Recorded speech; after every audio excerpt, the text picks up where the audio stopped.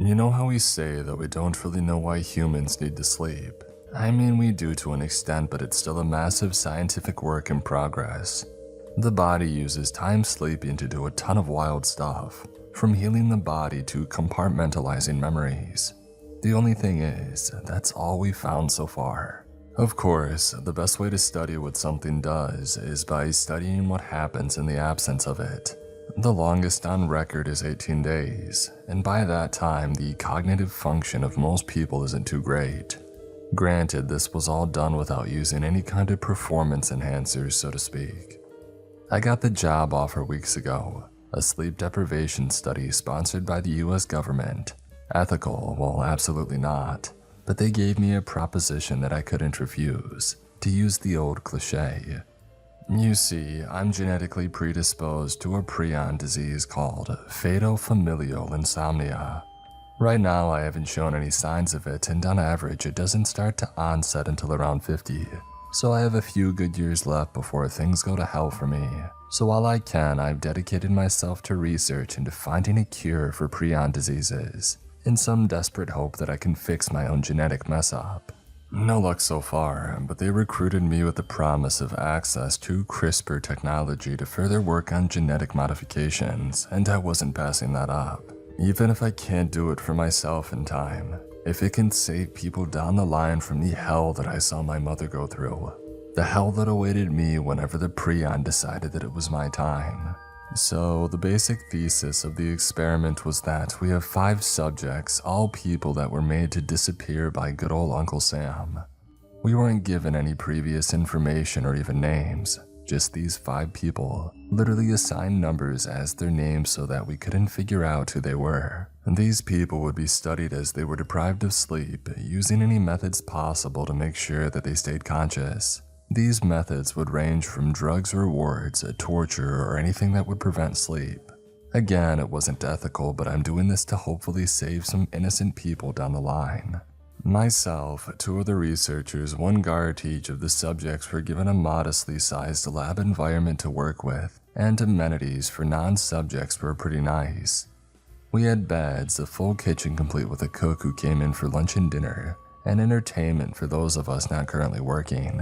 It was a good thing because this place was our home for the foreseeable future, until the experiment was over.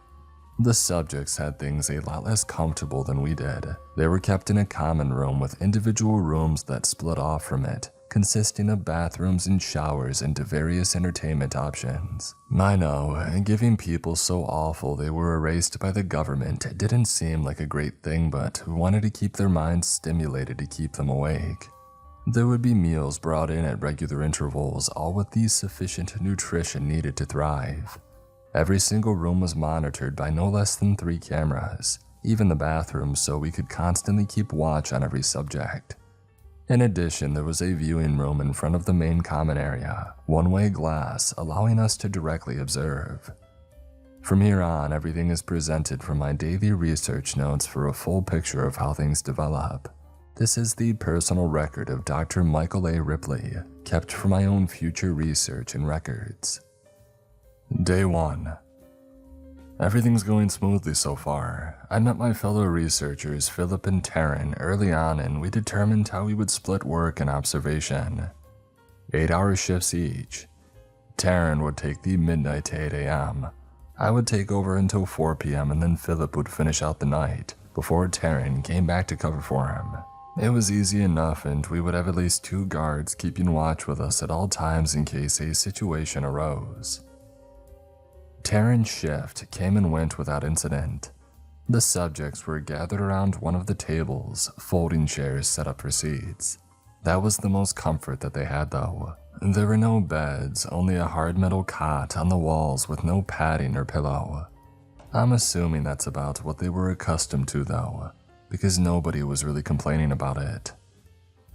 Subject 1 is a male in his mid-20s. Dark hair, scrawny, pale as hell.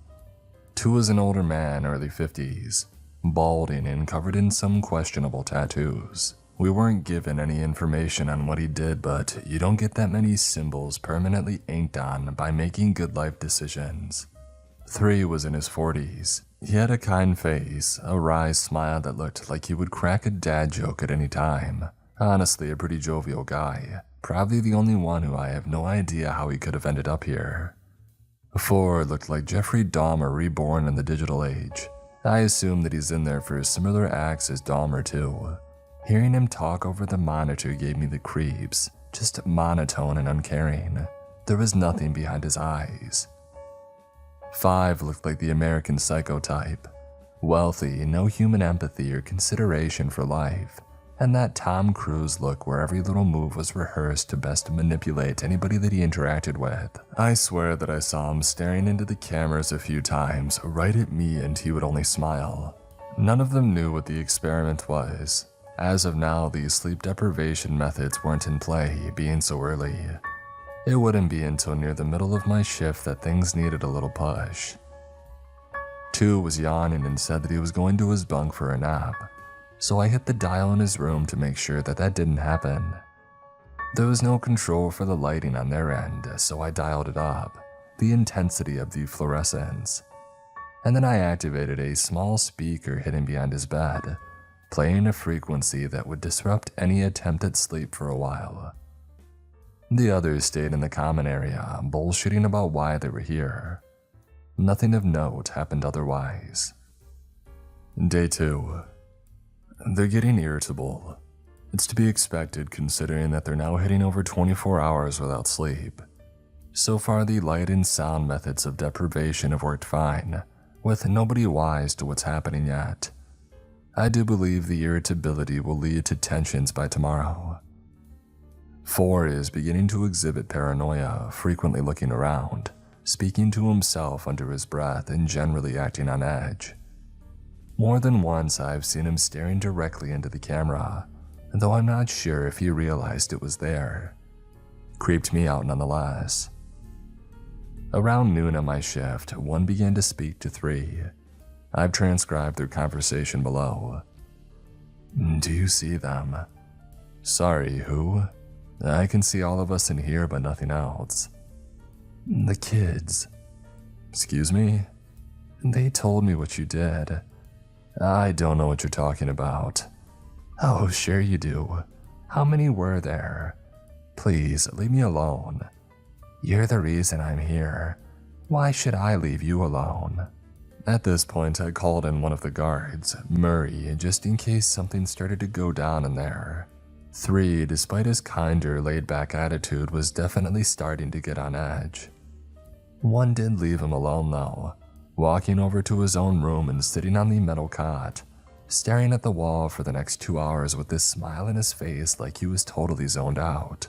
I still don't know what any of them did, so I don't know if 1 was actually onto something or not. 3 was certainly shaken up by it though, sitting alone and not saying anything for the rest of the day.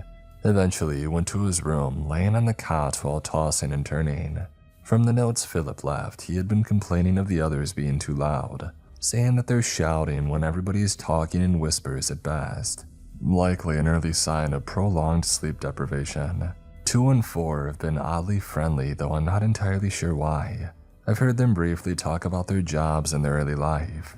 2 was some sort of construction contractor, while 4 specialized in industrial chemicals. Of course, that's before or during whatever got them in here.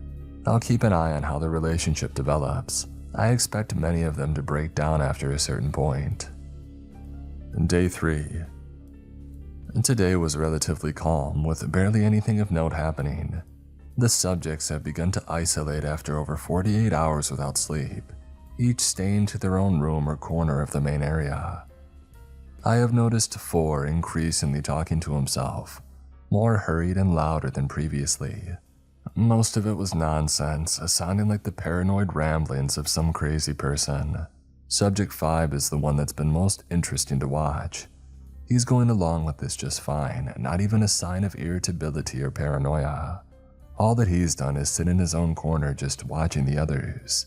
Occasionally he would give a smirk, but for the most part he just remained quiet there. Day 4. They've begun to realize what's happening. 3 approached 5, asking him when the last time he slept was. Upon realizing it was before they were sent in here, they started to ask the others. One said that he was awake for 72 hours prior to arriving, suffering from insomnia as is, so I guess we had a little bit of a head start there. Everybody else agreed that they were going on day 4 though, referencing the clock and calendar on the wall to be sure. 2 began to get irritable, screaming to be let out and told what was going on. 3 tried to calm him, telling him it was likely that we were being monitored. 4 had started to search the entire place for cameras, though he didn't succeed.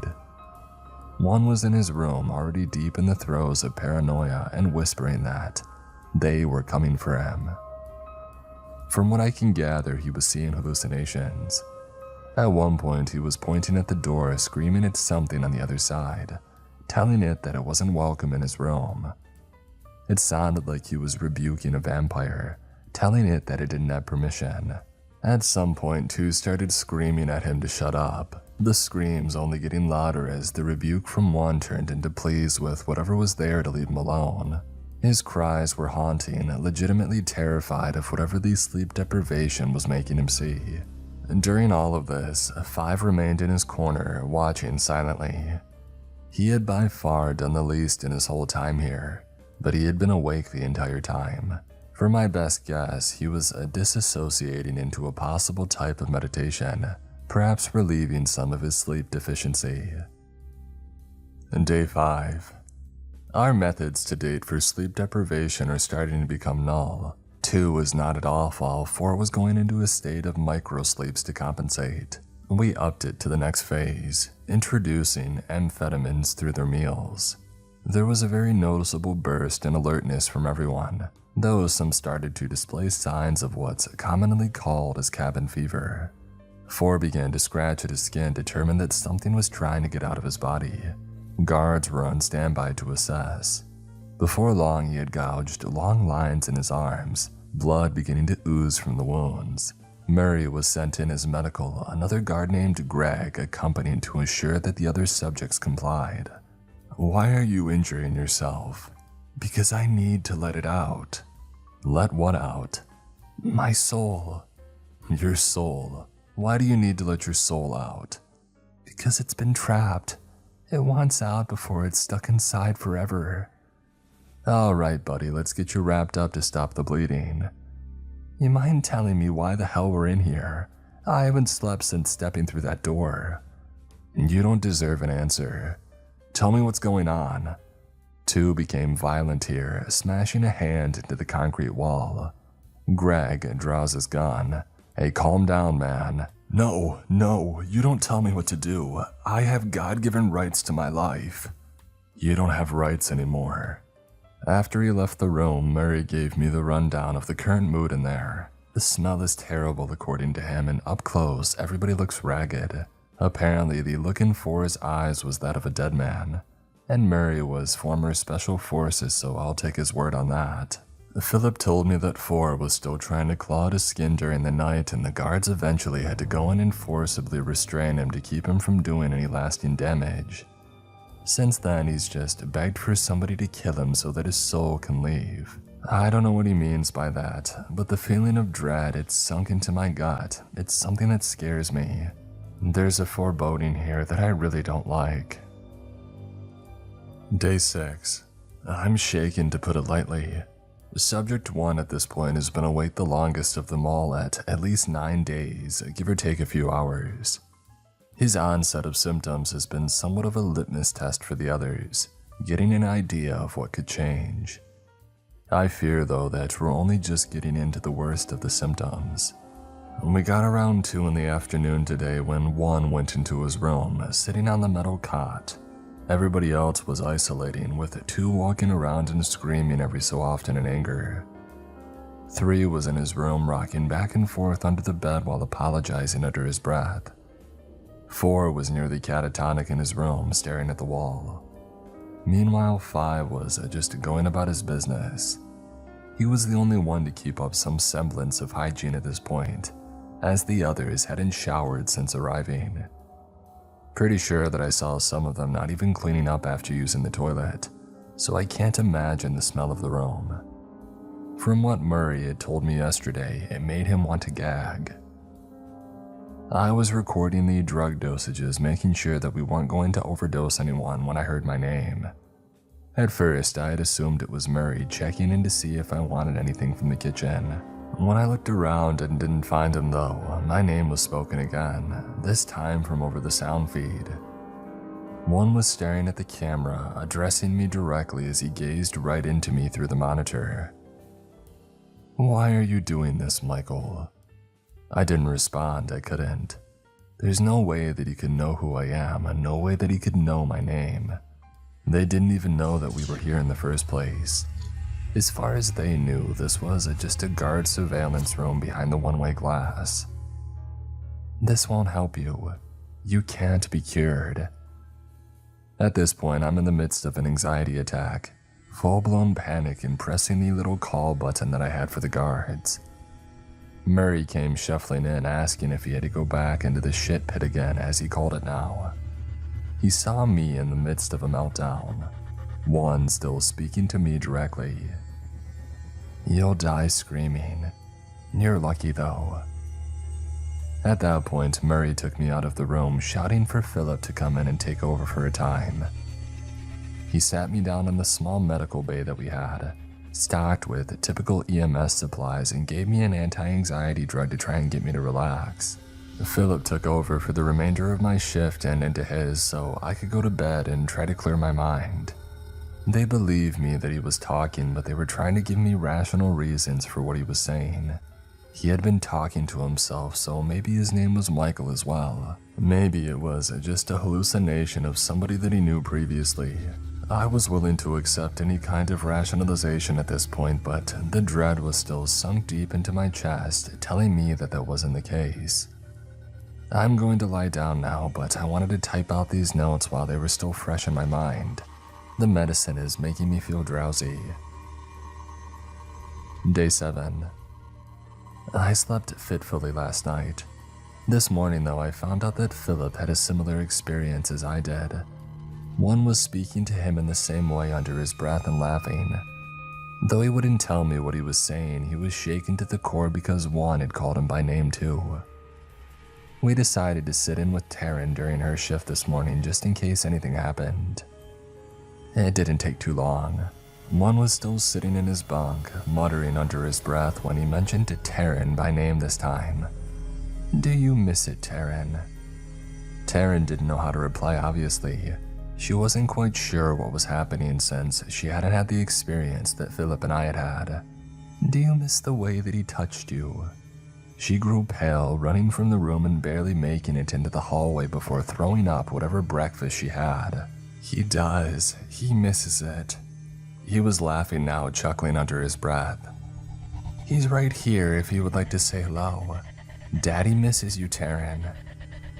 Jesus Christ, was all that Philip could manage to get out.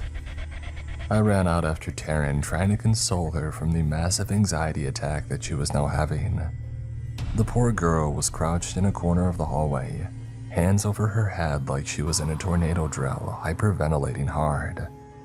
"Please make him stop," she sobbed, begging anyone that would listen. One of the other subjects started shouting at one as he laughed louder, pressing on their already frayed nerves. Philip shouted for me to come back as two walked into one's room ready to fight. I called Murray over, getting him on standby in case things got bad. "Would you shut the hell up?" He grabbed one, bashing his head into the wall like he was throwing a bloody alarm clock to shut it up. One didn't stop laughing despite another hit right into the wall. Murray ran in, trying to keep one from being killed as two grabbed him again and going for another hit. One didn't stop laughing, now looking at two. "They found me. They'll find you soon too. You're out of your cell." "What are you even talking about, you little shit?" "How many girls were there?" "What? I can't count them all, the room is getting crowded." Two smashed one's head into the wall again. "Shut up. Shut up." Around this time, Murray ran in, another guard on duty following him to help restrain the big man. One was still laughing, now counting out loud. Honestly, if it wasn't for the caved-in part of his head, it would have been hilarious. He was letting out a laugh between every number like the damned count on Sesame Street. Murray grabbed two, pulling him back and throwing him into his own room before shutting the door, pulling out keys to lock it so that he would have solitary time to chill out. For the first time, we had to pull a patient out, bringing one into the small medical bay to assess his injuries. By every part of science that I know of, he shouldn't have been alive, much less conscious right then. But there he was though, sitting on the medical table laughing, muttering under his breath about all the lovely people coming out to make sure that he was okay. I got chills then, because he started saying names as he looked around the room. Our exams were showing that he was in perfect cognitive shape still, other than the lack of sleep. Hell, it looked like he was starting to come back around into a more clarified state. What better time to get some direct answers, right? 1. What are you seeing right now? Oh, the other kids, classmates, friends, bullies. What kids? Oh, the kids I buried. My blood ran cold, wondering if he could be delusional by this point. He was ahead of the others when it came to time awake, so his symptoms were definitely going to be more advanced than the others. Oh, hi, Coach Mitchell. Suddenly, as I was examining his pupils to see if they were still reacting to light, he began to seize on the table. Before I knew what was happening, a mass of blood and organs erupted from his stomach, seemingly being grabbed and torn from the outside. Jesus, what in the hell? Mike, did you do that? I was backed away from the table now, blood spattered across my face and clothes. On the table, one was laughing harder now, looking around his surroundings wildly. Ah, that feels so much better. I rushed forward, desperately trying to fit his organs back into his abdomen and keep him alive. But he looked more peaceful now and some kind of relief from before. Despite the blood gushing from his insides, he wasn't showing any signs of trauma or stress in his psychological response. His body at this point should have been shutting down from shock, but he was almost refreshed, like he had just woken up from a satisfying nap. 1, can you still hear me? Oh yes, I can hear you. Sorry about that earlier. What exactly happened, 1? They want to keep me here. They're still mad. Who's mad, 1? I told you, the people that I buried, the people I loved. I didn't want anybody else to get them, and now they won't want anybody else to get me. Get you? What do you mean? The jailer. I don't really know what he's talking about. After that, he just laid on the table while I did what I could to stitch him up. Whatever happened, it looked like he had been pulled every which way from the inside, until his guts had finally bursted through his skin. Some organs were shredded with his spleen in at least 3 different pieces that weren't going to do anything for him anymore. Despite all of it though, he just stayed there, catatonic but smiling like he was finally comfortable. I stitched and bandaged his stomach, finally getting some of the bleeding under control. I wasn't sure what to do with the shredded organs that I found, just removing them so they didn't go necrotic inside. The next thing that he did is something that I before now would have thought was something from a horror movie. One got up, walking right to the door with only a little bit of a limp in his gait. His skull half caved in, blood already oozing through the bandage. He walked from the medical bay, going to the door back into the subject room. As he passed by Taryn in the hallway, he briefly looked her way. I'm sorry about earlier. He was a very angry man, very intimidating. I see how it happened so much. What is wrong with you? How the hell did you know that? He was whispering in my ear. He looked back down the hallway to Murray and I. Can somebody let me back in? I would like to apologize to the bad man. What else was I supposed to do? We let him in and he went straight to 2's door, looking through the glass at the angry man, now banging on the thick glass of his door to try and get at the scrawny boy. He stopped in shock when he got a good look at him, noticing the massive amount of blood and caved-in head. I feel bad for you. I don't feel bad for many people, but you're about to have a bad time. Who the hell are you? What do you know about me? Well, everything. They told me all of it. They said that they'll see you soon enough, so I don't need to do anything. 3, 4, and 5 were backed up against the farthest wall that they could be as one spoke. I think this was the first time that I saw 5 break the cool exterior, genuine fear in his face as he looked at the mangled one. The worst though was 3, who was now pale and looked like he had seen a ghost. One turned to the rest of them now that his apology was over. His flattened skull was unnerving, even watching over a security monitor as the other 3 subjects looked on in horror. One went into his room smiling as he sat back down on his cot, going into a near catatonic state.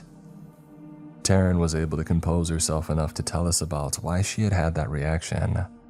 I won't go too into her personal trauma, but to put it short, she had been taken advantage of by her father as a child. At some point in her teens, she had fought back, pushing him hard enough that he fell in their bathroom, cracking his head on the toilet and dying.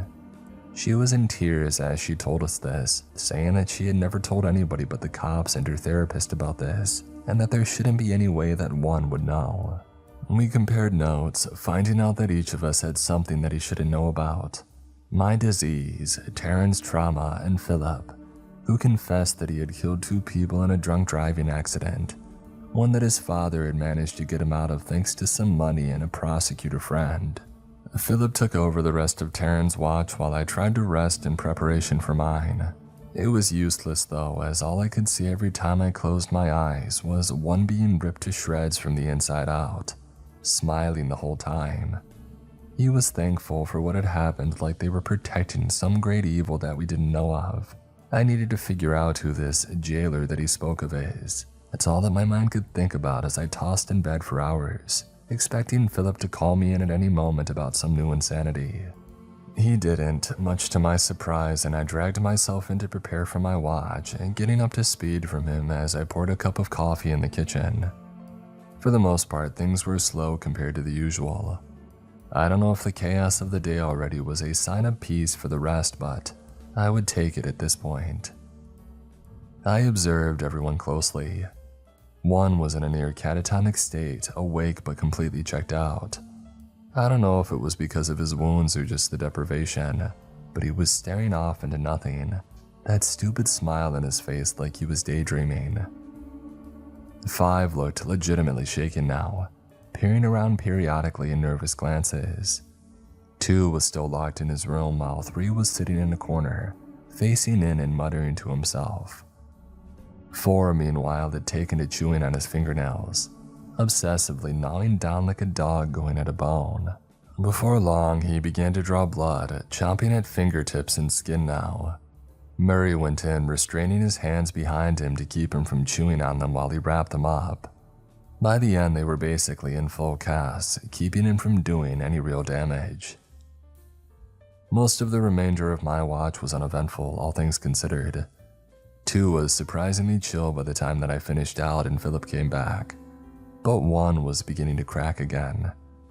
Murray and I decided it was best to isolate 1 for the time being, letting 2 out of his confinement. Philip took over so that I could rest again before I took Taryn's shift. Day 8. Compared to the eventfulness of the previous few days, today was boring almost. I should be grateful for the quiet and calm, with the patients only showing spurts of delirium at this point between catatonic periods. I've theorized that they're falling into microsleep periodically at this point, in an automated survival measure.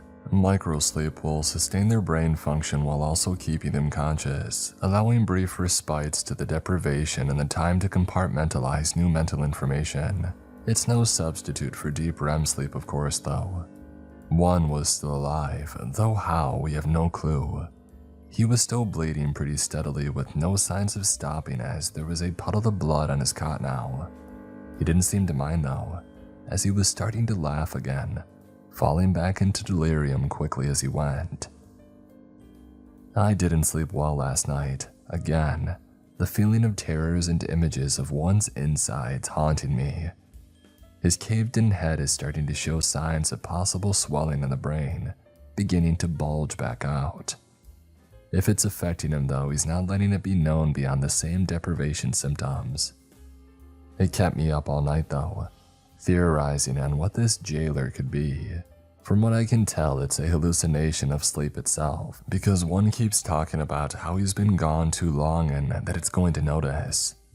He says the other kids tell him about what the jailer will do, and it's, well, disturbing to say the least. I had Murray escort me to speak to one again, trying to get some answers as he was muttering under his breath. Subject 1, who is the jailer you keep talking about? He keeps us here. Every time you go to sleep, he makes sure that you don't stay here. Where is here? Awake. So this jailer makes sure that you sleep so that you won't stay awake. Why wouldn't you want to stay awake? Because they'll find you. At this point, he broke down into incoherent gibberish, talking about how they're going to find me too eventually. It was around that point that Murray and I exited, deciding getting any real information was a lost cause. On our way out, we noticed that 2 was having an episode of delirium, coming up to us as we tried to exit. You gotta let me out of here. They're all over. They keep telling me that they're going to rip my soul apart. Who? One of the other subjects. The girls. The girls keep telling me they're going to rip my soul apart. They're going to eat it so that they can finally leave.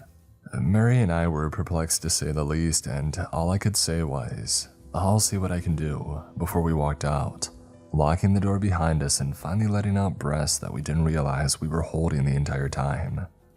It shook me seeing these 2 exhibiting similar symptoms, unsure if it was the deprivation or just a shared delusion between them.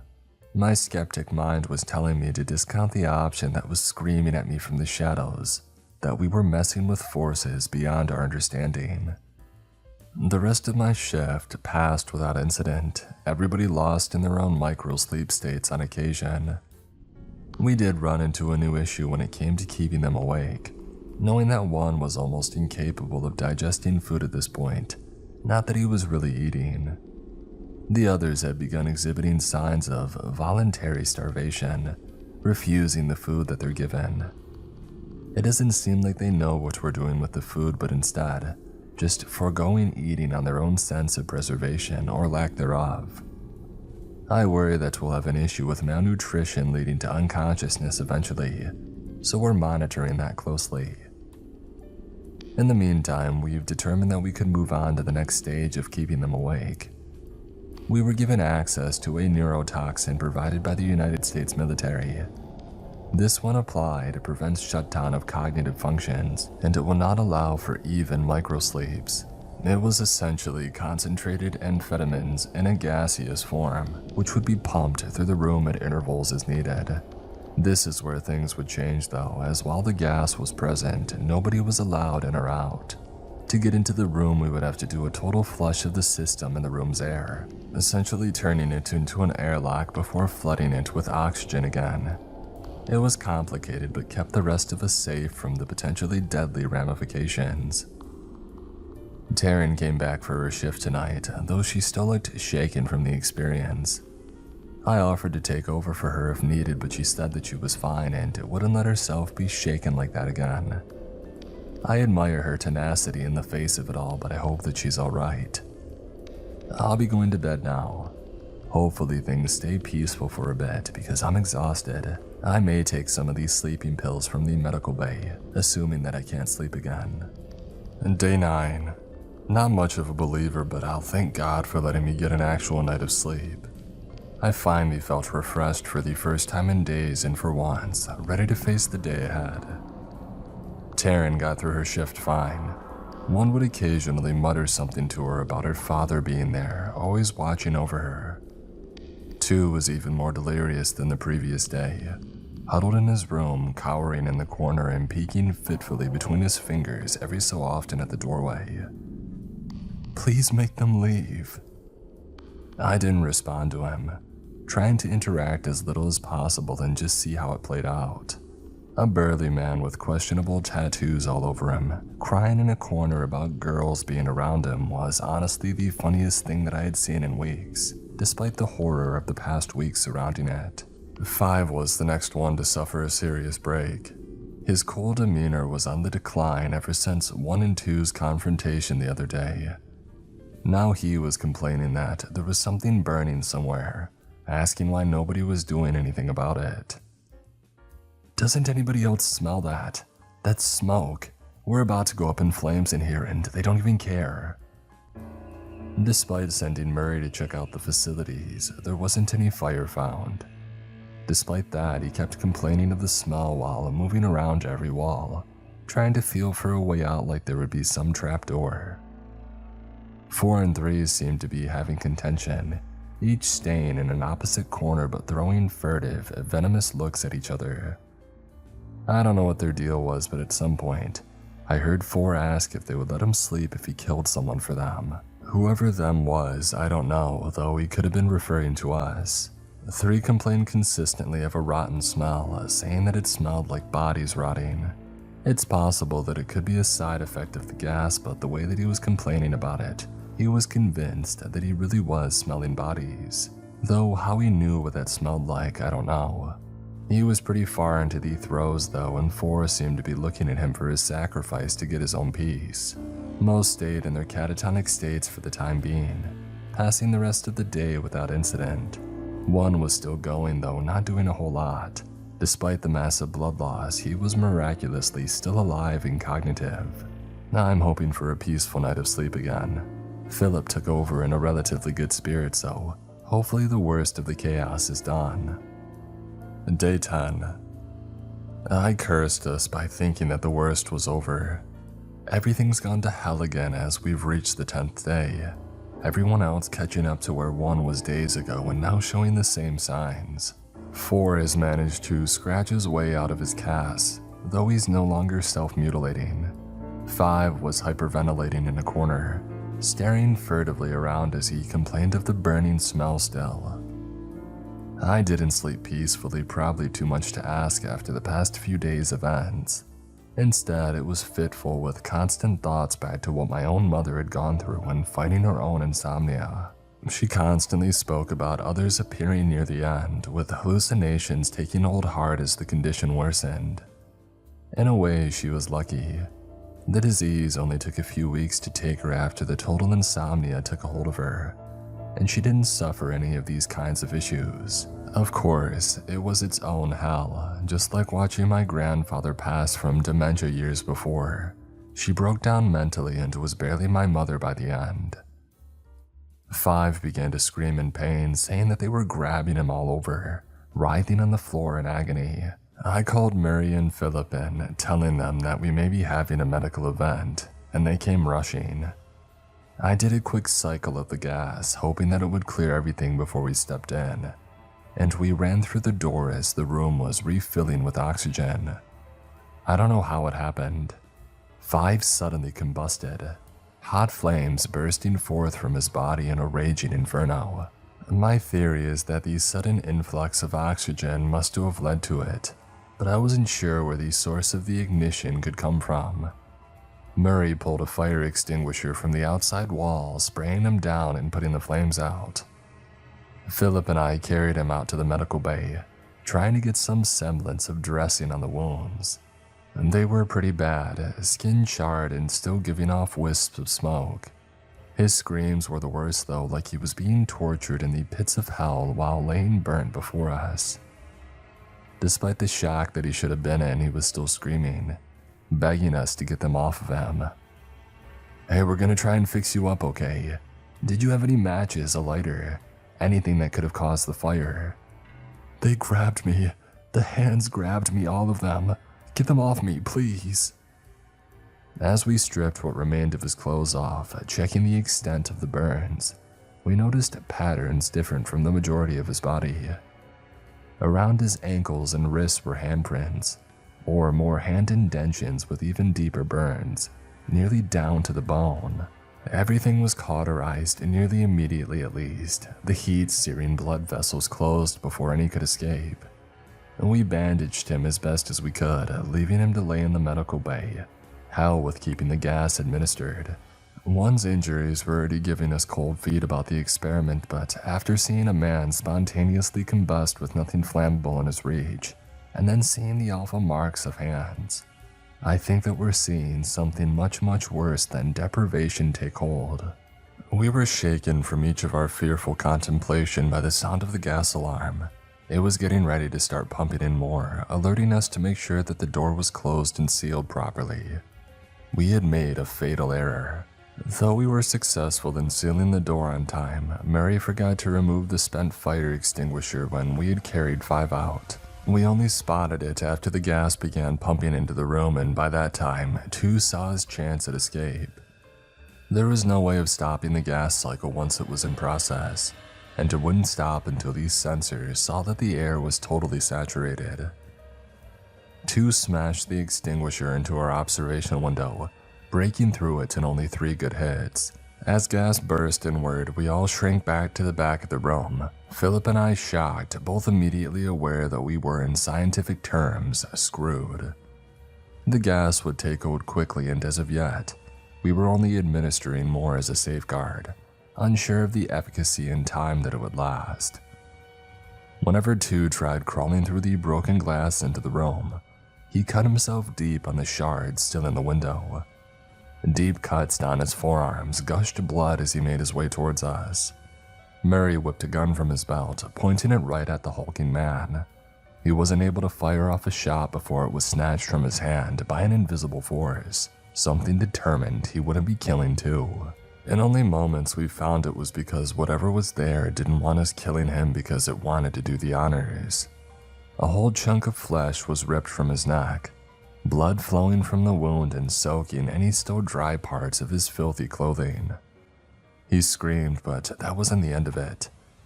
Before our eyes, he was knocked backward into the room, flat on his back on the tile floor.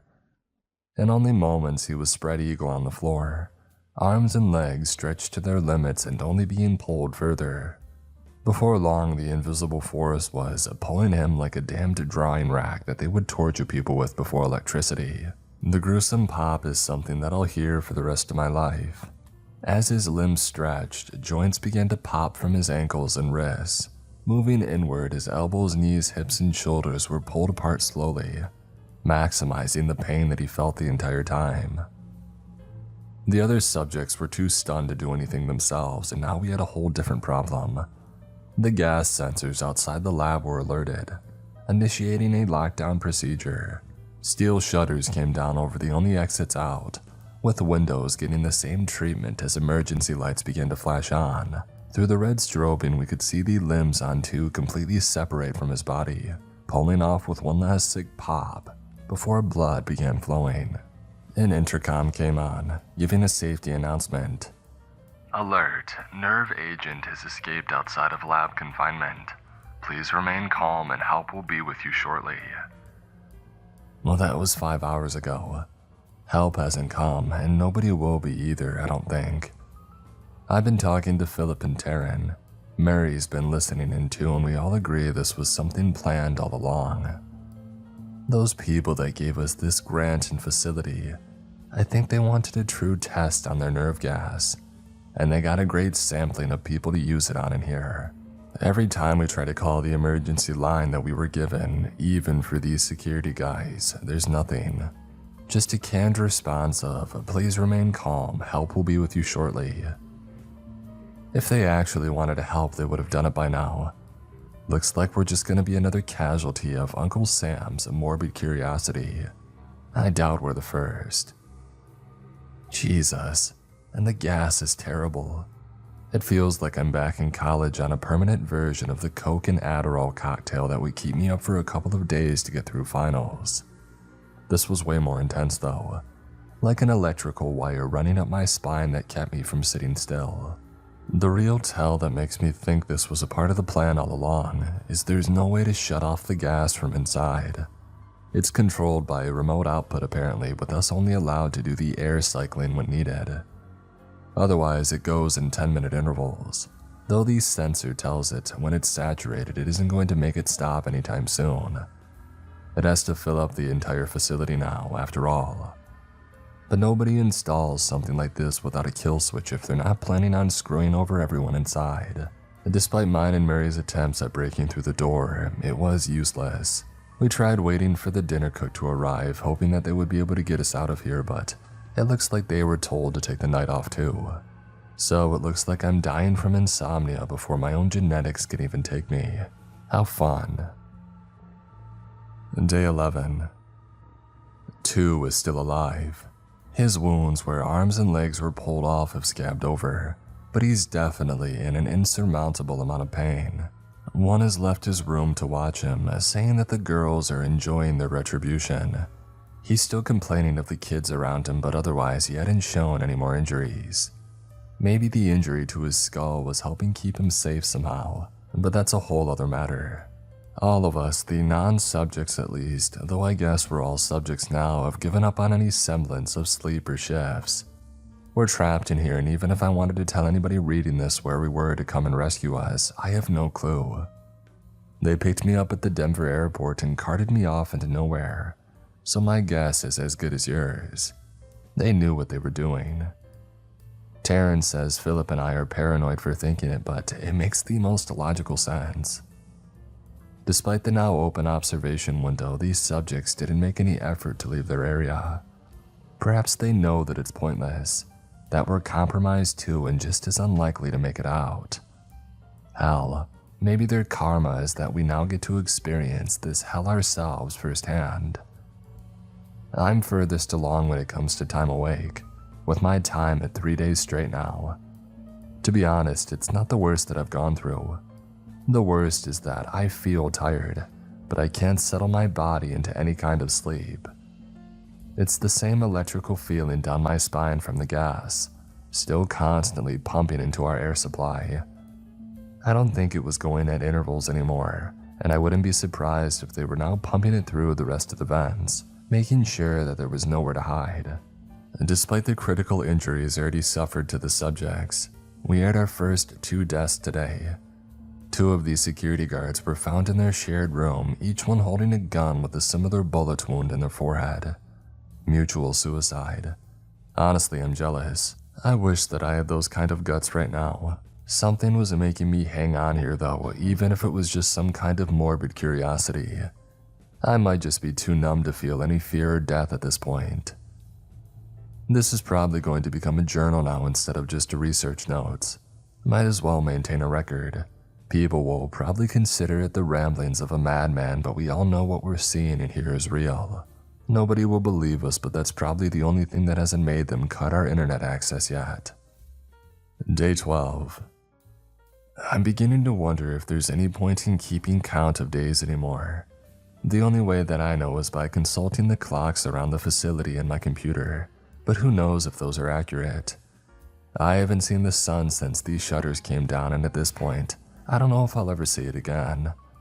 I wish that I would have enjoyed my time outside more while I still had it. These subjects are all still alive.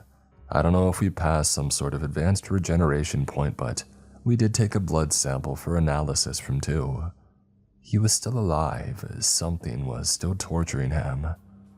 It's like the invisible force that had ripped him apart would wait for his wounds to scab over, taking their time and then poking hard at the healing skin, making it bleed again as they pulled it off.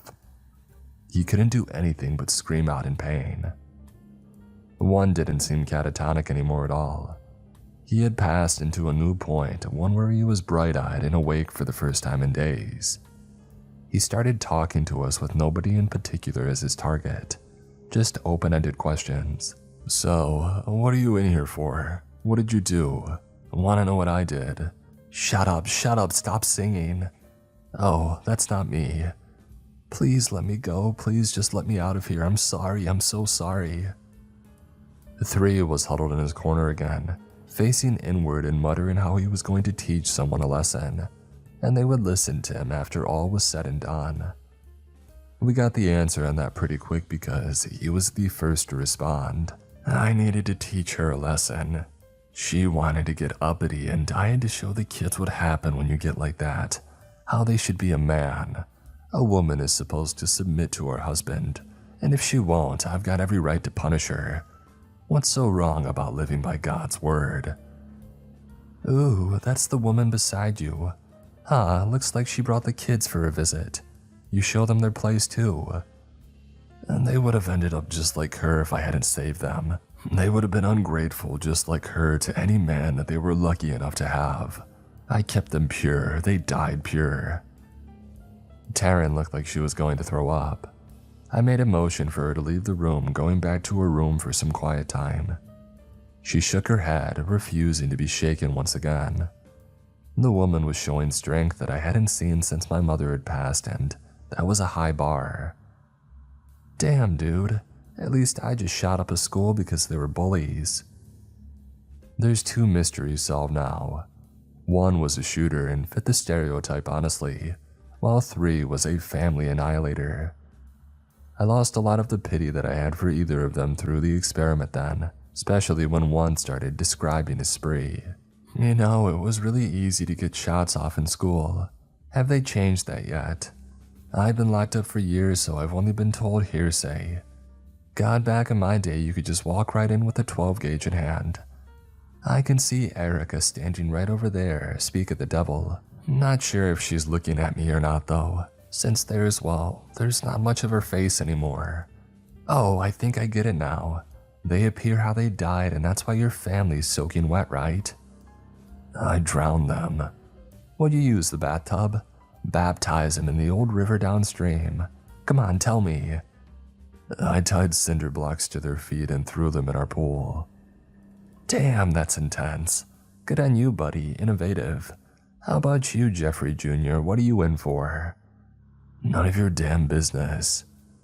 Oh, the little group around you says otherwise. Lots of hospital gowns. They look delirious too, more than all of us. I was trying to help.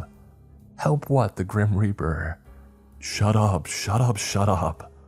Calm down, boss. We know what you're in for. Look at all these girls. I lost count and they look pretty young. You care to explain? Screw you. Yeah, don't think we needed any explanation anyway. Honestly, I look like a saint compared to you guys. Please just shut the hell up. What do you guys think the other guy had? I saw a bunch of burning body parts around him. I know the default answer is probably arson, but my personal theory is that he was in charge of some major war crimes. Those things looked obliterated and cooked. Like well done cooked. He was relishing this at this point, even though he was missing half of his organs. This son of a gun was commanding the room like a storyteller, spilling everybody's darkest secrets. When he looked at us, I felt my blood run cold. Now you, lady, I get it. I understand that you're innocent of any crime. I'm sorry that you're about to go through this. Now you two, though. He looked squarely at Philip and I, leveling eyes at us like lasers set to stun. We were frozen in place, entranced by his act of psychological torture. You have 2 people. No, I don't think a good guy like you would do something like that intentionally, right? They're pretty mangled after all. One only has a part of his head. Ha, we should be friends. He gestured to his own head, the flattened part bulging out now from brain swelling. Philip wouldn't answer upon hearing that, shutting down in fear while his mind pondered the ramifications. They were likely the friends that he had killed in his drunken joyride. Oh well, you're probably going to see them yourself soon. You, though, who's the woman? The electricity in my spine from the gas was nothing compared to the bucket of ice that was just injected right into my bone marrow. I know who it is. I just can't bear to say it. Kind of a dick move if you killed an old lady. Hell, the only one in here who doesn't have something hanging around is that guy. He pointed to Murray and then gave him a thumbs up. Well, things are only about to get worse. Kirk over here is telling me that they're going to torture me in ways that I've never imagined. 2 was screaming for him to shut up now as 1 just started to laugh again, taunting all of us, but just might have achieved something beyond it at this point. All of us left, going back to the dining table and sitting in silence for a time. I'm so sorry, Philip started whispering under his breath. I don't know if he was telling us himself or the things that were probably still following him, but he broke down sobbing eventually. I wandered off to read for a bit, trying to find anything to calm my racing mind. Even after all this, I was trying to come up with some sort of scientific answer. Despite all my logic though, the real evidence in front of me is supernatural at least. Day 13. I've had bad doses of irritability, but nothing like this. God, every small sound is terrible, making the headache that I've been nursing for days only get worse. Philip is taken to being a recluse in his cot, crying on and off between long disassociative episodes. He would just stare at the wall and not even bothering to pay attention to the food that we brought him. We offered food to these subjects still inside, but they all refused, saying that they weren't hungry anymore. Every one of them is exhibiting the same symptom now, seeing other people around them that are seemingly from their past. It's getting hard for me to focus. I'm having my own episodes of disassociation. Sleepwalking is probably the best way to put it. Cognitive function isn't doing so great either, so forgive me if there are words misspelled in future entries. Assuming that there are future entries, I hope that I can keep going. Day 14. 5 got up on his own today. After laying in the medical bay since he had caught fire, screaming in pain as his skin started to fall off and peel, he got right up and walked out of the room. I don't know what was driving him, but he started beating on the windows, now shuttered from the outside since the shutdown had started. Bits of skin and streaks of blood left marks all over the glass, with his fists banging against it in vain like a solemn funeral drum. If only they could have funerals. Examination of blood samples show that while the cells can be broken down and individually destroyed to the point of irreparable damage, they can't outright die. It seems that something is keeping them here, making sure that they're trapped in this limbo. It's my belief that this correlates with the healing process during sleep, with the lack of rest leading to cells going into a sort of preservative stasis instead of going through regeneration as they would during REM sleep. It's essentially a state of conscious cryogenics, frozen to keep them alive while they feel everything. 2 is still being tortured by whatever is there. I fear that once we get closer, I'll start seeing these phantoms that they've been seeing. 3 began to choke earlier, coughing water from his lungs as he struggled for breath. It just kept coming from nowhere, gallons of it, at one point mixed with blood from the pressure on his lungs. The more disturbing thing was 4's reaction to it, shrinking back in fear as he saw the water beginning to pool on the floor. He looked wild-eyed, terror in his face as he fell back, trying to get as far away as possible from it while beginning to choke himself, throat violently spasming, muscles contracting so hard that they were visible to the naked eye. I'm afraid of what will happen when we reach that point. 4 is still holed up in his room, almost foaming at the mouth as he stares around, shouting on occasion at these specters around him. "I was trying to help you, I swear." I stopped watching around that time, tired of hearing the laughter of one as he watched the carnage. I noticed that every so often he would jerk, body convulsing momentarily before a bleeding hole would open up wherever it had originated, invisible bullets puncturing his skin. I don't know what I'm going to do. Maybe I can still find something that will help me with my disease, but I'm not sure. I'm afraid I'm going to be trapped in this hell. Day 15.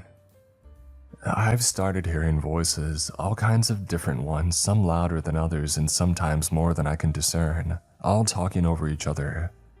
I'm assuming this is only the beginning and I've started hearing the sounds that these subjects have been listening to for days. The eerie song that 2 has been complaining about it's horrible. It's just some sing-song threat set to an off-kilter tune that nobody can decide the melody to. It's like a musical straight from the pits of hell, all sung by young girls. It's terrifying. I hear screams too and the occasional gunshot.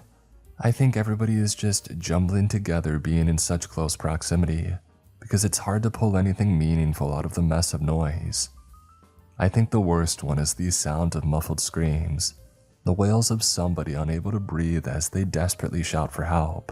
I can feel my mind going more, cognition slipping bit by bit as the hours wear on outside. 2 has stopped screaming at least, seemingly numb to the pain now. I'm sure it's only a matter of time before he suffers some new horror though, because the little girls' voices are getting much louder as time went on without his screaming. After some time, Taryn joined me, looking in at the scene in front of us. The floor by 3 was almost flooded at this point, and there was still water gurgling from his mouth on occasion, though he was laying sideways on the floor now, almost unable to move from the convulsions in his lungs. Red tinted the water with small chunks of flesh coming out every so often. I'm theorizing that his lungs are beginning to break from the stress, tissue peeling off as he coughs up more water. 4 I've deduced is showing signs of a rabies infection. I don't think it's something that he had before either, as these symptoms have onset much more rapidly than any noted study. He was salivating wildly, foaming at the mouth as his own spit made his throat swell up, desperately rejecting the water with great pain to him. He was sweating, drenched and curled up in the corner, peeking around him with unintelligible grunts.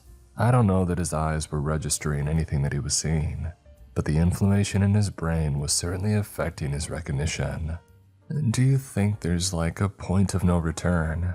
Taryn asked, breaking the silence between us. She almost made me jump, forgetting that she was there in my current waking dream state. "Those guards died, right? But none of the subjects have. Maybe we'll be safe if we kill ourselves now." "How do we know if we're not too far already?" I asked. "I'm further than any of you.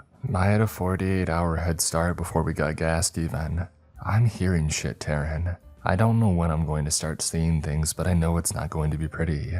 "Well, there's one way to find out," she said, picking up a shard of broken glass still on the floor by the observation window and running it across her forearm, straight down the middle. Blood began to gush from it, pouring to the ground at our feet in splattering drops. She looked at me as the life force left her body, yet nothing changed. Even as it poured down her arm, she stayed conscious, staring right at me as tears began to roll from her eyes. If she's already at that point, I know that I'm absolutely past it. It would have been better if we didn't make it out of this alive, but our hubris is going to make sure that we're here, awake for every screaming minute of this hell. We parted for the time, both going to ponder what was in store for us, or trying to think of a way out of this place. I doubt that we have anything that can break the windows in, but we'll see what we can do. Maybe we can get some clean air coming in here some way. At this point, I'm ready to try anything. Day 16. I honestly don't even know if that's the right day. At this point, everything's blurring together. I'm on 8 days, I believe, of no sort of sleep whatsoever. The feeling of electricity in my spine is the only thing keeping me going at this point, making it impossible to stay still or fall into any kind of rest. The auditory hallucinations have gotten much worse, and now I can clearly hear the numerous horrors inside the subject room. Even worse, these smells are beginning to come through as well, only adding to the stench of excrement and old viscera exuding from the observation room. Nothing that I've done has worked. I've tried a few methods of ending myself at this point. Hanging was ineffective, leaving me with nothing but a bruised neck and trouble breathing. Taryn made it obvious that blood loss wouldn't do anything, so that was useless. An attempted drowning in the tub was cut short when I realized that it wouldn't do anything. Probably for the best though, because that was an awful, awful feeling. My last attempt was at a tried and true classic, the Reaper's bath bomb. I plugged in the air fryer from the kitchen, figuring that a toaster wouldn't get it done. I filled the bath and I turned the fryer on and I let me cook. I can still smell something burning, probably my internal organs, considering everything still feels like it's on fire. The aches aren't going away, and I'm not sure that I'll be able to stay alive once I'm finally out of this, assuming that I ever am. I'm going to search for other ways. If push comes to shove, we have some drugs in the medical bay, but I'm not honestly holding out hope at this point. Day 17. I'm starting to see things. Whatever the noises are coming from, whatever the others have been seeing, they're finally starting to appear for me. They're not in focus though, it's like looking through a patterned glass window. Their basic shape is there, but everything is blurry or mismatched. Colors end where they shouldn't and others warp so nothing is clearly distinguishable. I'm terrified of what I'm going to see when they become more clear, as what's already showing is horrifying. Some of the figures gathered around one are terrifying, with many just having large red prisms of color where heads should be. Meanwhile, most of the ones around two are wearing bright pink, and the singing is something that I can hear no matter where I am. It never stops.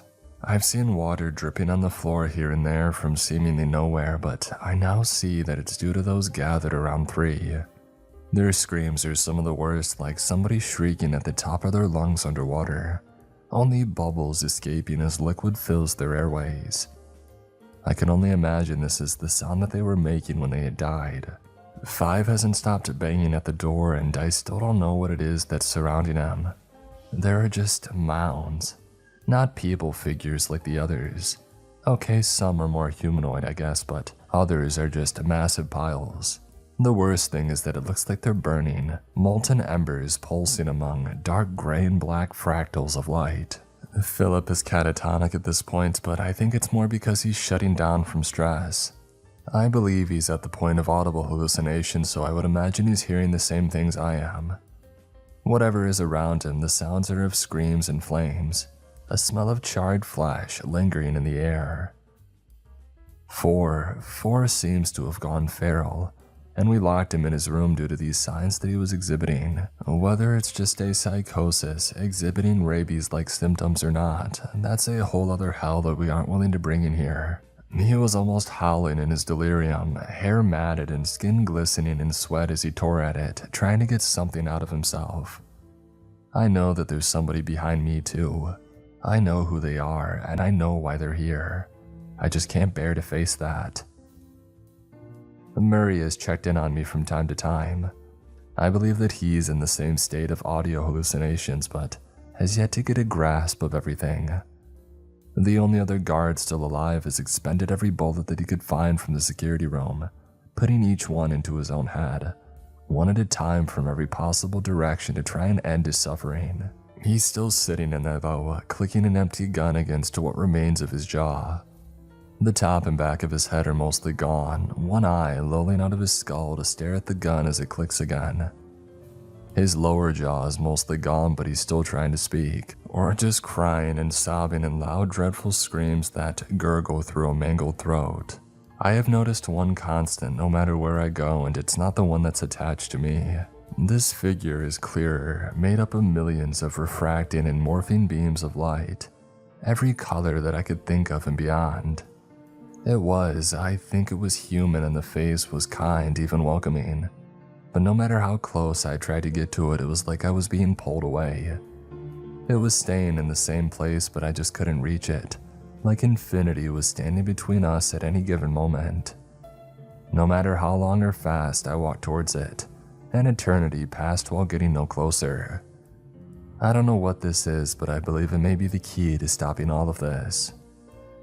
Day 18. The figures are growing clearer now. Jesus, these images are worse than any nightmare that I could conjure up.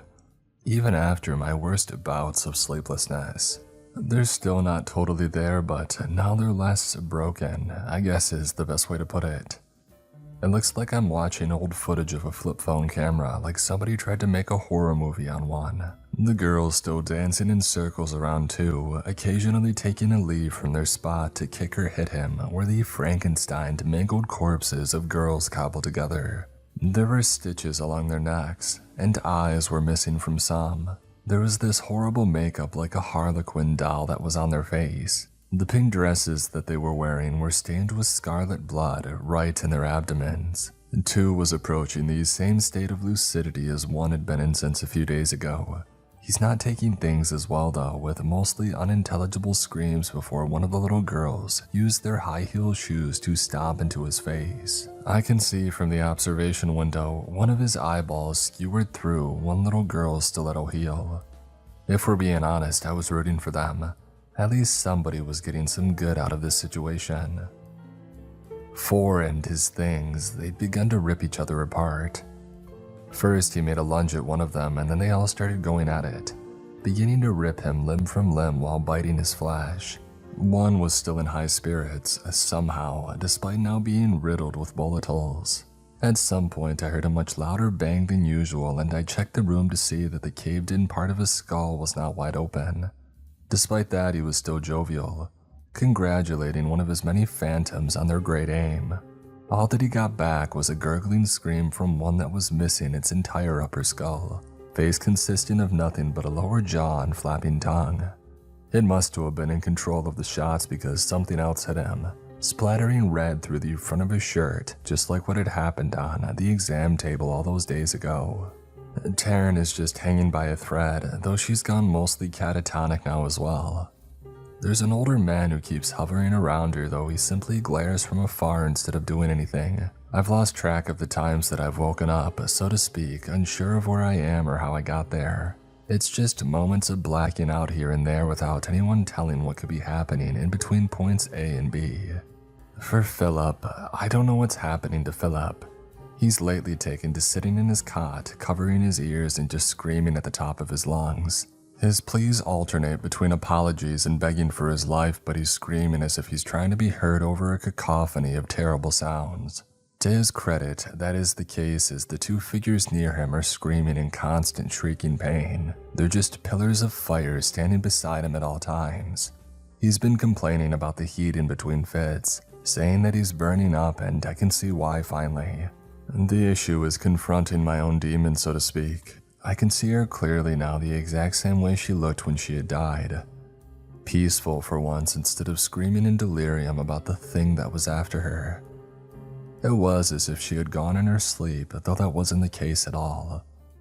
She was there awake, screaming in delusions and convulsing as the prion ate away at her brain, taking any semblance of peace from her for the 6 months before she died. All I can hear most of the time are muffled screams. The last thing that I heard from her. God, I'm so sorry, Mom. I'm so sorry that I brought myself to this. I just wanted to help myself, help anybody like us. I'm so sorry. I don't know.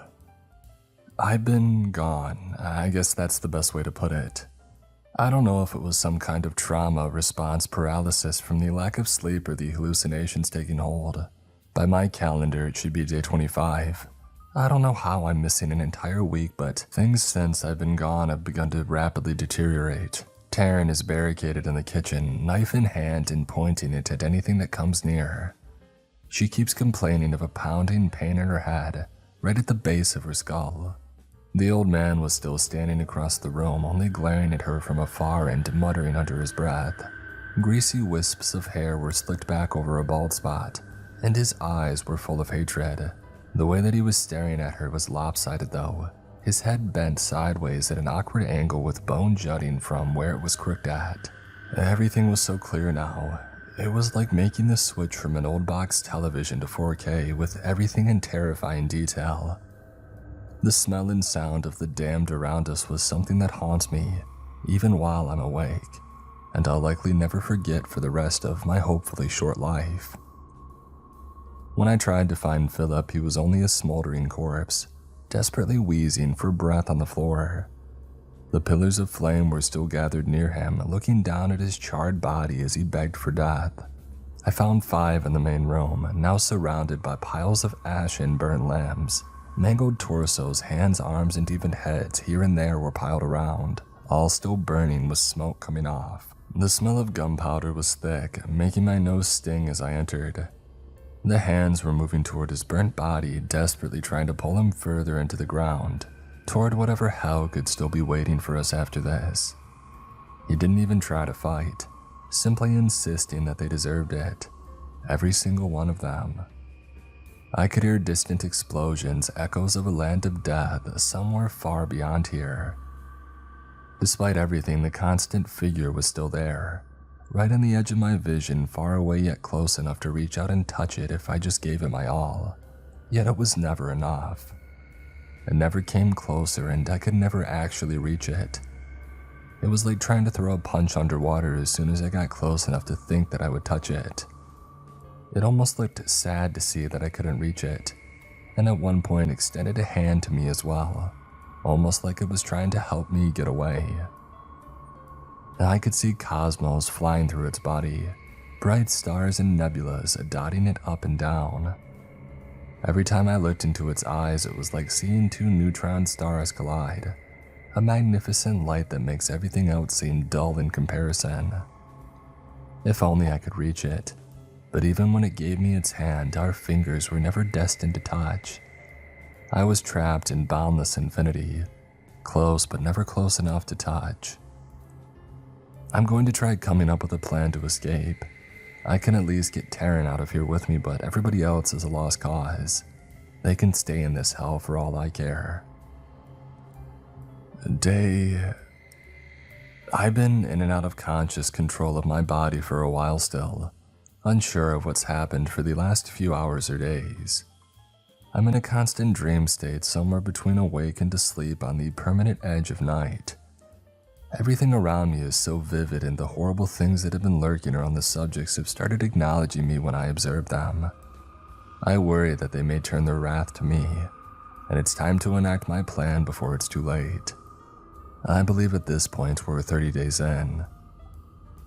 I had a memory while I was paralyzed at one point, body shutting me out of control while my mind told me anything to keep me busy. I could see my mother, gaunt face, staring at me with wide, unknowing eyes that were in the throes of insomnia, just like I was now. I remembered our last moments. Her symptoms came on slow at first, just the occasional sleeplessness here and there, nothing too bad. Over the next few weeks, it began to fill more nights, staying up even after taking the strongest sleeping pill that her doctor could prescribe. It wasn't getting her anywhere though, and soon enough she was getting maybe 5 hours of sleep a week. Soon, not long after, her sleep dropped off under 20 hours a week. She started having the hallucinations. She kept telling me that she could see my father and that he was screaming at her, berating her again for something beyond her control. That was just another Tuesday night at home growing up, seeing that old guy get drunk in front of the television until he was ready to take out his frustrations. When he finally died, I was 13, and I don't think that I had ever seen Mom more content with life. After a few weeks, her bruises were finally healed, and she was practically glowing with energy to make things better for both of us. She only had 4 more good years after that before all of this happened. The hallucinations got worse, with paranoia becoming a major part of it. She swore that there were shadows watching her from every corner, waiting for her to go to sleep so that they could take her body for their own. Soon she refused to turn lights off in the house, having me install the brightest bulbs that I could try and keep them at bay. I did it, of course, because what else am I supposed to do for my mother while she's staying awake up until her final hour? I could at least humor her and put her mind at ease a little. Not that she knew that I was her son at this point, constantly asking me who let me in or confusing me for her older brother at some points. Finally, she had this moment of lucidness. She actually spoke to me like I was her son again, not some stranger in her home. "Mikey, I want you to end this," she said to me one night as we sat watching Jeopardy. She always had loved Trebek, and there wasn't a single night that we missed out on watching. We had made it a game for the longest time between ourselves, seeing who could outscore the other. She didn't know what was going on anymore, but I was hoping that it was something that could give her peace in the middle of it all. I was surprised, not expecting her to even talk other than babbling gibberish at this point. "You don't deserve to go through this. Nobody does."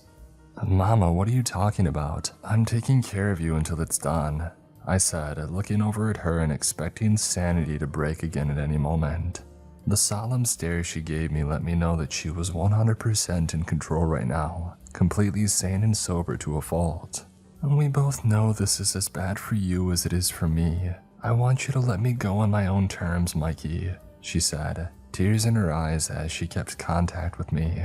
"I don't care how you do it, just make it quick for me, please. I can still see things and I can't take it much longer." Okay, Mama." I was sobbing now, nodding that I would help her. I don't know what else I was supposed to say, but her speaking to me like that again, after the weeks of nothing but screaming and terror that we had been through, let me know that she was right.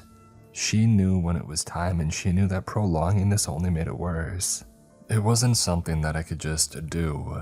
Days passed while I grappled with it, the morality aspect, and if I could even do it. This was my mother, the woman who had raised me and protected me all those years, taking the brunt of my father's anger and rage. How could I repay her by killing her? Every time that I think of her, all I could remember was what she had told me, even until the end. Every time that something new ran us down, every time our situation went straight to shit for the umpteenth time, through all the beatings from Dad, through being homeless for weeks just to escape him, all the tears that I cried and knowing what was going on, afraid that he would come back any moment to beat us again. Those same words. I've got you. I've always got you, even when you don't. I waited until she had taken one of her doses to attempt a little bit of sleep, watching her doze off into a restless nap. And that was when I did it. Taking one of our couch pillows, a heavy fabric woven throw with feather stuffing she refused to throw out. I put it over her face, pressing down with all my weight as I looked away, tears stinging in my eyes. She struggled for a minute, body fighting back instinctually to claw at life. I pushed down harder, beginning to match her muffled screams from under the pillow with my own long, dreadful wails. Finally, she was still. It was gradual, movements beginning to slow, becoming smaller, weaker as she lost oxygen.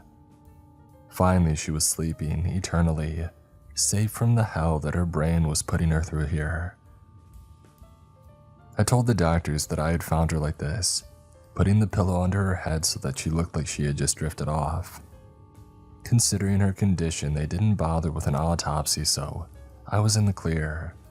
A secret that I would keep until death, when I would be able to apologize to my mother personally. This was much earlier than I had planned to do it though. Over the past few days of slipping sanity, I could hear her muffled screams coming in clearer, the same sounds as her last breaths. Before long she was visible, standing right there near me, staring me down. I've tried to keep ignoring her, making my way around the facility to check on the others. By all accounts, the only ones who should still be alive are myself, Taryn, and Murray. The others are all far beyond the point of death, still somehow living and functioning. One had taken to wandering the facility, making finger guns at various specters and causing viscera to fly from their bodies. He got the same treatment in turn though, with the wounds that he was suffering now something akin to shotgun blasts. Much of his body was shredded and there was a bone splintering out of his hip, causing him to limp and walk with a stagger through the hallways.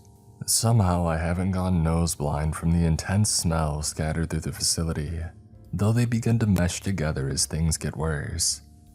The subject quarters smelled of excrement and death while our quarters were filled with the stench of burning flesh, cooking over an intense fire with the smell of burning tires to accent it.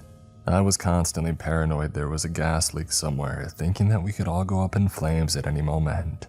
Taryn has been having more moments of clarity lately, and though we've both been going through dissociative episodes, we have been able to talk and try to theorize what the hell is going on. In our deductions, we've come up with a few ideas that, in hindsight, should have been massive red flags. First, I had no part in the subject selection, and she says that she didn't either. I doubt Philip had any kind of say either.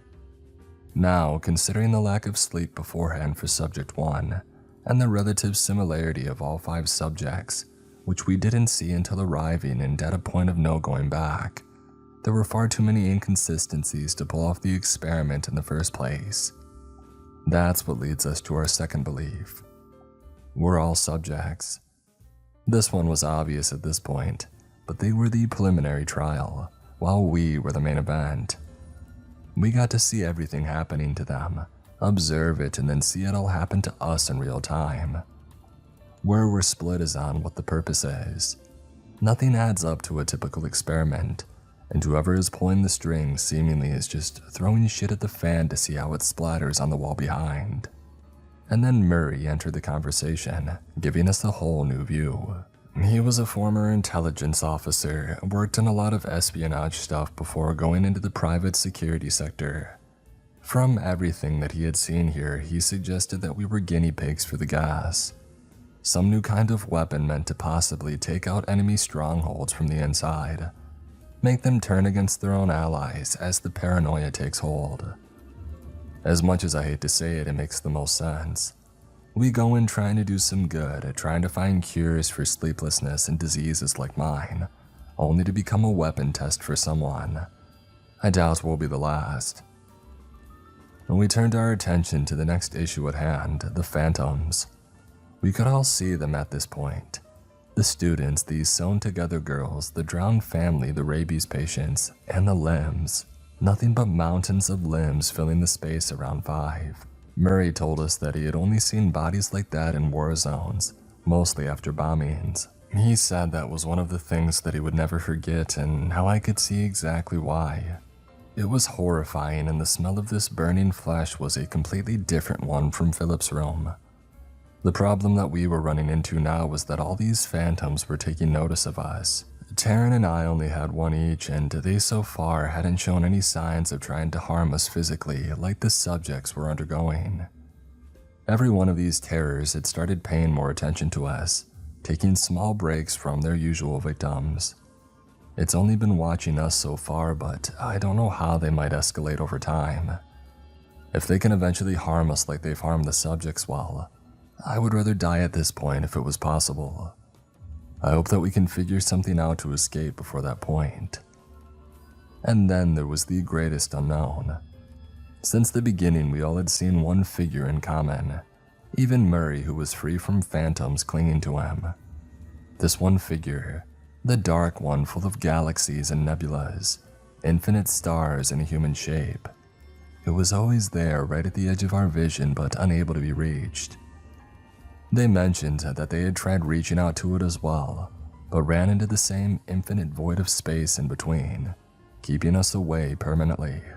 Every single one of us was seeing this, and when we eventually tracked down one, the only subject willing to speak to us, or maybe the only one able to at this point, he told us that it's always there for him. "The jailer," he said. "You can see it now, right? That's what keeps us here, keeps us in the cell. It's the one that makes sure we can't be free." I have my own ideas about what it is. It seems too benevolent, I guess, like it's not trying to keep us anywhere. As is, though, it's only getting further away, like it's leaving us behind, hopeless to our cause. The 3 of us have made a plan. There's a surgical saw in the medical bay. I'm hoping that we can use it to cut through one of the vents and possibly, just maybe, get the hell out of here. It's going to be a long shot, but it's either that or stay here and see what happens. I would much rather try to escape than see what happens when those specters turn their full attention to us. And before anything else happens, I'm afraid that I'm going to have to confront Mom. I don't want to, but I fear that I won't get out of here alive until I face my fear. Day unknown.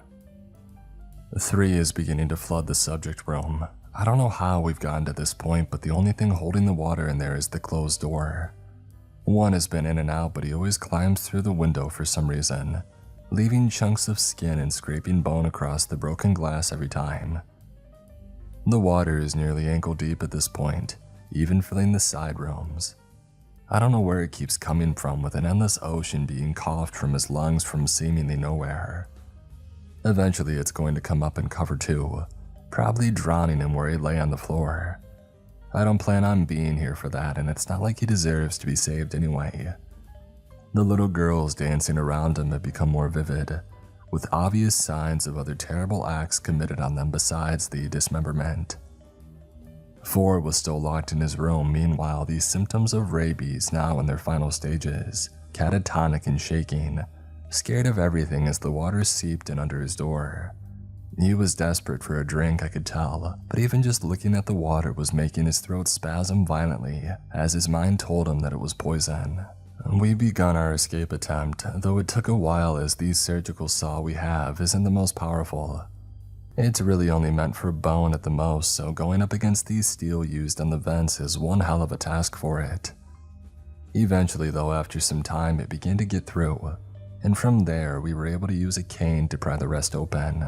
Murray went in first, clutching a flashlight and trying to find the right path out. Taryn and I stood anxiously as he explored, hoping against all hope that he would have some success. That was about the point where I went into a dream state, against all my best efforts to stave it off. Deprivation took hold yet again, leaving me on the precipice of sleep and waking, but unable to actually get to the destination that I wanted. That was when she had started talking. "Mikey?" It was the first time that she had actually acknowledged me, instead of just staring blankly into space as she did for so many nights, disassociating from life just like I was doing now. I shut my eyes, preparing to go through some sort of torture for my sins. After all, I was no different from the people that we did this to. I was willing to put humans through hell just to save myself from it, no matter how much I tried to say that it was some greater good bullshit that I was doing. I was a part of the problem.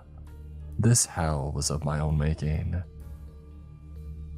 I strained, keeping my eyes closed against all odds, trying not to face what had happened. Any moment I expected to feel something smothering me, waiting for my slow, agonizing death that would never end. I deserved it. It was all my fault and I'd killed her. It wasn't out of mercy, was it? It was a way out of taking care of her, a way out of seeing the rapid decline that I would have to face, counting my days until it took hold. It was to save me. "I've got you, Mikey," I heard her say right from in front of me as a hand touched my face. Slowly, ever so slowly, knowing that the feeling of peace imparted through those words could be snatched away in moments, I opened my eyes. "Even when you don't, I've got you." She was smiling at me, warm and kind, the strong lines in her face forged through the years of abuse, yet still they remained kind. We embraced, tears flowing freely down my face while I sobbed for forgiveness, telling her how sorry I was, how I never wanted to hurt her. Billions of confessions and pleas for my mother's mercy. "I've got you," she said again and giving me a little push now. "Go." I felt Taryn grab me by the arm, pulling me close back to the vent. Murray was shouting through, yelling at us to come through. The noise must have caught one's attention as he came marching in from around the corner, water sloshing around his feet. He had finally opened the sealed door, letting Three's floodwaters loose through the entire facility. It was rushing faster, like this brief sputters had now become a water hose. Though I couldn't see him, I could hear the drowning screams as he kept gushing water from his windpipe, as these specters around began crowding in. One was marching into view, leading them like some parade from the ninth circle of hell. He kept moving, smiling at us as he went, torso wobbling as his eviscerated body couldn't hold his spine steady. It was eerie, like a jack-in-a-box marching on skinny, fragile legs that could snap at any moment under the weight. Looking closer, I could see one leg was already broken, foot missing and bloody stump dragging closer, leaving red water in his flooding wake. "The doors are open. You've been away too long." He was giggling, pointing at me as he laughed. I was still pulling myself towards the vents, desperately clamoring inside. "The jailer's given up. You're officially free. Free to be you, free to be me, free to have fun with all your new friends. They've been so excited to meet you. Their playthings are getting a little boring, though they've had plenty of fun reacquainting themselves." Taryn was still pulling on me, Murray's voice breaking through the cacophony of abominations heading towards us. I finally got all the way into the vent, crawling as Mom smiled behind me, watching me leave as she was lost to the crowd of undead. They began coming after us even in the vents. I made the mistake of looking back and seeing the dismembered, charred arms of 5's victims crawling after us. I sped up, desperately trying to outrun the death that was following after me. I knew that they couldn't kill me, knew that I would only face a millennia of terror if they took a hold of me. I had gone too long past the point of no return. Once they got hands on me, I was theirs forever. When we got to the end, finally seeing a bit of light peeking through ahead of us, Murray was already standing there, having broken off the outer vent to get out. The sun was up and daylight was pouring in from our destination, golden rays that promised at least some sort of freedom. Electricity ran through my spine, though whether it was the gas or my own adrenaline, I don't know. Practically falling out of the vent, Taryn and I hit solid ground and felt grass in our hands. It was beautiful, one of the best things that I've ever felt. Even with bright sunlight streaming over me, causing my head to pulse with tremendous pain, the phantoms were still thumping behind us though, threatening to drag us back into hell. And there wasn't much other choice than to run, all of us staggering as we desperately crashed through trees and brush to try and find some safety. Eventually, we came out to a roadside before we were swarmed. This time, not by phantoms, but by black vans, men jumping out and pulling guns on us as they threw thick cloth bags over our heads, and then tossing us into the cars. I don't know how long we drove for, not like my sense of time is anything to judge by anyway. When they eventually took us out, they still didn't take the bags off. The only way that I could tell we had entered a building was the change in sound, and the blast of cold air conditioning hitting me, chilling my bones. Eventually, I was thrown into a room, Taryn alongside me. Murray was missing though, nowhere to be found. As for the room, it was like having the script flipped on us. There was a one-way observation mirror on the side, with no way for us to see what was going on. A small bathroom with a shower and toilet was in the corner, 2 cots on the opposite wall. A desk sat in the middle of the room with 3 chairs, and that was it. The 2 of us had no idea what the hell we were supposed to do now. The door opened, and needless to say, we were not happy about who had entered. Murray walked in the room, smiling at the 2 of us. "Sorry for the rough welcome, but there's still the possibility that you could leak where we are if you recognized anything. I don't mind you talking about this, but I can't have you spilling the location," he said, taking a seat on one side of the table and gesturing us to the other side.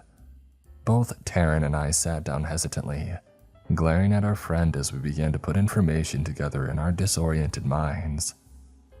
You see, nobody's going to believe what you have to say anyway. Who would, after all? Sounds like one of those bullshit internet stories the kids are obsessed with these days. "Why are we here, Murray?" I asked, looking around furtively to see if there were any phantoms following us. "What's going on?"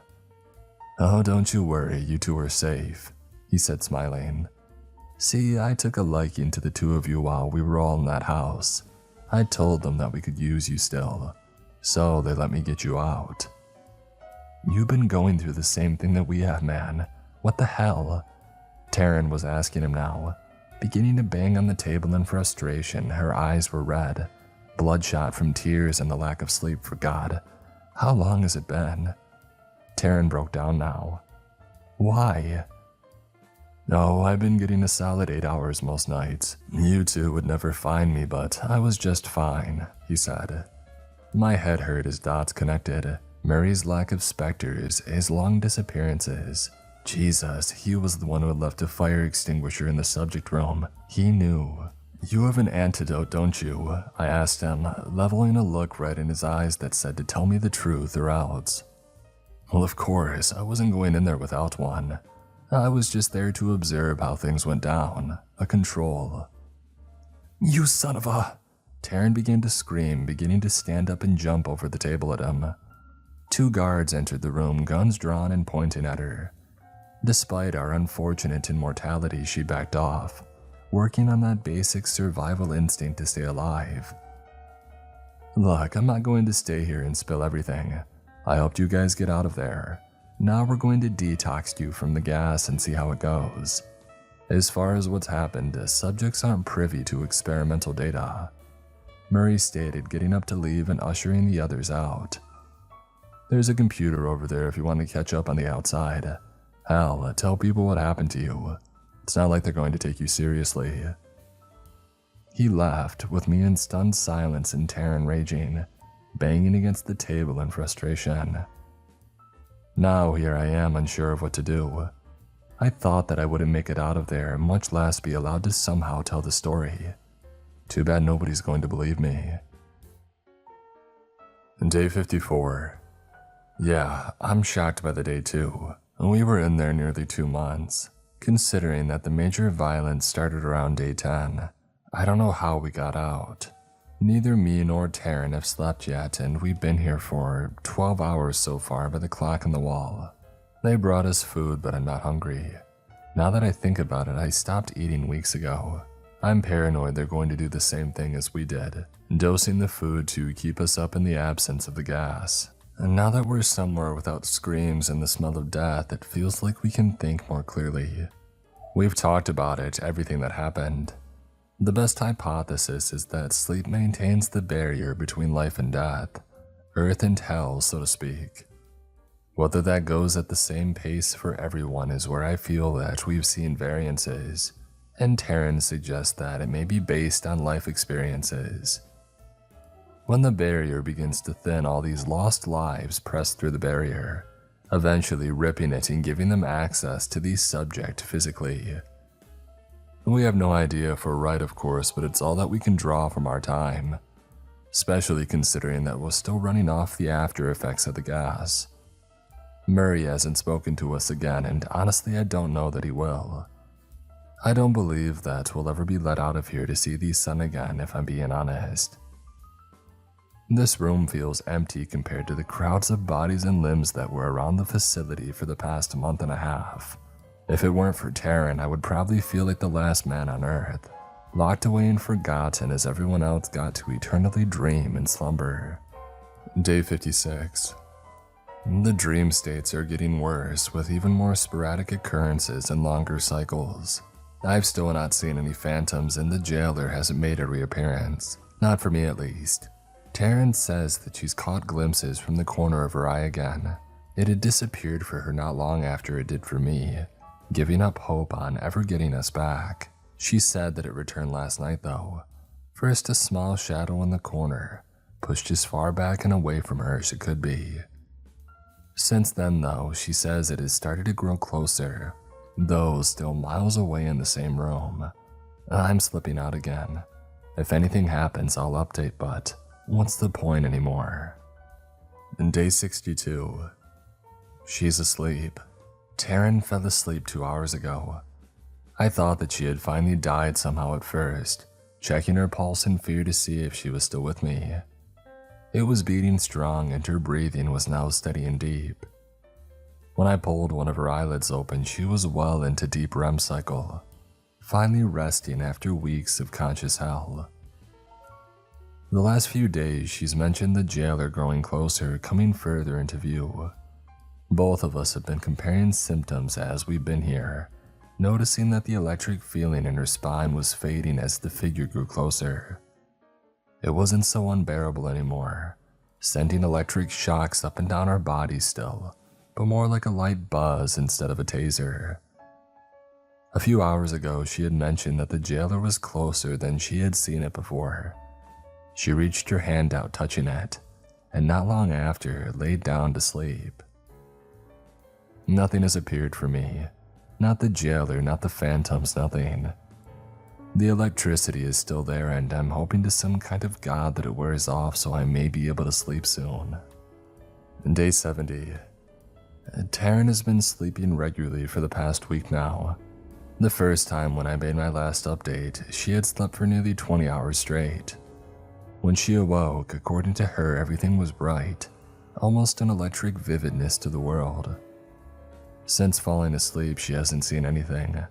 I still haven't seen the jailer return, and that's what leads me to my final terrifying conclusion.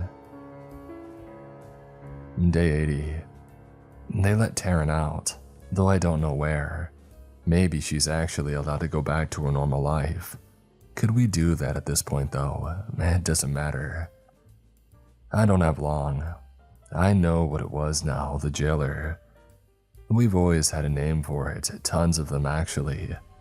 Morpheus, Nyx, Hypnos, Somnus. Every culture has their own version, but what it really is sleep. Sleep itself. It only wanted to save us from the hell that we made. It hasn't reappeared to me. I can't feel the electricity buzzing in my spine anymore. I've requested tests from the guard that brings in my food, and they've complied, taking me in for a brain scan. Oh please, pray that something will work for me. Dream for me, sleep for me, please sleep. Day 85. I can see them again. Not sleep, the subjects. They're all just there. They glare at me from the shadows and corners, watching me and waiting for their chance to strike. I don't know how they got here. I don't know what they want from me. Probably to tear me apart like their victims did to them. None appear as they did in life, but as they were left in the facility. Burnt, drowned, and ripped to shreds. Everybody's here, all because of me. I don't know at this point whether it's the hallucinations or if their souls have actually come for me. As of yet, they don't seem to want to come after me. I'm sure given time that will change. Day 90. I fear that I'm done. They're inching closer, eyes fixated on me. At least the ones that have eyes.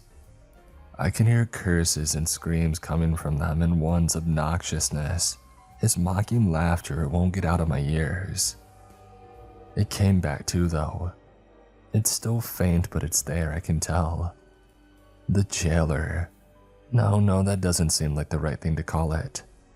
It's getting closer, the cosmos making up its body, pulsating as it does. I swear in just hours it comes so close. Closer than they have. The day. She's back. Mom is here and the others have gone away. They seemed angry when she showed up, like they were told that their fun was called off. She's smiling at me though, that same smile that said it's all going to be okay. Mom just walked over to the jailer, still watching me from so close, but so goddamn far to still reach. She's taken the hand of the cosmos, smiling at me and extending her other hand towards me, reaching for mine. I don't know what may happen. I don't know if I'm just lost in my own delusion, but I think this will be it for me. I'm going to take her hand now. Goodbye.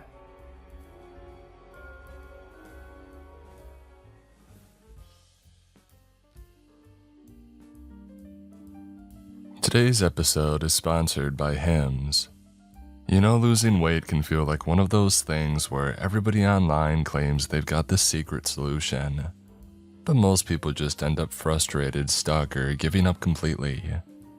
That's why weight loss by Hims stands out to me. Hims now offers access to an affordable range of FDA-approved GLP-1 medications, including the Wegovy pill and the Wegovy pen. With Wegovy at Hims, you can lose up to 20% or more of your body weight when combined with diet and exercise. It helps regulate your appetite so eating less actually feels manageable. And the best part, everything happens online. You connect with a licensed provider and if prescribed, your medication gets delivered straight to your door. No insurance necessary. Plus, you get access to lifestyle support like meal plans, recipes, fitness videos, and 24/7 messaging with your care team. You're ready to reach your goals. Visit hims.com/Mr. Creeps to get a personalized, affordable plan that gets you. That's hims.com/Mr. Creeps. hims.com/Mr. Creeps. Weight loss by Hims is not available in all 50 states.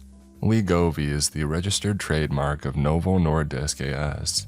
To get started and learn more, including important safety information, Wegovy clinical study information and restrictions, visit hims.com.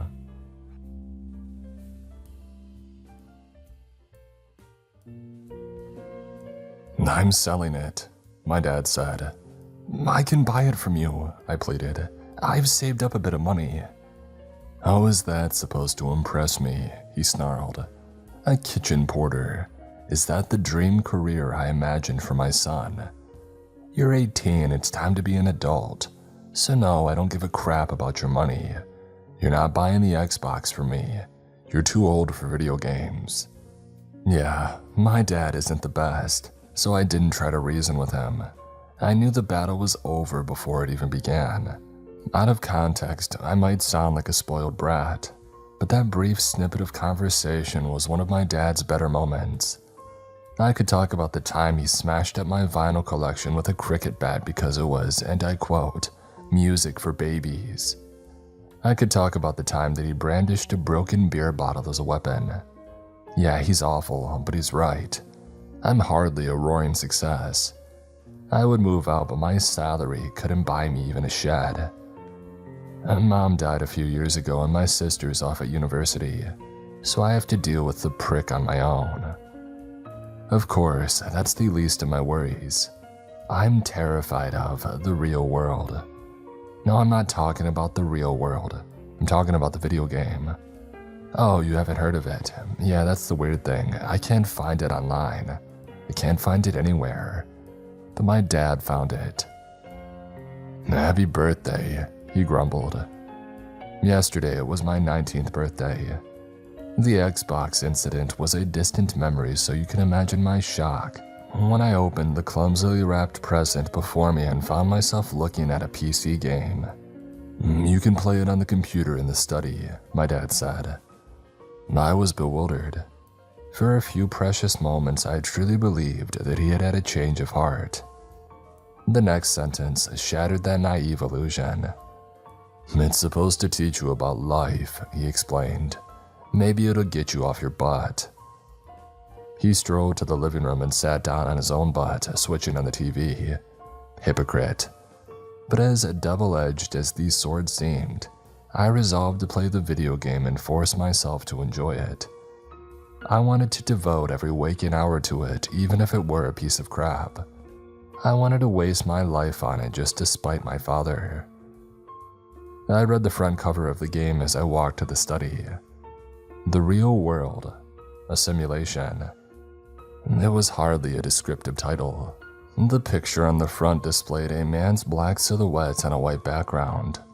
It wasn't a vibrant graphic, but of course it had been enough to entice my duller dad.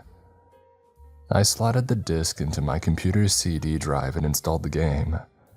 The main menu was a blank screen with only one button: play. There were no options for settings, help, or even basic information about the real world. A crappy 2-quid game, I mumbled to myself. I clicked play. The game had a third-person perspective and I was playing as the little silhouetted man from the cover. I found myself in a white, expansive world. Again, it was much like the image on the CD case. There were 4 different metrics at the bottom of the screen. There was a green bar with the word life beneath it, a blue bar with the word water beneath it, an orange bar with the word food beneath it, and a yellow bar with the word energy beneath it. A small text box was also displayed at the top of the screen. It read, "Welcome to the real world. Survive." The text box disappeared and some small buildings appeared on the not-so-distant horizon. Everything was black and white. The buildings were simply outlined objects. I had to admit that I was intrigued. It had an original aesthetic. Okay, I said to myself, perhaps the minimalistic game has potential. There were 3 buildings, each was a simplistic structure. The first had a sign that read, food. There were 2 long window panes and a door. Through the shop front, I could see long aisles of shelving and a man behind the counter at the back. The second building had a sign that read, medical. The windows were white and didn't display its interior. The third building didn't have a sign, but the thatched roof and picket fence suggested it was my character's house. It wasn't much of a world. 3 buildings in a seemingly infinite void of whiteness. I could see myself getting bored of the game mechanics quite quickly, but I decided to give the simplistic simulation a chance. I strolled through the door of the food shop and started to browse the NPC's fine selection of digital grub. That wasn't sarcasm. There was a surprisingly extensive range of food on offer. Whenever I stood before an item of food, a small pop-up box appeared on the screen listing various details. For example, tomato pasta, ready meal, salt, high, sugar, medium, 500 calories. This game developer really wanted to create an authentic shopping experience, I thought to myself.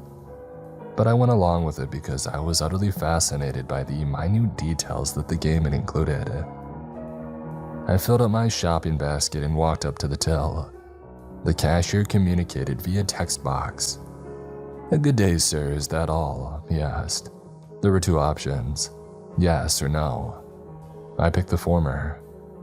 "Fantastic, the total cost of your shop is 56 tokens, he replied.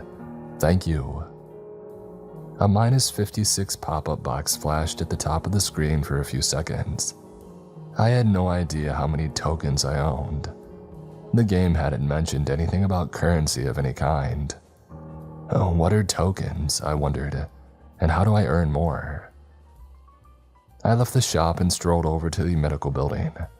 When I tried to enter the door, however, a beep emitted from the speakers, and then a text box explained. Opening hours are 9 a.m. to 5 p.m. I looked at the time on my computer. 6:14 p.m. I hadn't expected it to be a real-time simulator. Still, I was content to skip the medical center. What I really wanted was to explore my house. I sprinted to the door and swung it open. No need to lock one's door in the middle of a white, featureless expanse, I supposed. My bemused demeanor quickly vanished when I stepped inside. "What the heck?" I murmured. It was my house, my real house.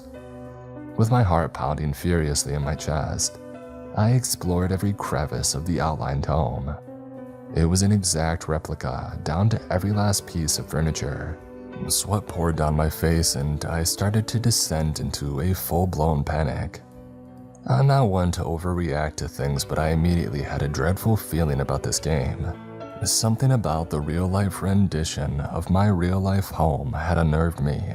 It felt like a violation, it felt intrusive, and it felt sinister. I was interrupted by a rumbling in my belly. It was time to make dinner and confront my dad about what was happening. I thought it might be a fake game that he had specifically designed to mess with me. A second before I closed the game window, I noticed something odd. A text box appeared on the screen. "You're hungry. Time to unload your shopping and eat." It was a coincidence, surely. That was what I told myself at the time. Yet a bitter chill coursed through my body. I closed the game and switched off my PC. No more of that nonsense.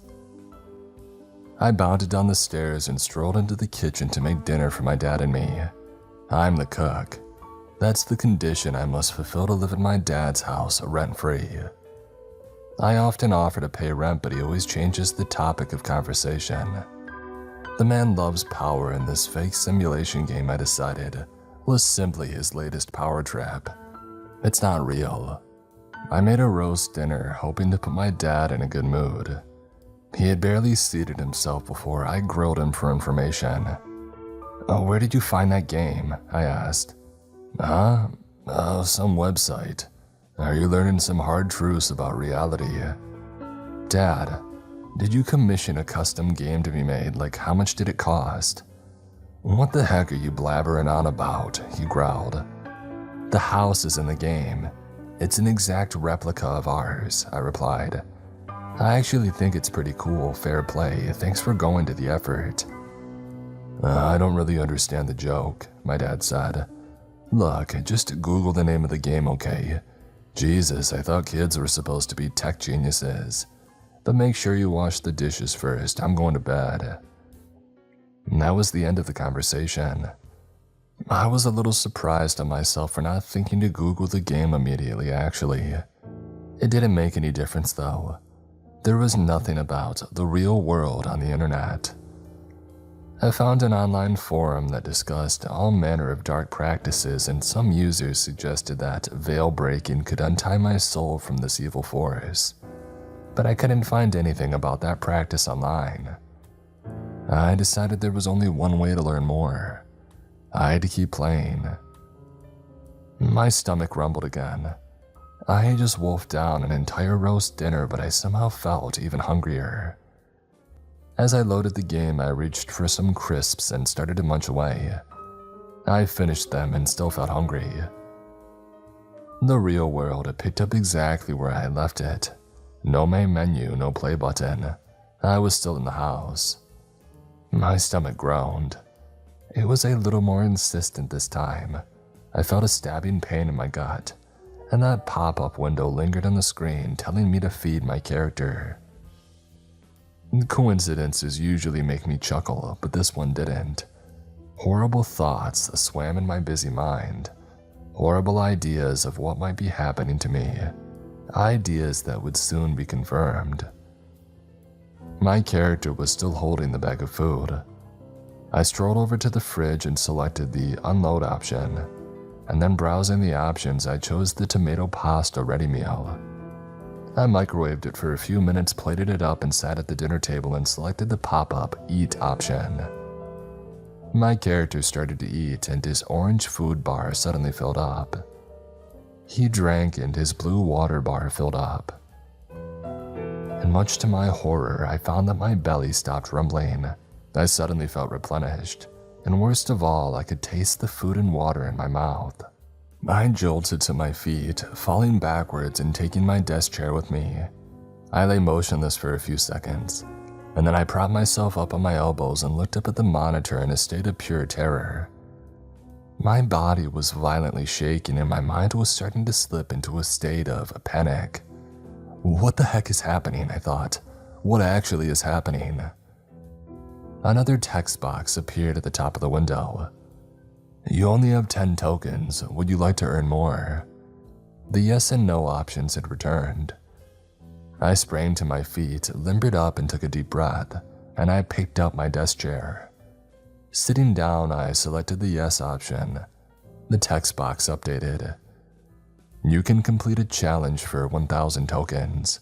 Do you accept? If this digital character truly were a voodoo doll of me, I would only have 2 options.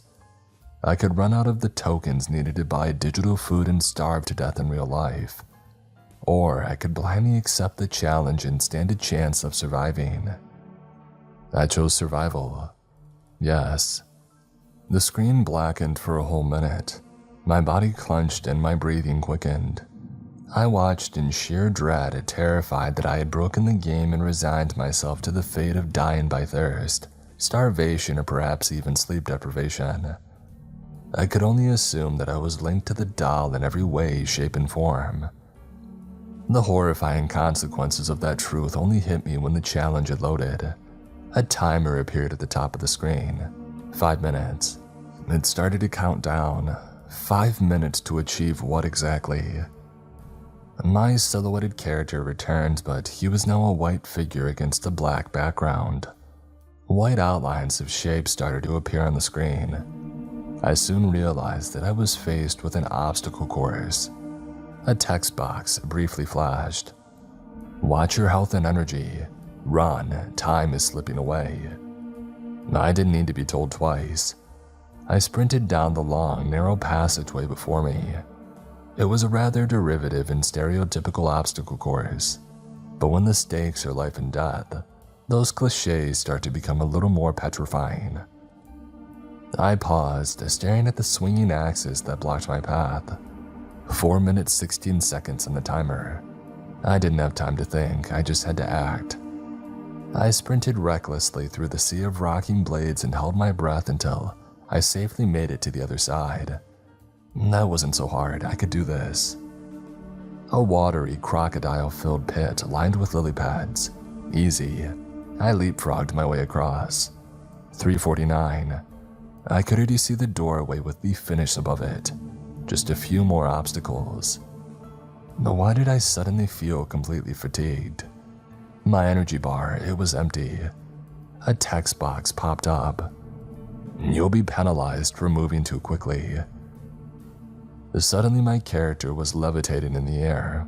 I felt my stomach lurch and I realized that I was no longer sitting on my desk chair. My body was starting to lift into the air, and I found myself suspended a few feet above the ground.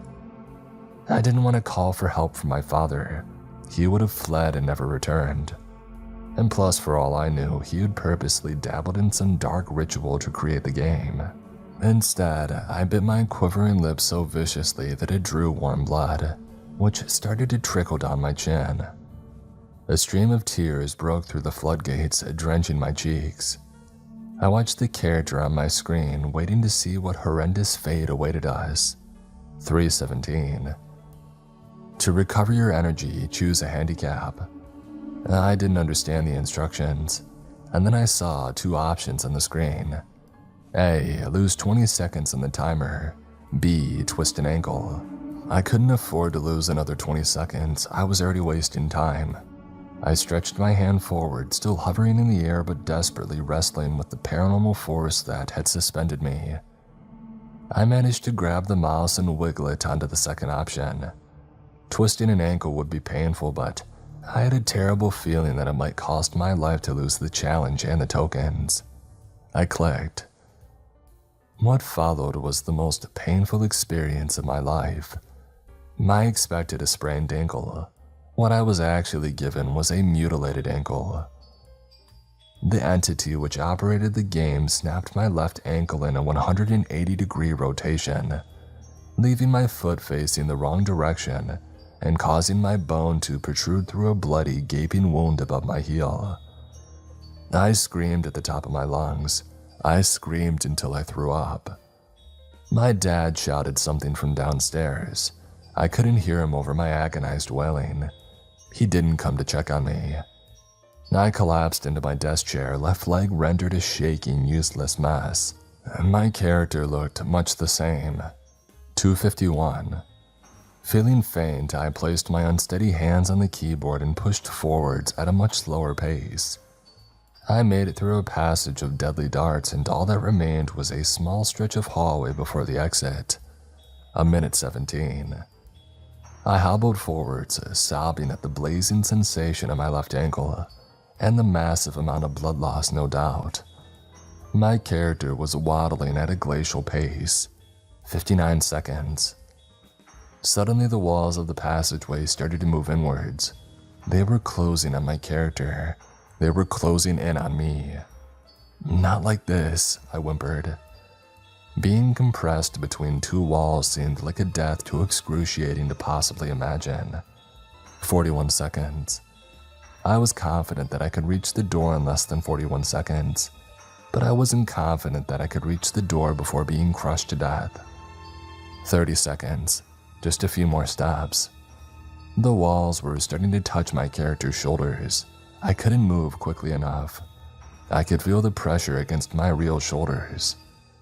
I started to accept my fate as pain coursed through my body.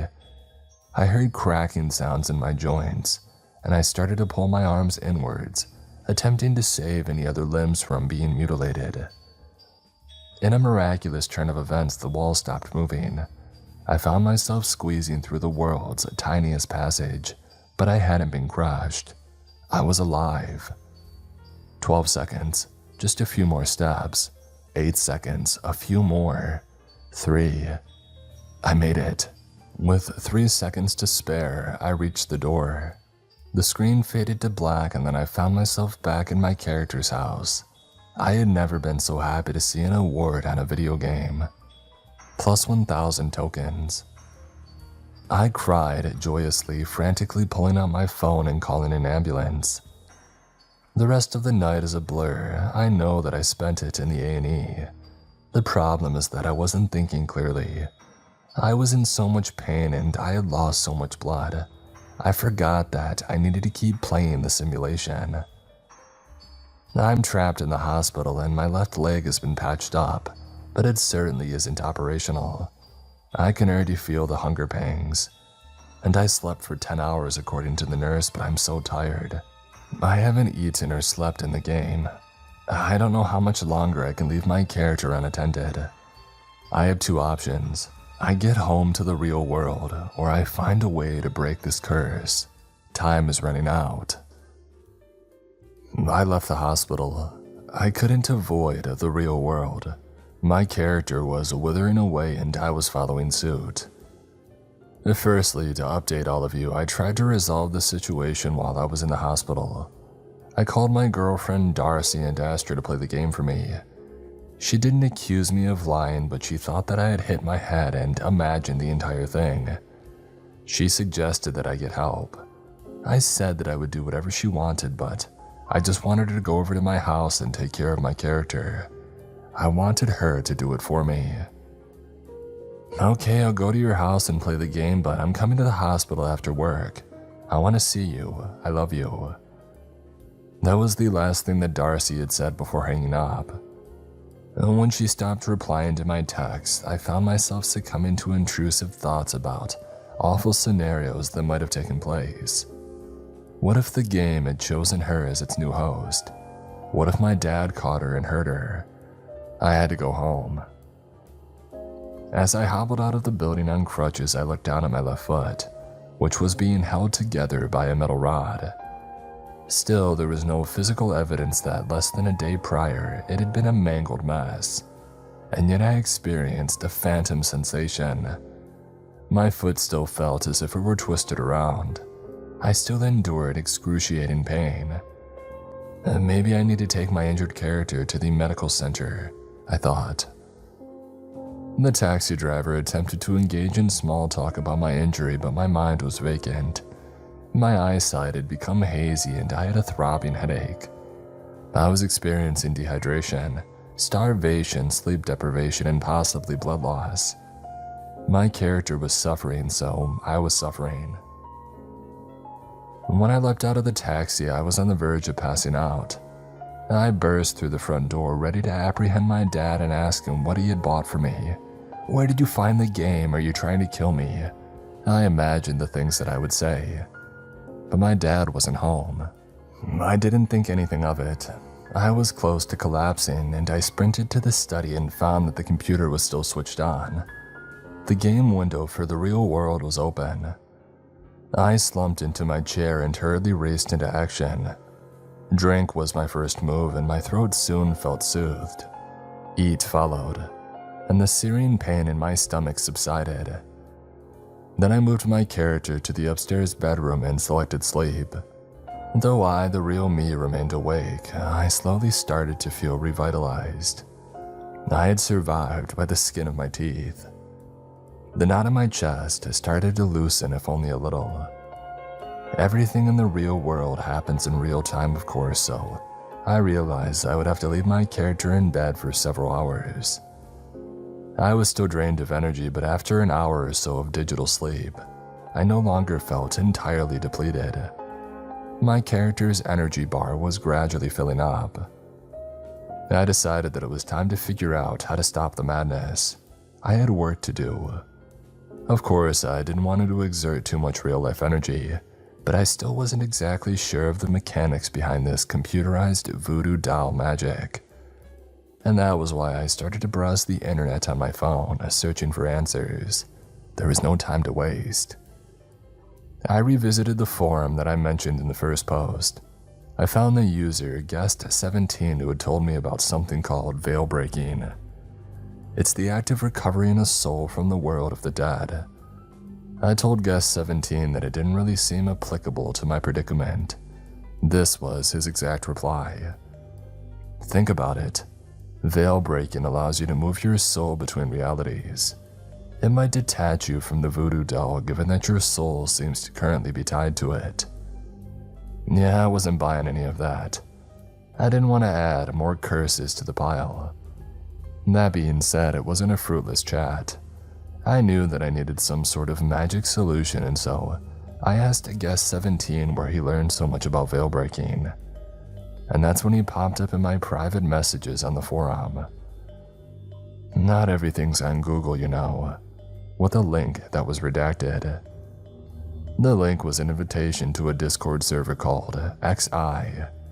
I knew that it was sketchy, but I was out of options. I couldn't depend on a video game for the rest of my life. I couldn't keep completing deadly challenges, living every moment in utter dread. It had to stop. I accepted the invite. The server had 547 members, and they seemed obsessed with all manner of supernatural things. There were numerous rooms, discussion, entities, exorcisms, heart charms, navigators of the void, Veil breaking, voodoo, witchcraft, 11. I immediately went to the voodoo section and explained my predicament. I know nothing about the supernatural, but it certainly seemed that somebody had made a virtual voodoo doll of me. I hope that somebody on the forum might be able to help. The first reply was a little harsh. Effigies aren't actually linked to voodoo culture, you filthy casual. Who let you onto the server? It's private. Fortunately, one of the other replies were a little friendlier. Yeah, our Ren is right, but he's also not the nicest. You're in serious danger. Technological magic is the specialty of RipRip78, message him. So I messaged RipRip78 and I waited and waited, but no reply. Around 3 p.m., 6 hours after returning from the hospital, my stomach started to rumble.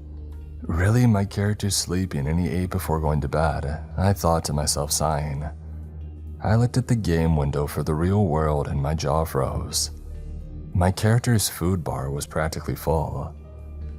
It dawned on me that I didn't just have to keep myself alive in the game.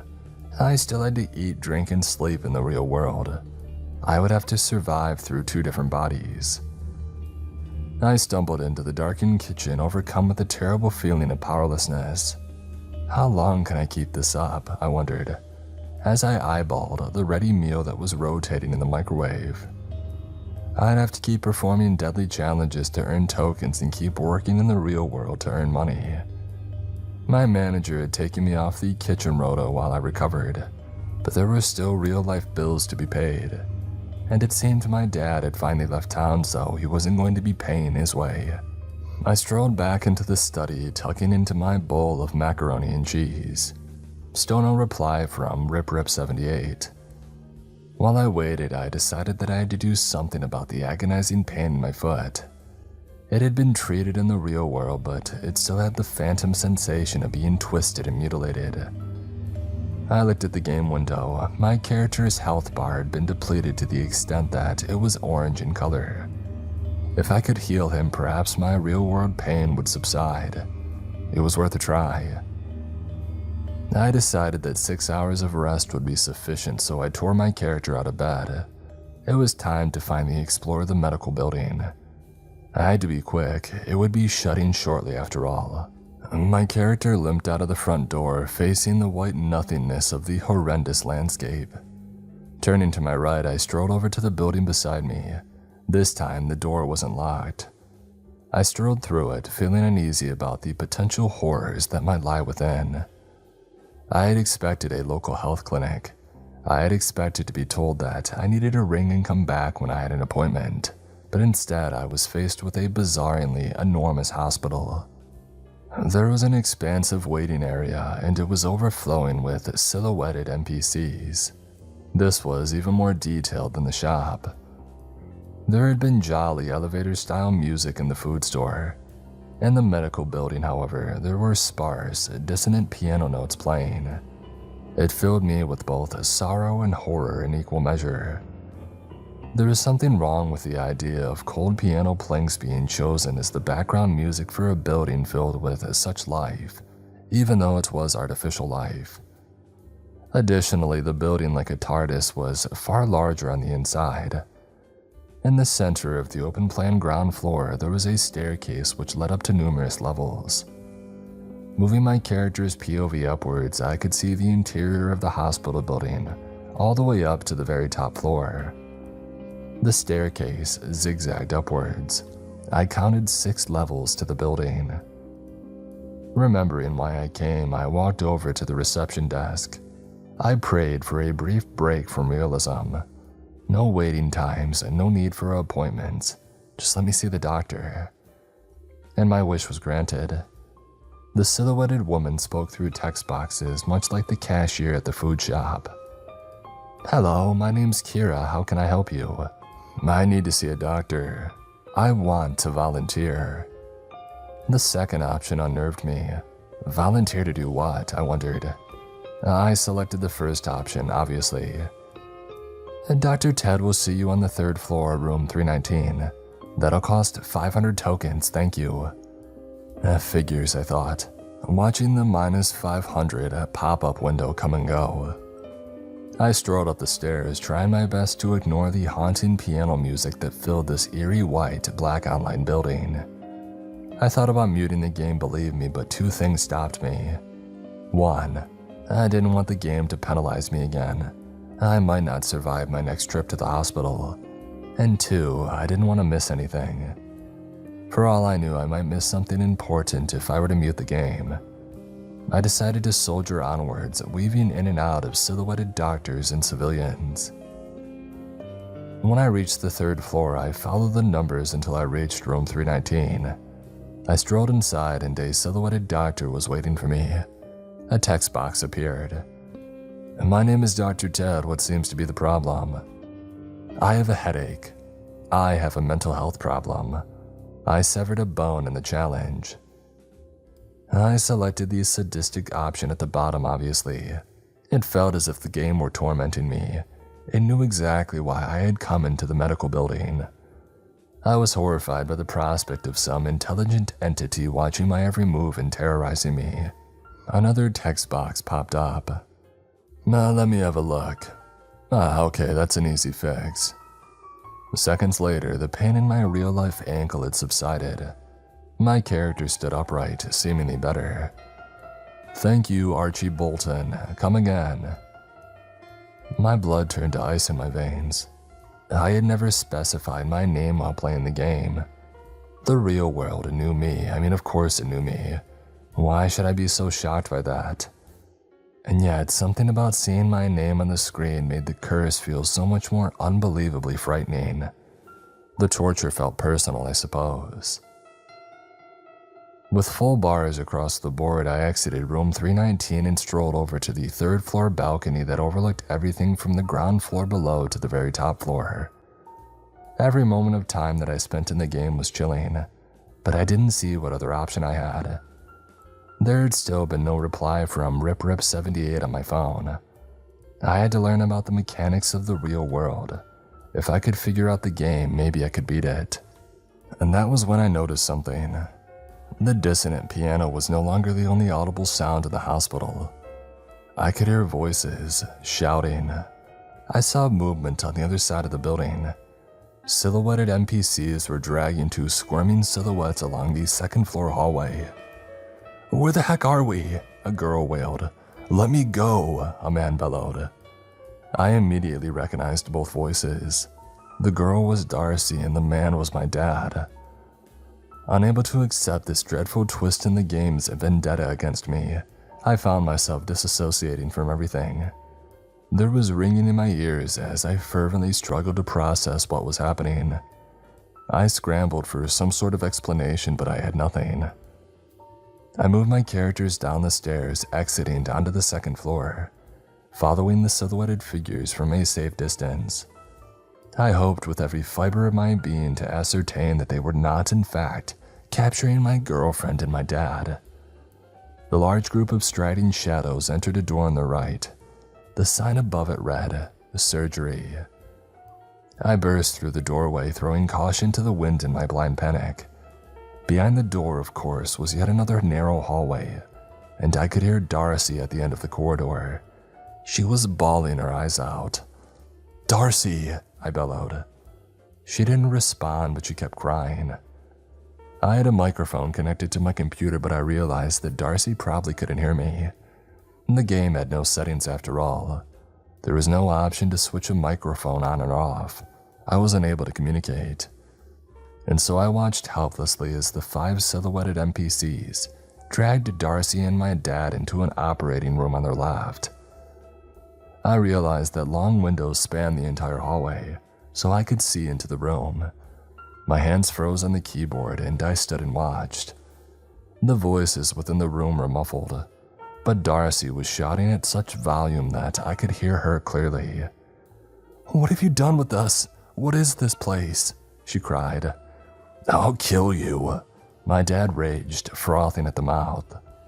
The 5 silent NPCs started to strap my girlfriend and my dad to 2 separate operating tables. The hospital's background music became foreground music. The slightly out-of-tune piano plinks now resonated powerfully atop the screams of the 2 victims. Even in such a desolate world of black, outlined shapes painted against a white backdrop. Everything felt real. In fact, what followed was the most real thing I've ever seen. I could see one of the NPCs fiddling on a computer, as if they had transmitted a message to me. A pop-up box appeared on my screen and it read, "How should we proceed? Save them, minus 10,000 tokens. Kill them, plus 10,000 tokens." I repeatedly clicked save them, but a deafening buzzing noise sounded with every click, and the same message incessantly popped up. Insufficient tokens. "Well, give me a challenge to earn some tokens then." I screamed at the screen, tears rolling down my cheeks. Another window popped up. Only the original player can operate the simulated character. Unauthorized players must face trial in the real world. Select an option. Save them, minus 10,000 tokens. Kill them, plus 10,000 tokens. I placed my face in my palms and sobbed. Truthfully, I didn't give a moment's thought for my villainous father. I was thinking of Darcy and only Darcy, the beautiful red-headed girl who radiated such warmth and vibrant color. And now she was reduced to a black silhouette, writhing on an outlined operating table. Another window popped up. Pick an option, you have 10 seconds. You won't let me pick the option that I want," I blubbered. "The offer is timed out. The real world has chosen to kill them." "No," I screeched. One of the figures picked up a large bucket and started pouring a white liquid with a black outline over Darcy's body. Horrifyingly as loudly as she screamed, her voice was mostly lost in the sea of piercing piano notes that seemed to be building towards a vile crescendo. As the piano played, cheapening to the very real terror that my girlfriend was enduring, I had never felt so utterly powerless and petrified. She emitted a scream that I'm sure barely began to express the grueling brutality of her suffering. As the white liquid poured over Darcy, her body started to melt, transforming before my eyes from a black silhouette into a black pool of liquid. Her final pained wail swiftly transitioned into a haunting and warbling whisper, as if she were gargling water, and she became a black, gooey liquid that trickled down the sides of the outlined operating table. I could not speak, I could not blink, I could not move.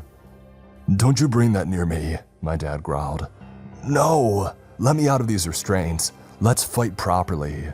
And I hated him. I hated my dad more than I had ever hated anything. He bought the real world as a form of psychological torture, even if he hadn't quite anticipated the horrors that would unfold.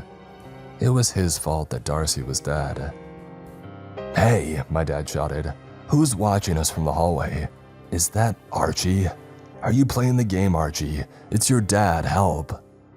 I didn't respond. I was completely devoid of feeling for the monster in the shackles. "Archie!" my dad yelled, seemingly stung by my inaction. He soon showed his true colors. "You waste of space. I nearly smothered you in your sleep when you were a kid, you know. Could have crushed you like a bug. I should have done it, I should have." I locked my gaze onto Darcy's liquefied body, tears stinging my eyes and dread consuming my heart as the NPC with the bucket started to pour.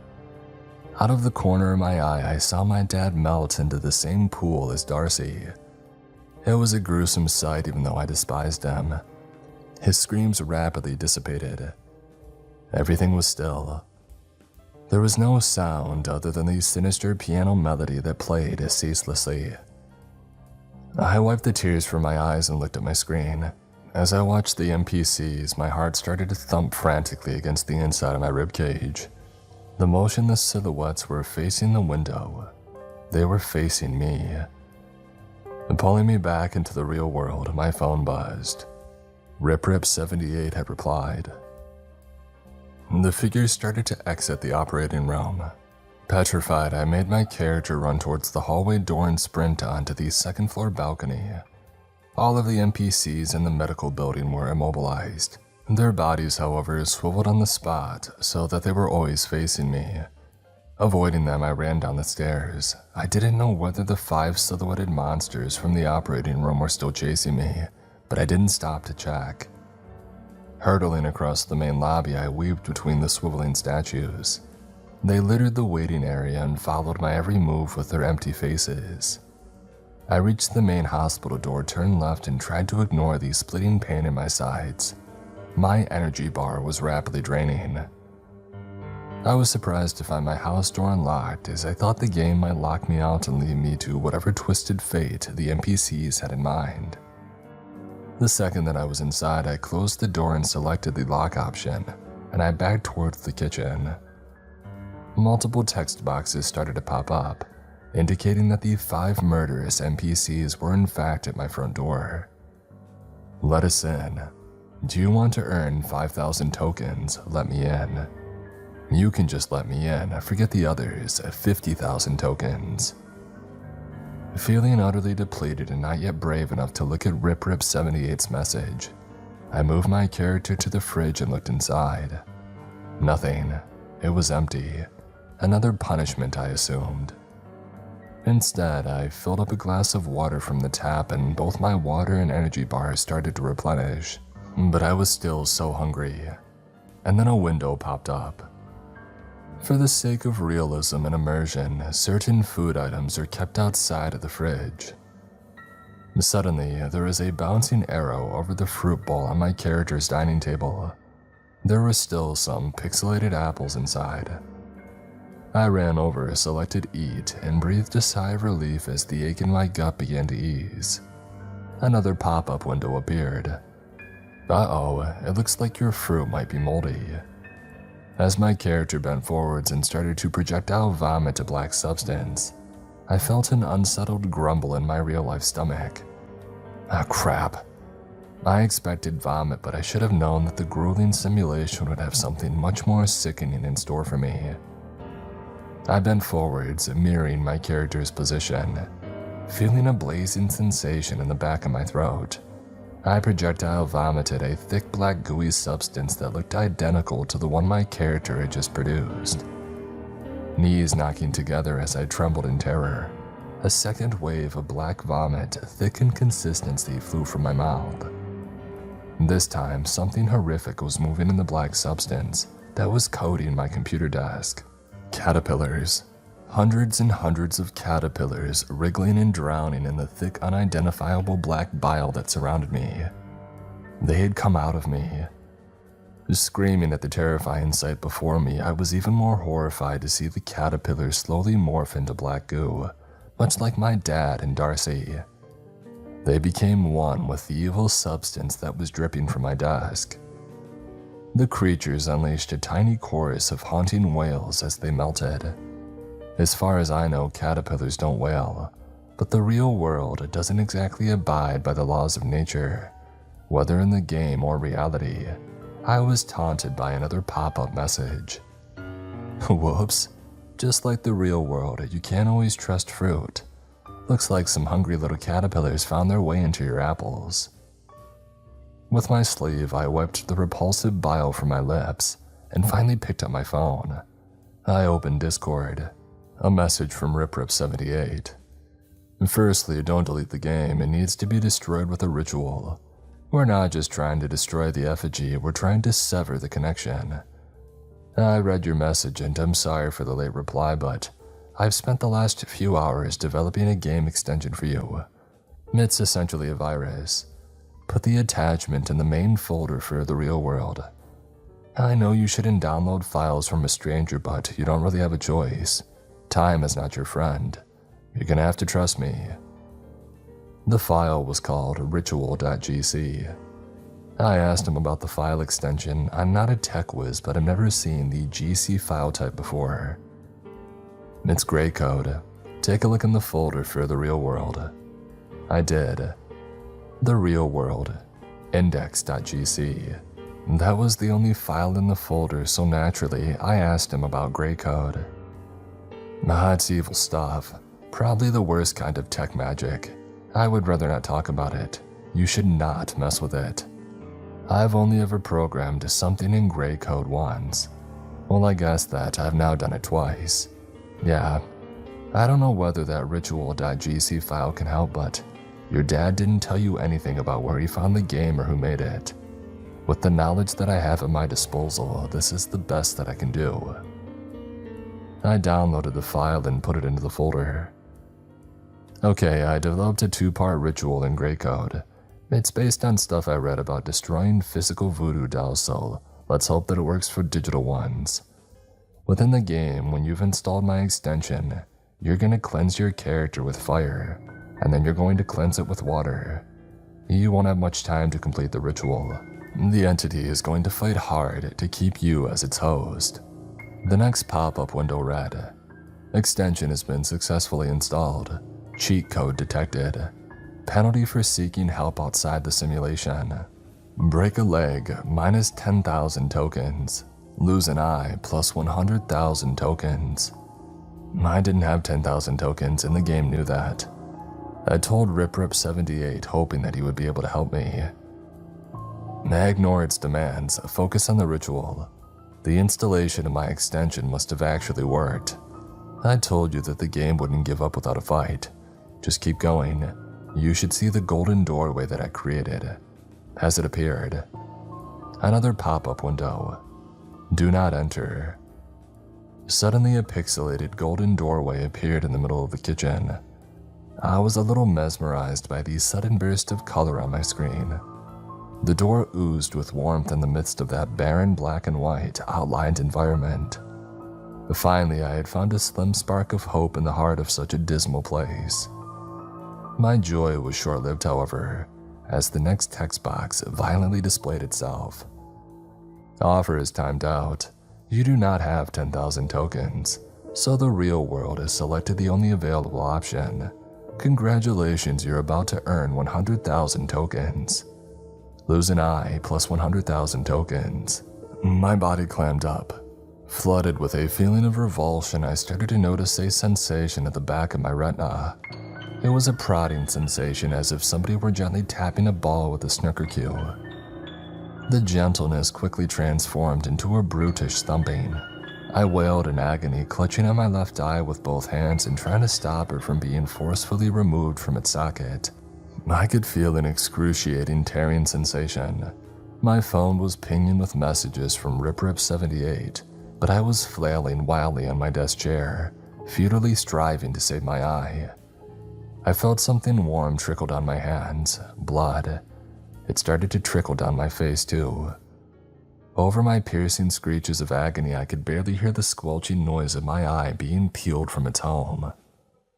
Eventually, there was an unimaginable painful tug, and my left eyeball was suddenly in my hands. Half of my vision was gone. I tentatively lowered my palms, and my eyeball cascaded into them. It swam in a murky river of blood which was fed by a waterfall from my eye socket. I looked at the monitor with my remaining eye and saw my character clawing at his face in horror. I didn't think the silhouettes had eyes to lose, but perhaps I was wrong. Another pop-up.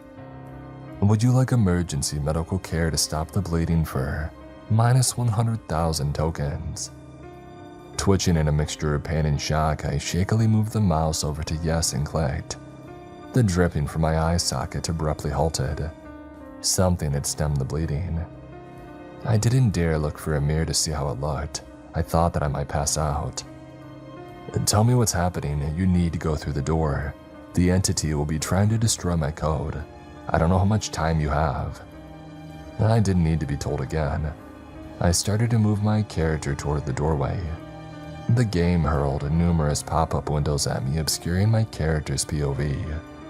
All of your tokens have been deducted. Minus 50 energy, stop, you need to rest. You will be penalized. Pushing forwards as RipRip78 had instructed, I flew through the golden door. The chaos ceased.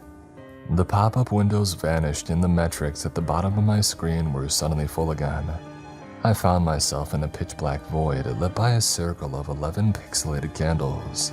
They ever so slightly illuminated my silhouetted character, who was mostly submerged in the darkness of the endless, empty landscape.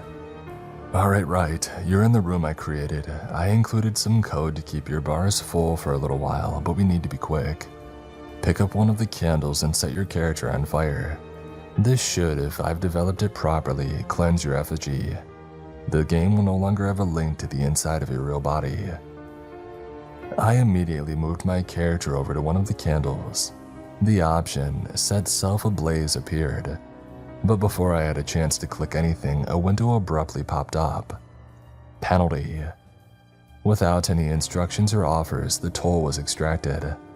My left wrist suddenly snapped backwards and I yelped in pain, and one meager tear trickled from my remaining eye.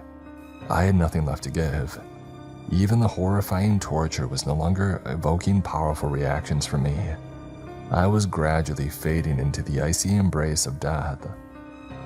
My left hand was flopped backwards over my wrist. I was completely incapacitated. I don't need it, I weakly thought to myself. As I continued moving my mouse with my right hand, I clicked on the option to Set Self Ablaze. My character combusted in less than a second and I winced, preparing myself to meet the same fate in real life. But I didn't. I was fine. I didn't feel the scorch of fire against my skin.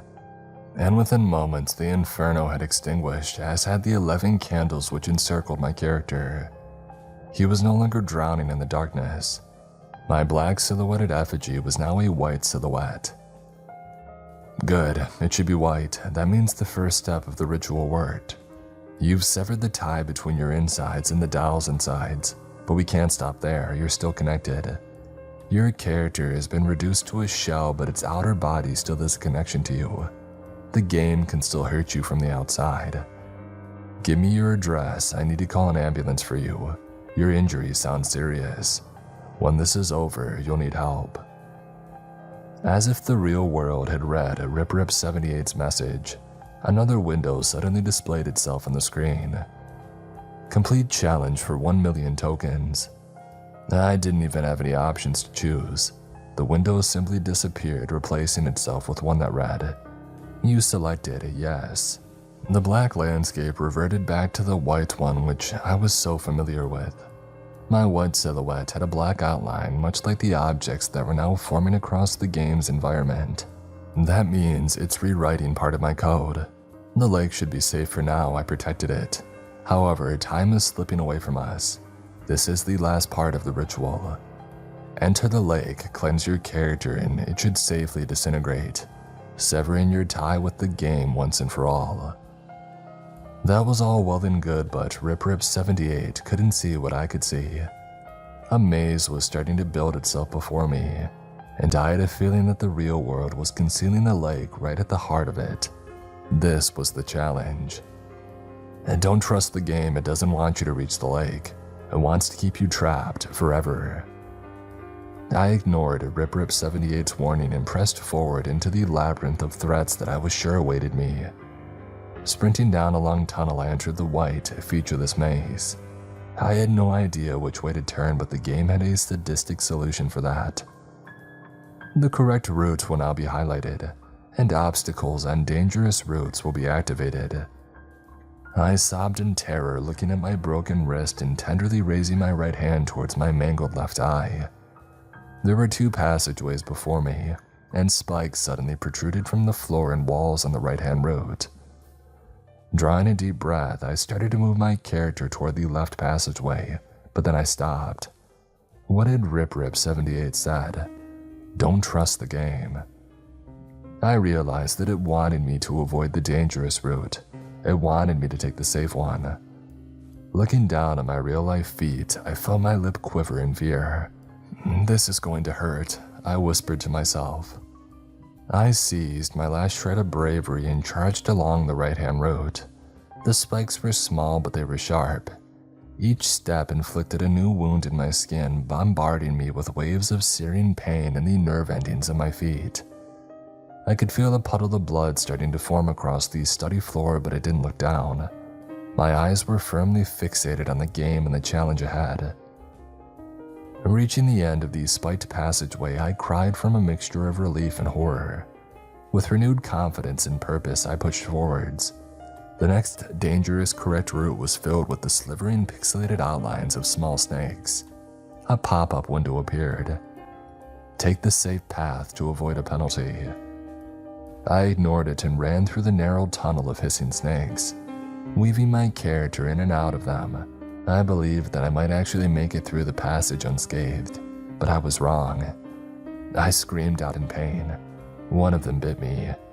It didn't actually hurt as much as the spikes, but I had been psychologically prepared for those.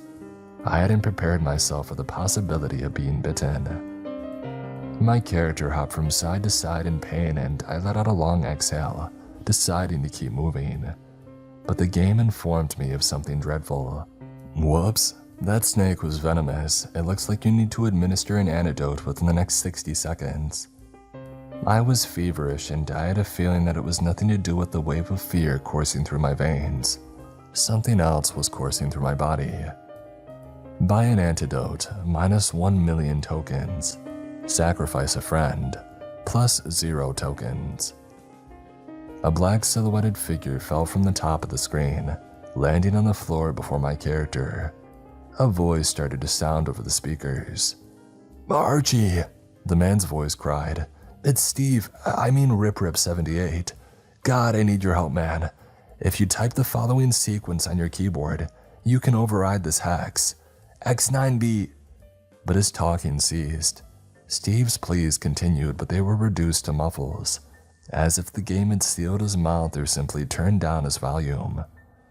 Before I had a chance to act, the game chose for me. "You do not have any tokens. You have chosen to sacrifice Steve." I didn't know whether I could live with another death on my conscience. Filled with terror, I begged the malevolent game to reconsider. "Wait," I yelled. "May I choose to not receive an antidote?" There was a pause as Steve's silhouette squirmed in the floor of the maze, pinned down by some invisible force. The game presented another text box.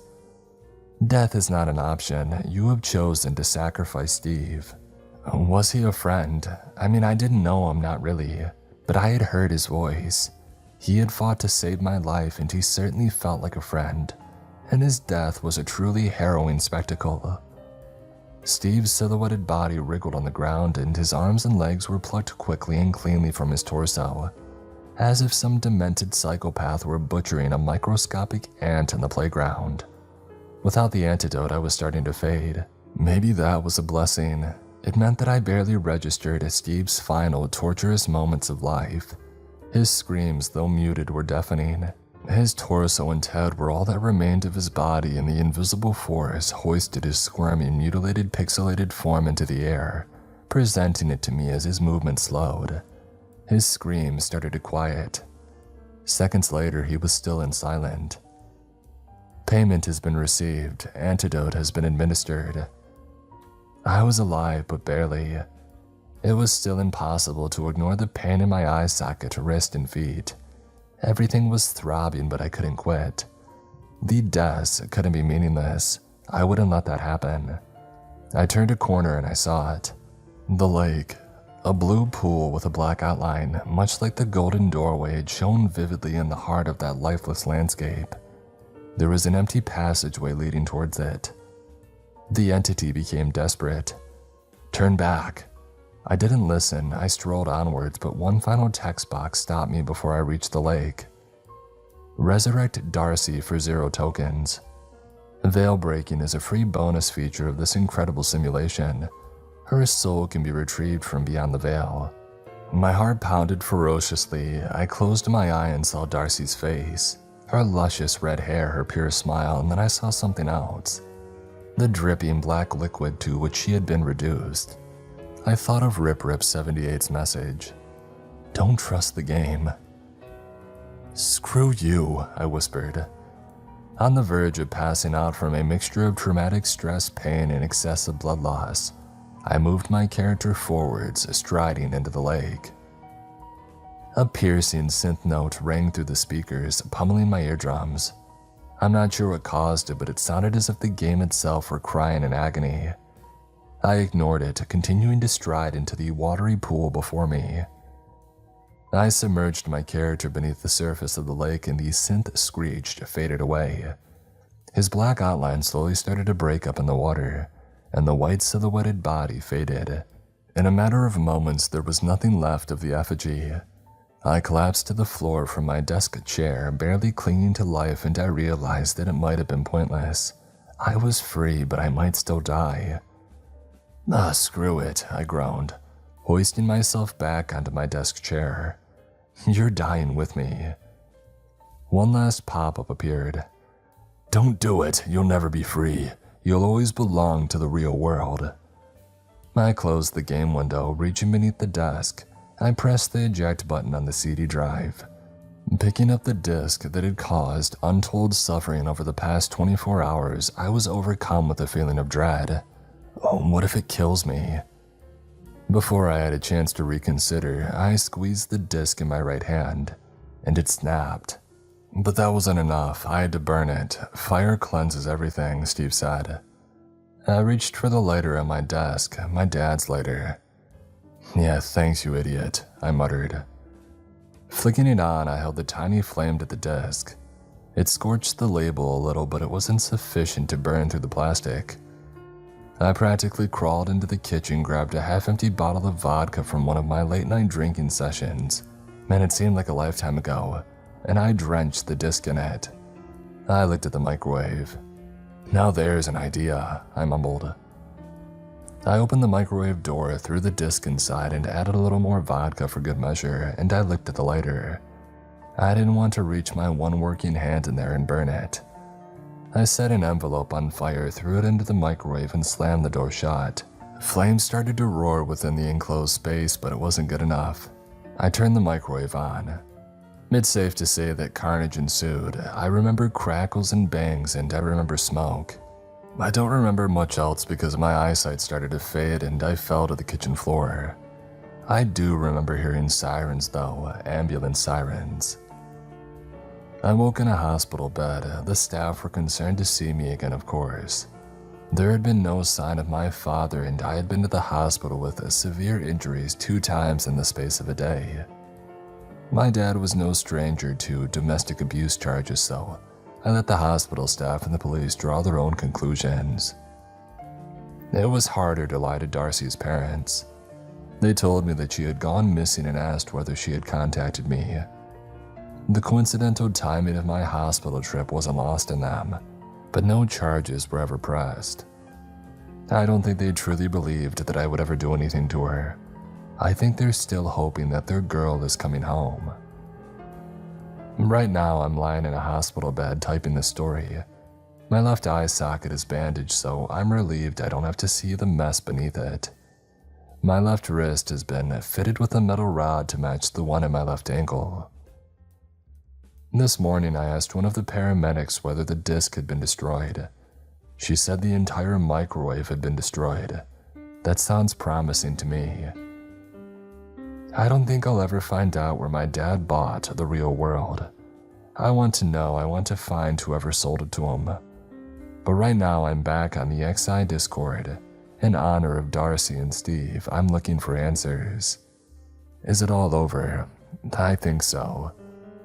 But still, every time I feel the pang of hunger or I start to yawn, I can't help but shudder at the slight possibility that I'm still tied to that horrifying game.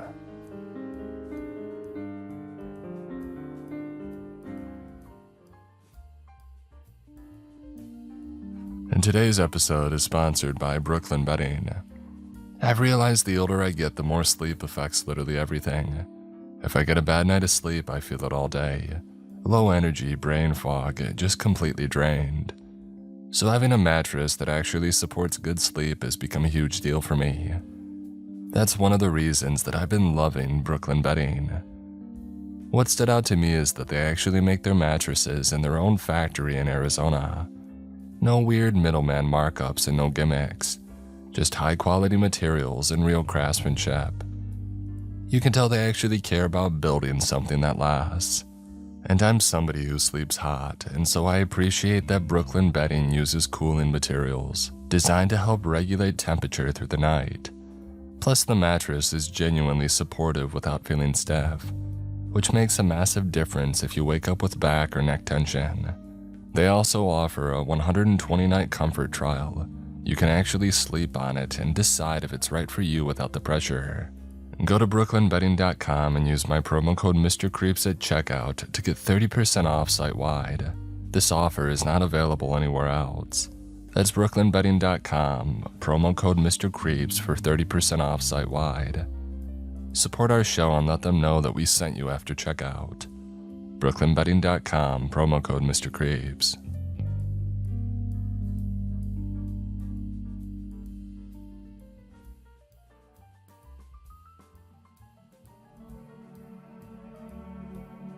An elevator stands alone in the depths of the woods.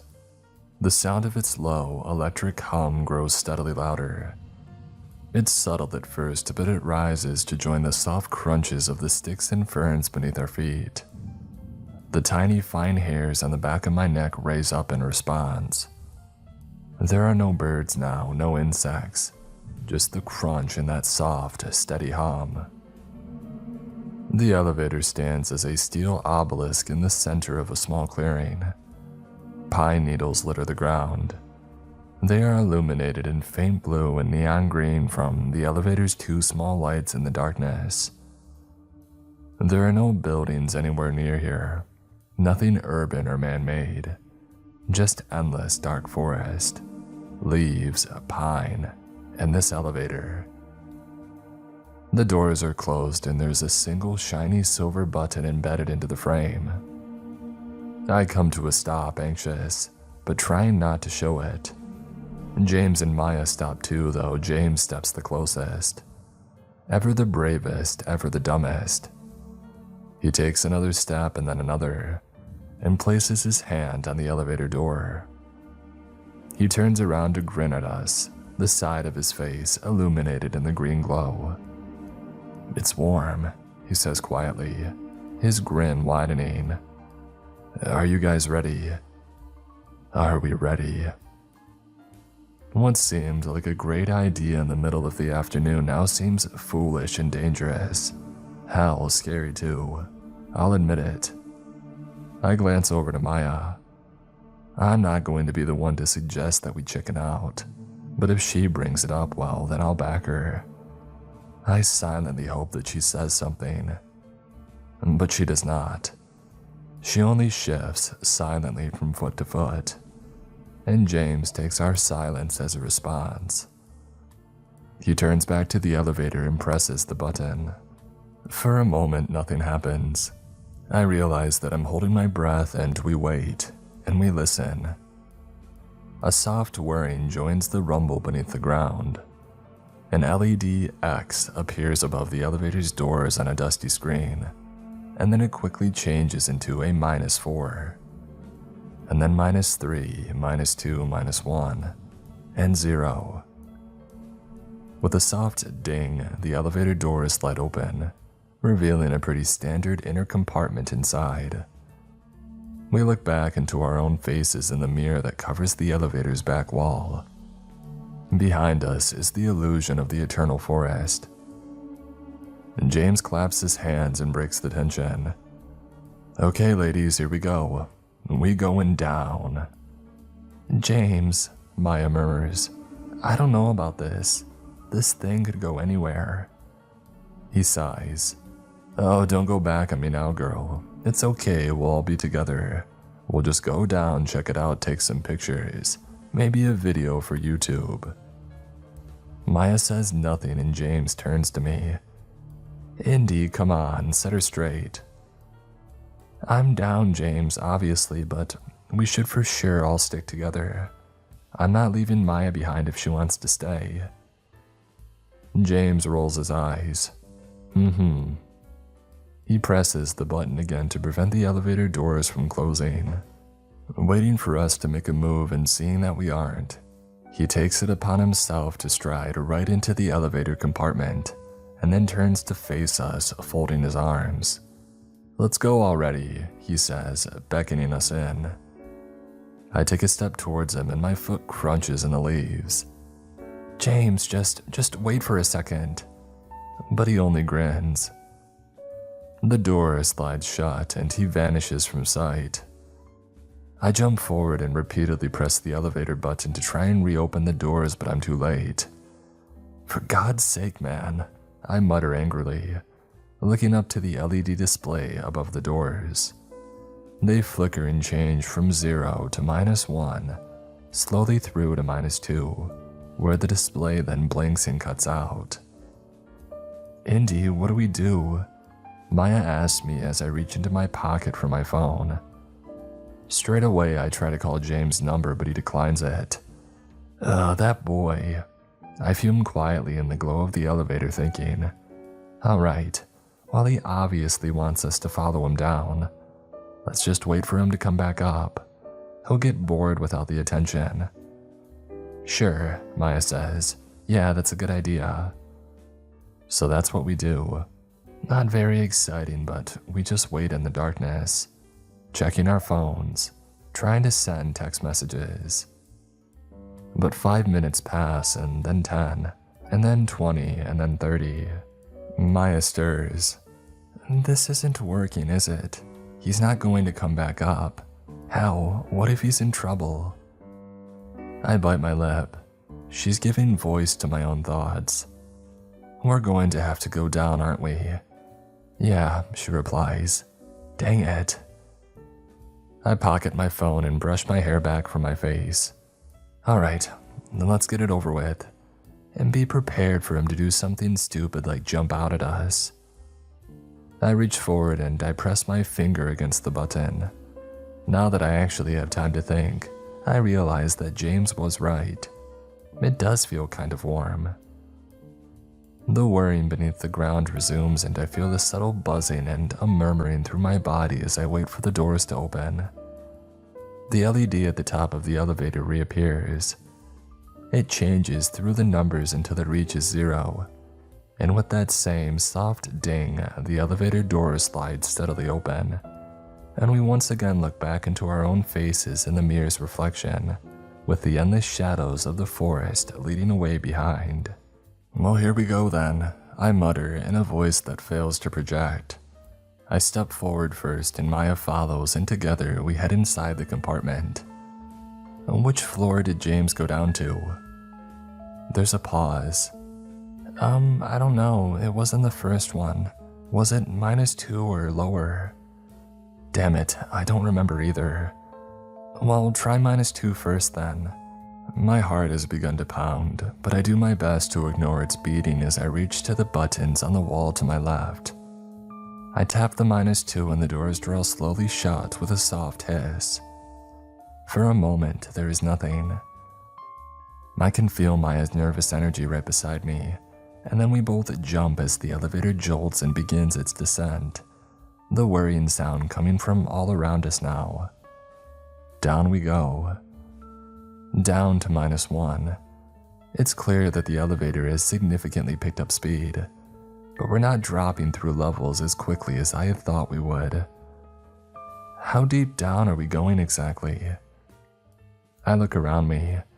There's not much going on in this compartment. There's the mirror, the shiny chrome walls and doors, the buttons, and a little compartment beside them. I peer closer to read the small text written on the grid's label. Do not open or engage prior to adequate shutdown. Risk of fire. Max weight 2,000 pounds. The elevator drops down to -2. It whirs and grinds as it draws to a halt, and I hold my breath as I wait for the doors to open up. There's the hiss, and the world beyond the doors reveals itself. It takes my eyes a moment to adjust. The hall before us is vast and long, wide with high-up, heavy pipeline ceilings, and clinical if rather dank-stained walls that lead away through shadow and beneath the dim glow of gently humming fluorescent lights. They look old and some are cracked and flickering. Some of the beams don't seem to work at all. Whoa, Maya murmurs. This is spooky as hell. James, I hiss, leaning out from the elevator doors and into the darkness. Are you out there? But there is no reply. I sigh and bring my hands up to my chin, and then I set out into the hall looking back at Maya. Come on, let's go and find him. She says nothing but pales as she steps out from the elevator to join me. Once she's done this, the doors were quietly closed. I shiver, but I set off into the hall, tensed and waiting for James to jump out at us at any moment. I hope that he will, to tell the truth. Then we can laugh and put this behind us and just get the hell out. But James does not appear. "What the hell is this place, Indy?" Maya asked me. "Some kind of bunker, you think?" "I don't know," I reply as I cast my eye down long off-shooting corridors leading away into the shadows, and marked with long strips of crisscrossing tape. "Condemned," they read. "Do not enter."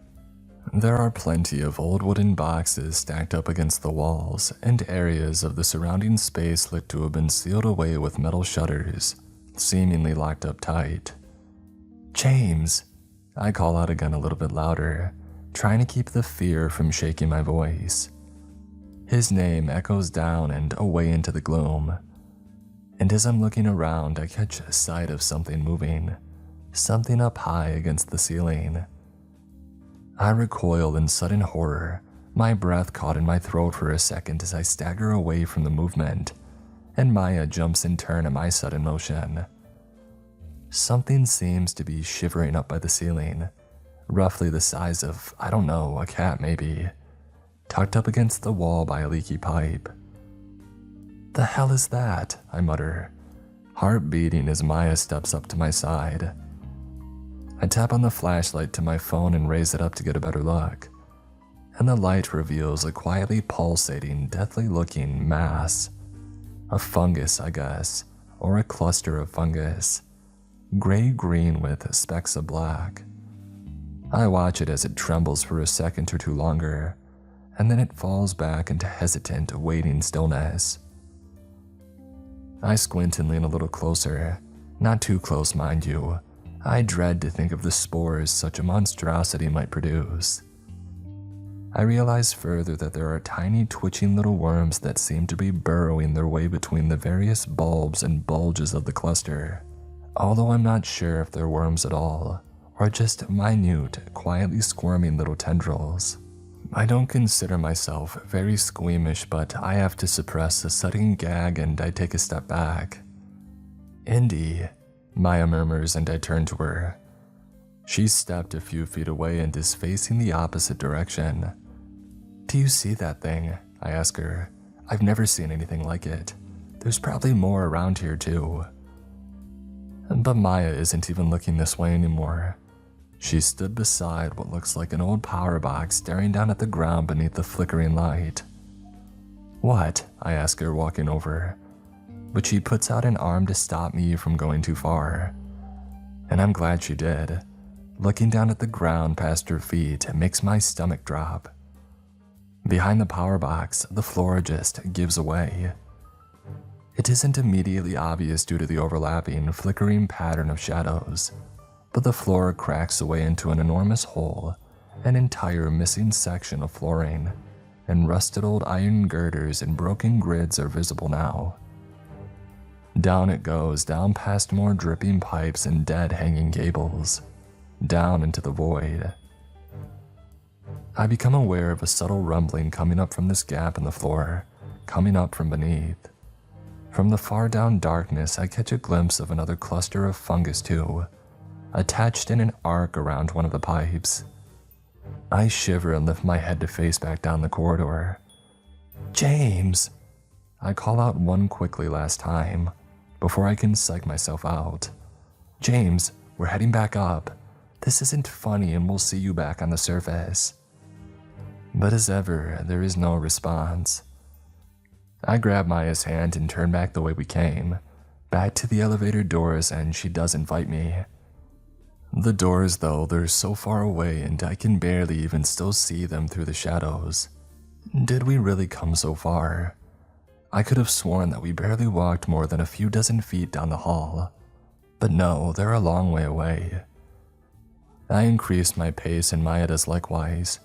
I cast a quick look behind me at the fungus up and against the ceiling, and to my dismay it looks like it has resumed its shivering in the shade. I start moving faster still, long strides, and my breathing quickens, The faint blue-green lights of the elevator doors become visible, and we break into a run. Side by side, we tear down the hall, one of my shoes landing squarely on a piece of strewn, ooze-marked paper, and it's sent up into the air as I race towards the doors. I can't even tell you why I'm running in truth. I just feel it in my gut that something is terribly wrong and that we need to get out. The doors approach, closer and closer, and we stumble to a chaotic halt as my finger is slammed up against the button, again and then again. We hear the thing whirring into motion behind the doors, and I cast a fearful look back over my shoulder and down into the hungry darkness of the hallway. Come on, I mutter, until at last the doors grind steadily open and we jump right inside. Back to the surface, Maya asks. Yeah, let's go back to the top and just think about what to do, I reply, thumbing the button for 0, and the doors draw dutifully closed. For a moment there is silence, and then it begins its ascent. Up, through the underground layers. I watch, blood pumping, as the LED display finally changes from -2 to -1. But here, the elevator quickly decelerates. What's happening? Maya hisses, and then, with a hiss of its own, the elevator comes to a stop and the doors draw open, unbidden at level -1. As the doors part, we find ourselves staring back at ourselves. There is only a wall between the elevator doors here, a giant glass mirror. And there we are, staring into our own faces. The mirror before us reflects the mirror behind us and creates the illusion of a dark and never-ending tunnel, leading away in both directions. A dark tunnel with Maya and I at the center. And we stand in terrified silence, and the lights cut out.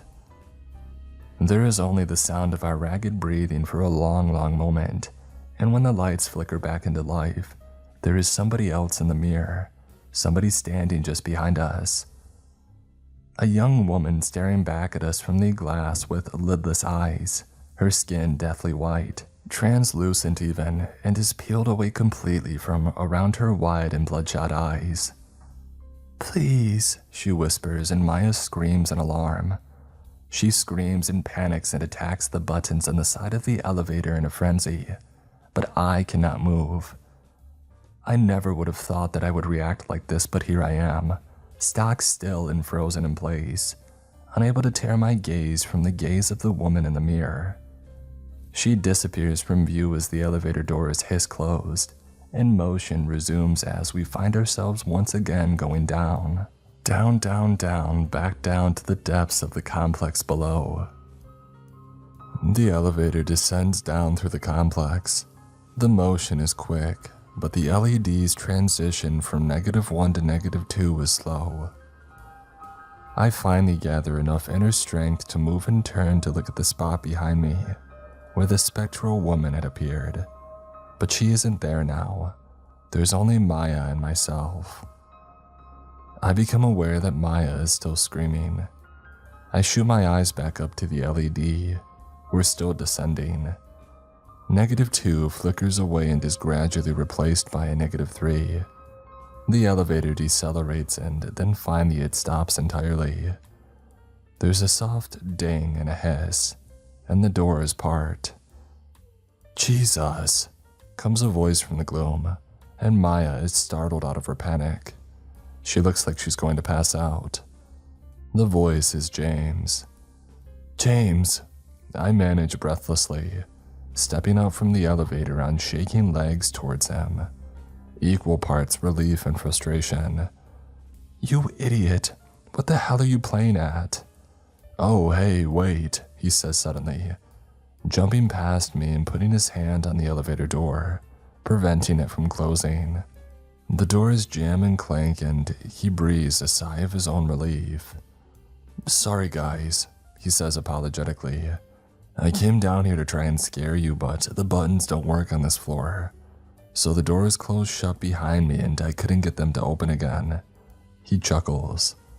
I was freaking out for a while, I'm not gonna lie. You girls took your damn time. I smack him on the arm. Ow, he says. Hey. Stupid asshole. Never do anything like that again. Alright, geez. He looks over to Maya. Maya, you okay? Maya only stares ahead, shaking. She does, however, pull the boy into a hug, which surprises him. Okay, he says. Let's just get out of here, shall we? I don't think that we can, I reply. The elevator doors try to shut again, but James's hand keeps them in place. Don't think we can. No, I reply. James, there's something messed up going on down here. I don't know what exactly, but I think we might need to look for another way out. Maya and I tried getting back to the surface, and well, I explained the ghostly woman. The woman with the skin and flesh peeled away from her eyes. The woman who only appeared in the mirror on level -1, and how the elevator wouldn't take us up any higher. James laughs nervously. What the hell? He looks back to Maya and he sees the truth in her face. She was right there, Maya says quietly. Right there behind us. So she was what? You're telling me that you saw a ghost. I don't know what we saw. I think she was only in the mirror, a trick maybe, an illusion or something clever. Like a hologram, I guess. But she looked real enough. We both saw her, and the elevator didn't go back to the surface. I hold out my palm and I look down at my hand as James considers this. My fingers are still trembling. Maya is convinced the girl was a genuine ghost, a spirit of some kind, and she starts babbling to James as I turn and take in our new surroundings properly for the first time. Where floor -2 was a wide and abandoned hall, a warehouse of sorts, this level is far higher tech. The lights seem more reliable down here, though there aren't as many of them. They glow and hum softly in faint shades of teal and turquoise, and they cast the desks and panes of aesthetic wall-like glass all around us in an eerie, watery light. There are computers down here too, desk chairs, some tipped onto their sides, cabinets, and further down the corridor is what looks like some kind of water feature, though the water no longer runs. Many of the desks still boast subtle blinking lights in orange and yellow. Okay, James says after a minute of thought. Okay, if you're saying that we can't get back up via the elevator, then we'll just have to find another way out, right? Right, I reply, and he gestures for me to hold the elevator doors. I do so as he walks over to a nearby desk, grabbing 2 of the chairs and dragging them over, wedging them into the elevator to prevent the doors from closing.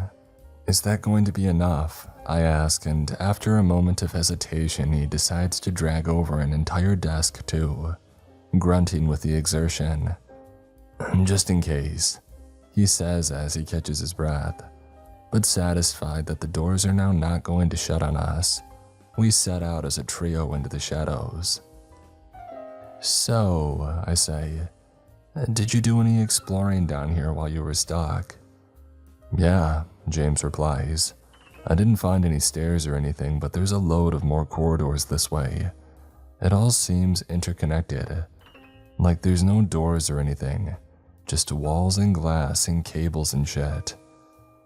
Do any of the computers work? I couldn't get any of the screens to load. Oh, but hey, check this out. He takes a slight detour and pushes past some strewn around office chairs and points at one of the computers. Not the monitor, but the actual boxy computer itself. Check it. I look and then recoil. It's that same fungus again. There is a tipped over, presumably split coffee mug on the top of the computer, and it has now been bound to the machine with a series of throbbing, green and gray oozing masses and thin crawling tendrils. The grids and panel of the computer are bulged, warped and cracked where the fungus is clearly expanded from the inside. Black ooze leaks down the side from the fans and over the desk. I think it's black at least. It's hard to tell the color in this light. That's revolting, Maya murmurs. It's the same as the fungus upstairs. I say to both of them. This stuff is dangerous. Look and see how it reacts to the sound. to our voices. It's moving. It's certainly pulsating now at least, throbbing more violently. Come on, we shouldn't be so close to it. No, it's not gonna hurt us, James remarks. But after a moment of hesitation, he does as I say, and we continue on along our way. It might, James, says Maya. You know, spores and stuff. To this, James says nothing. We walk for quite a long time, 20 minutes or so, passing near identical rooms with occasional control panels. We see dead screens and quietly blinking computers, glass containers, some intact, some cracked and smashed. Some of these containers contain samples of the fungus. We discuss what we've seen as we make our way through the darkness, primarily the ghost in the mirror. So if she was real, if, I say, then what was she? What do we think? She's a ghost, Maya says with certainty. She was more than a projection. I could feel her. I could feel her presence in the elevator. She was cold and sick. You guys swear that you're not just messing with me, right? Like for real? James asks again, but he is met only with grim silence, and he does not ask for a third time. What the hell happened down here? I wonder aloud. This place is just so deserted. Like everybody tried to leave in a hurry. And what's the deal with this layout? No doors, says Maya. No signs. No damned emergency exit signs and no stairs. James grunts, kicking over a chair in frustration. Hey, chill out. But I forget. James was down here far longer than we were. He's already spent an hour or more of his night looking for an exit before we even showed up. Where's the way out? He barks and then louder. Hello, is anybody there? James, Maya hisses, pushing him. Be quiet. Why? He responds. And Maya doesn't have to answer for him. She only shrugs and looks away. I get why she said it though. The loudness of his voice makes me cringe in a place as quiet and slumbering as this. But I can't put into words why that is exactly. Hello? James shouts again, throwing out his arms, but there is no response. His voice echoes away into the turquoise gloom, and he rubs a hand across his forehead. With a sigh, he slumps down into the nearest seat and stares off into space. I'm sorry, guys, he says quietly. This was a mistake. I shouldn't have come down here. It's all right, Maya murmurs. Come on, I say. Let's just get this done. Let's try one of these corridors. But we've been walking in basically a straight line. If we go off course, how are we going to find our way back? Asks Maya. Look, let's just make something we'll recognize. Here, help me stack these chairs together. And we push a small group of chairs into a pile, a shape that we'll be able to see and find and try heading off down a new route. At first, there are only more endless open space halls full of desks, computers, and occasional glass boxes, but the boxes become more numerous as we head through, until past a section of standalone plexiglass frosted wall, we find ourselves surrounded by them. Many of the boxes are filled with water and lit from beneath, and the colors of these lights are washed against the nearby walls. James looks around and his face is cast in a watery blue and deep green. Maya shivers despite the fact that it's warmer in here than the complex as a whole, and her eyes reflect the dim purple glow from a nearby tank. The warmth, I think aloud. The lights, the elevator. There's something still powering all of this stuff. Some backup generators or something. I look up overhead to see a red bulb blinking clear and fast. It sends out brief, regular flashes across the pipes and metalwork above our heads. An LED image of a basic stickman running through a door is also illuminated. That kind of looks like an exit sign. Is there a way out around here? We split up a bit. Not too much, don't worry, still within shouting distance. and we explore around these curious glass tanks. Most are empty of everything but water, but on some of the glass it has become clouded and blocked by gunge and dark murk. I creep between two long tanks and peer through an open doorway, leading into a long hallway beyond. The ceiling is high in here and there are platforms attached to the wall, vantage points for walking across and looking down to the hall floor below. The room is filled with watery tanks, and these ones are large, far larger than the fish tank-sized boxes in the previous corridors. "Guys," I call out, just above my regular speaking volume. "Guys, come and check this out." I hear their footsteps approach and they join me in the doorway, and together we head into the hall looking all around. Most of the tanks are illuminated in either red or blue, though a couple towards the far end appear to glow softly in purple. Our footsteps echo around the walls as we walk, and I look up into the nearest blue tank. "It's that fungus," I mutter to the guys. "You see, it's in the water." I struggle with a rise of revulsion as I see the fungus quiver in the liquid, attached to the corner of the tank at about head height and the size of a basketball. Its tendrils drift lazily in the water and bubble escapes from its side. I watch with disgust as the bubble rises up to the surface and it disappears. "There's some in this one too," says Maya, and I turn to look.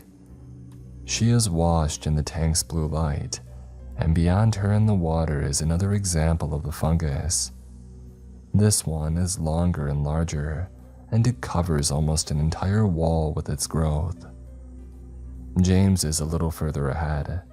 He stands in the red glow of the tank before him and stares up into its water. "James, you good?" I ask, but he does not reply.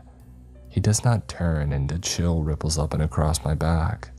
My mouth goes deathly dry and I try again. "James?" No response. Cautiously, I walk over to him, though my movements have become sluggish and slow. I turn my head to look in the tank. In the center, softly bubbling, is a bloated mass that throbs and twitches. Long, thick tendrils connected to the walls of the tank, and in its very center is an eye. An active, watching, disturbingly human eye. "The hell?" James whispers, and in response, the eye suddenly jolts, rolling sharply up to stare right into James' face, and the pupil shrinks.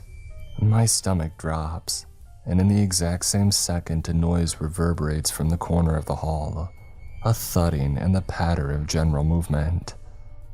I swing my head around and catch a glimpse of a red and purple washed shadow slithering around in the darkness, and for a second my voice catches in my throat. I am only able to grab onto Maya's sleeve, but as soon as I've drawn in a breath I say it. "Run." I don't need to shout. The message is clear. I start to drag Maya back through the complex as James's legs return to life, and together we make our escape. The energy suddenly frantic as we sprint and stagger back through the hall and into the preceding corridors. "Oh, screw this, I'm out," James shouts as we pushed past desks and blinking lights, knocking into the tower of chairs that we created and sending it tumbling with a clatter. "I can't take this anymore. I'm going up the elevator." "But James, the girl." "Oh, forget that. I would rather take some ghost than whatever the hell is down here." And he runs down the long corridor back to the elevator, and I sprint after him before I lose him behind the panels and walls. "James, wait up." But he doesn't. He runs and runs until at last all three of us are stumbling and panting, exhausted at the doors, but still he doesn't stop. He tears away the chairs, and with a grunt he draws back the desk, freeing the door space and allowing the elevator to close. He steps inside, chesto rising and falling and face flushed. His eyes dart over our shoulders. "Well, let's go." Maya looks like she's about to cry. "I can't leave you down here, so get in, come on." He urges, and reluctantly she does so, shaking. I grip my teeth and feel myself get dragged in. I turn to look through the doors and into the gloom as they steadily draw close with a soft hiss and a gentle ding. And my stomach lurches as the elevator begins to rise. Maya stands shaking in the corner, staring straight ahead. James swallows anxiously, still catching his breath. Maybe it won't happen this time. Maybe we'll be okay. The LED goes from -3 to -2. Up we go, ascending through the darkness, and my fear rises with it. I read the little line of text by the button compartment over and over to try and keep myself calm. Do not open or engage prior to adequate shutdown. Risk of fire, max weight 2,000 pounds. It'll be okay. I mutter out loud. It's gonna be alright. The LED rolls from -2 to -1, and it starts to slow. James looks down to the buttons to the left. Maya starts to panic. No, no, no. The elevator comes to a stop at -1. My blood chills and everything seems to suddenly drift in slow motion. The doors clang steadily open and we see ourselves in the mirror. The color drains from James's face and indeed from mine. There stand behind us 2 apparitions, the young woman from before and a man a little older. They both stare back at us in the glass. They shimmer as if not entirely there, and the skin is flaked and peeled away from their eyes, giving them terrifying lidless expressions. Please, no more, the man whispers. And quick as a flash, James slams the button for the elevator. Up, he shouts, back to the surface. The doors close and we are plunged back into darkness, but the elevator does not go up. It refuses. So down we go, down, down, down, back down and into the depths. The elevator shudders through the darkness on its descent, waves of narrow light washing over us as we drop down through the earth, until at last comes to a stop on level -4. The doors hiss and dutifully slide open, and we tumble out as a 3 and into the darkness. Holy hell, James mutters, putting a hand on his head, and then throwing it out into the dark. Jesus. Yeah, I reply quietly, as Maya tries to stifle sobs just behind us. She wipes a sleeve across her eyes, and then we don't say anything for a while. We just process and look around. And we appear to be in some sort of lobby, a transitional place, I guess. Not much feature to it. There's the water cooler and some chairs, and there's a vending machine in here too. There's not much left in it though. Upon closer inspection, I realize that the door has been cracked off its hinges. It looks like it could swing wide open. A corridor leads away just ahead and around a corner. It's warmer down here, more humid. So you guys weren't screwing around then about that ghost, James says eventually. No, I reply. Of course we weren't. So we really are going to have to find another way out of here then. We have no choice. Come on, I say to him, to both of them. Are you ready? We should keep going. Right, he replies. He reaches over and squeezes Maya's hand, a gesture that she seems to appreciate. Let's keep going. We head through the little room and around the corner. I don't know what I was expecting to find down here on level -4, but it wasn't what I'm seeing now. The corridor opens up into a wide hallway. To the right is a collection of office spaces, empty meeting rooms and whiteboards with glass walls. Not so many computers down here. The screens are fewer and built into walls well clear of the floor. The floor itself is tiled, all of it. Ahead and to the left of the office space is an enormous pool, and as with the level above, it's lit eerily in green. There are machines fixed into the pool's edges. I'm not sure what they are, though one looks like it could be a wave generator. I walk over to the water's edge, to the gentle lapping against the side. It's not entirely still. The pool goes pretty deep down. It's difficult to say due to its warped perception and grungy color of the water, but the pool walls round out into a cylinder and drop way down into the darkness. There are offshooting tunnels built into the pool's side, and I can see another such pool further into the complex and half hidden around a series of spiraling metal stairs. These stairs climb to a collection of interconnected viewing platforms up above our heads. This is the first part of the whole place that I've seen so far with actual doors. There are lots here in the walls, leading away to unknown rooms and through curious passages. "What is this place, guys?" James asks, shaking his head as a vent hisses somewhere away in the shadow. "What the hell is all this stuff?" "We shouldn't be down here," Maya says. "That's all I know for sure. Some old research laboratory, but it's so massive you would have thought we would have heard of it, or somebody would have known about it or something." I pause for thought. "Abandoned," James says. "Something happened here and they all got the heck out. Pretty damn quick too. They didn't even have time to shut off the lights or finish their coffees, so they got attacked by the ghosts maybe." Attacked by ghosts, I repeat, adjusting my sweater in the humidity and then deciding to take it off and wrap it around my waist. "No, that doesn't sound right." "They don't attack us anyway," Maya says. "They're only in the elevator, nowhere else." And James rubs his hands over his face. "Let's just keep going. We need out." So keep going we do. We walk around the edge of the pool as the green light shimmers on its surface. Our eyes readjust to the gloom. "Oh my God," I mutter, looking up into the corners of the room. Looking at the edges, at the pipes, at what I took originally for only shadows. "Guys, this place is filled with that fungus. Look, it's everywhere." And it really seems to be. Thick bulbous clusters of dark fungus spread and stretched out in the dampest, most humid crevices of the complex. It's probably just my imagination, but the air down here seems to become a great deal thicker.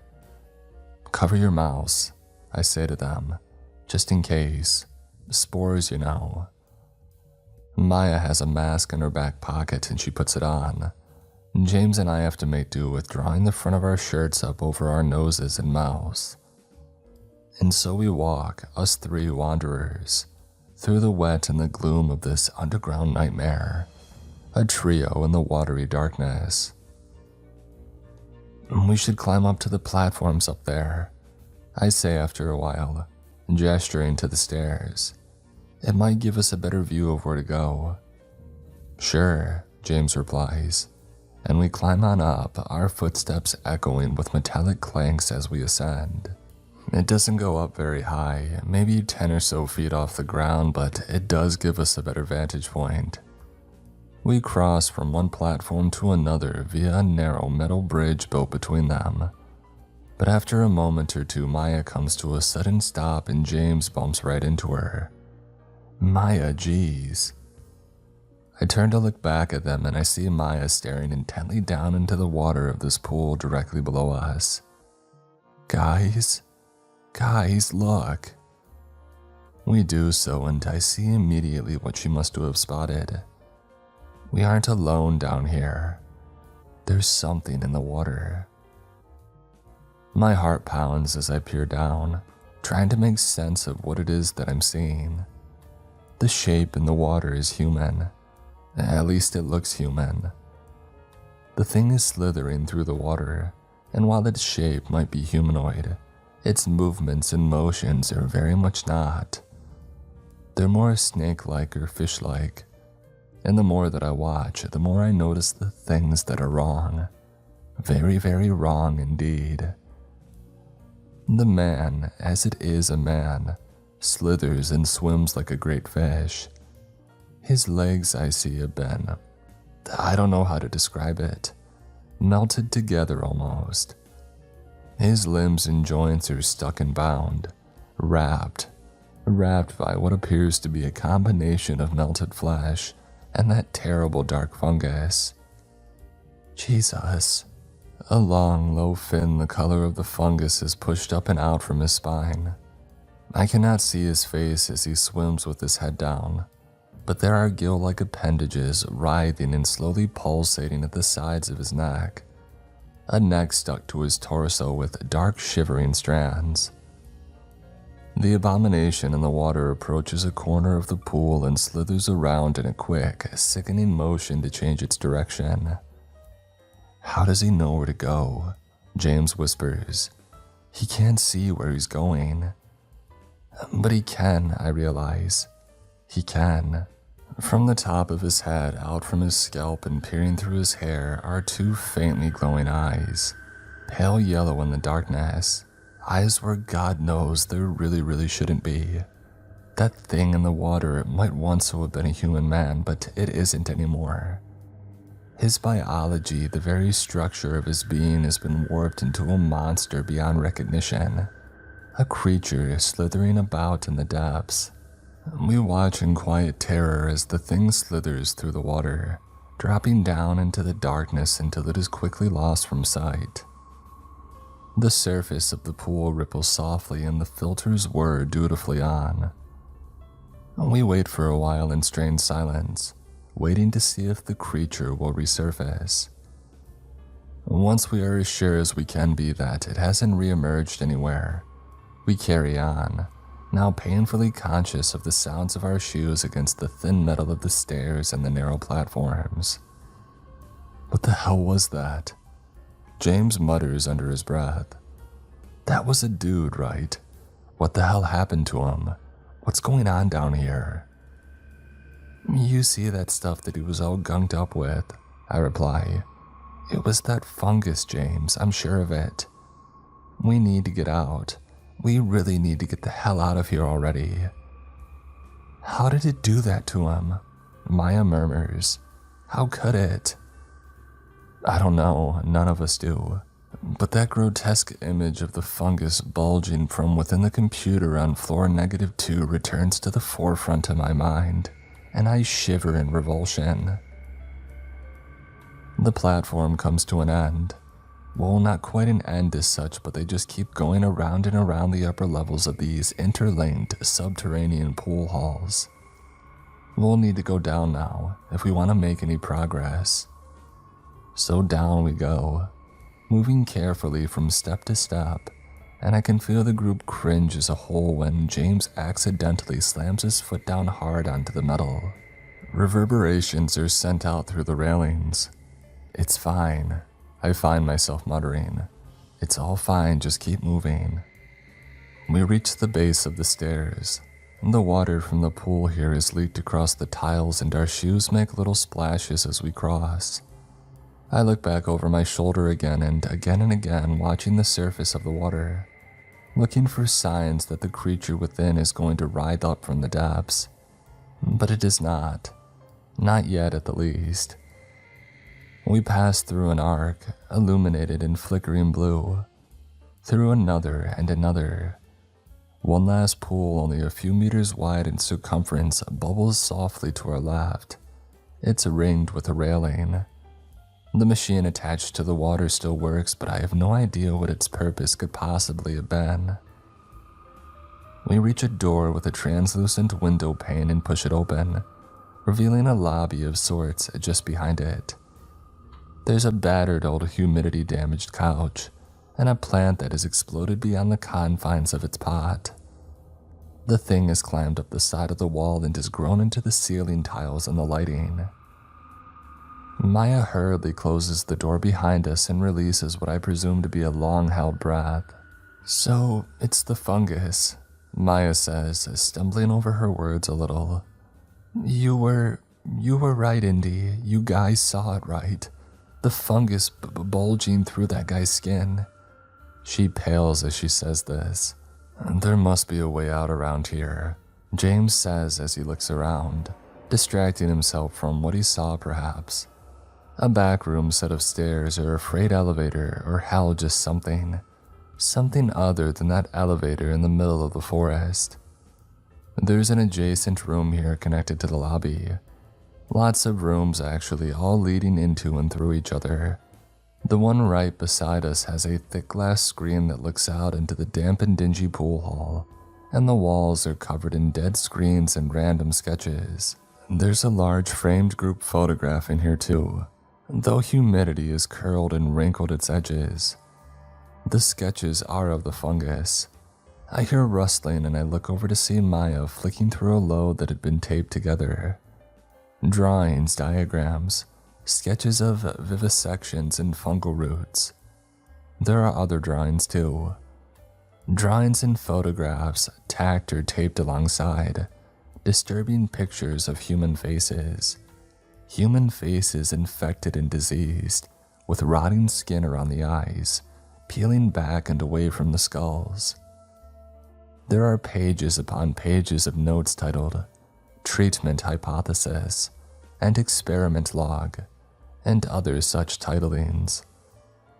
My own eyes jump from picture to picture. There are sketches of animals here. Most are of fish, but there are lizards as well, bats and rats. And then there's the framed photograph, the large one hung in the center of the wall. It depicts around 36 people in lab coats and other similar gear, stood on a podium in a large well-lit hallway. The frame hangs beneath the plaque marked, "The Final Line of Defense," and in one of the middle rows, I see a familiar face.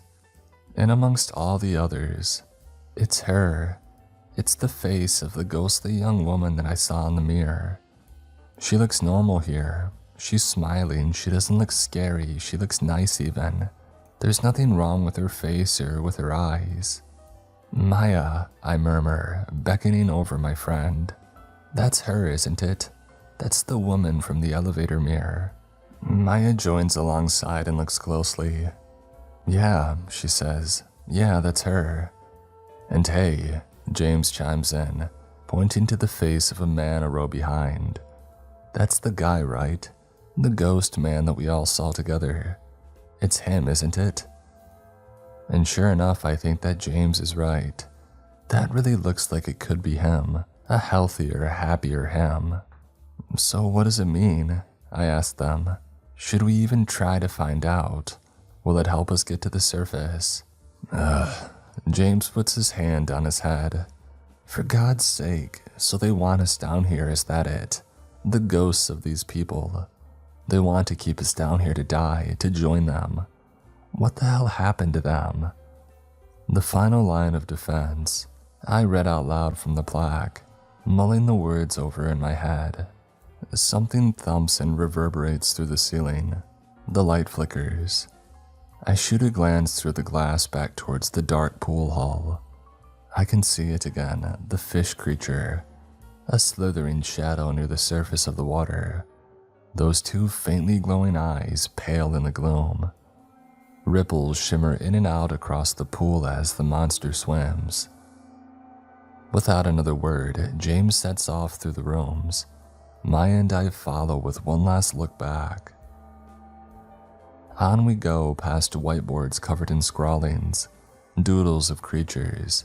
There are labels and notes and warnings. Reacts to sound.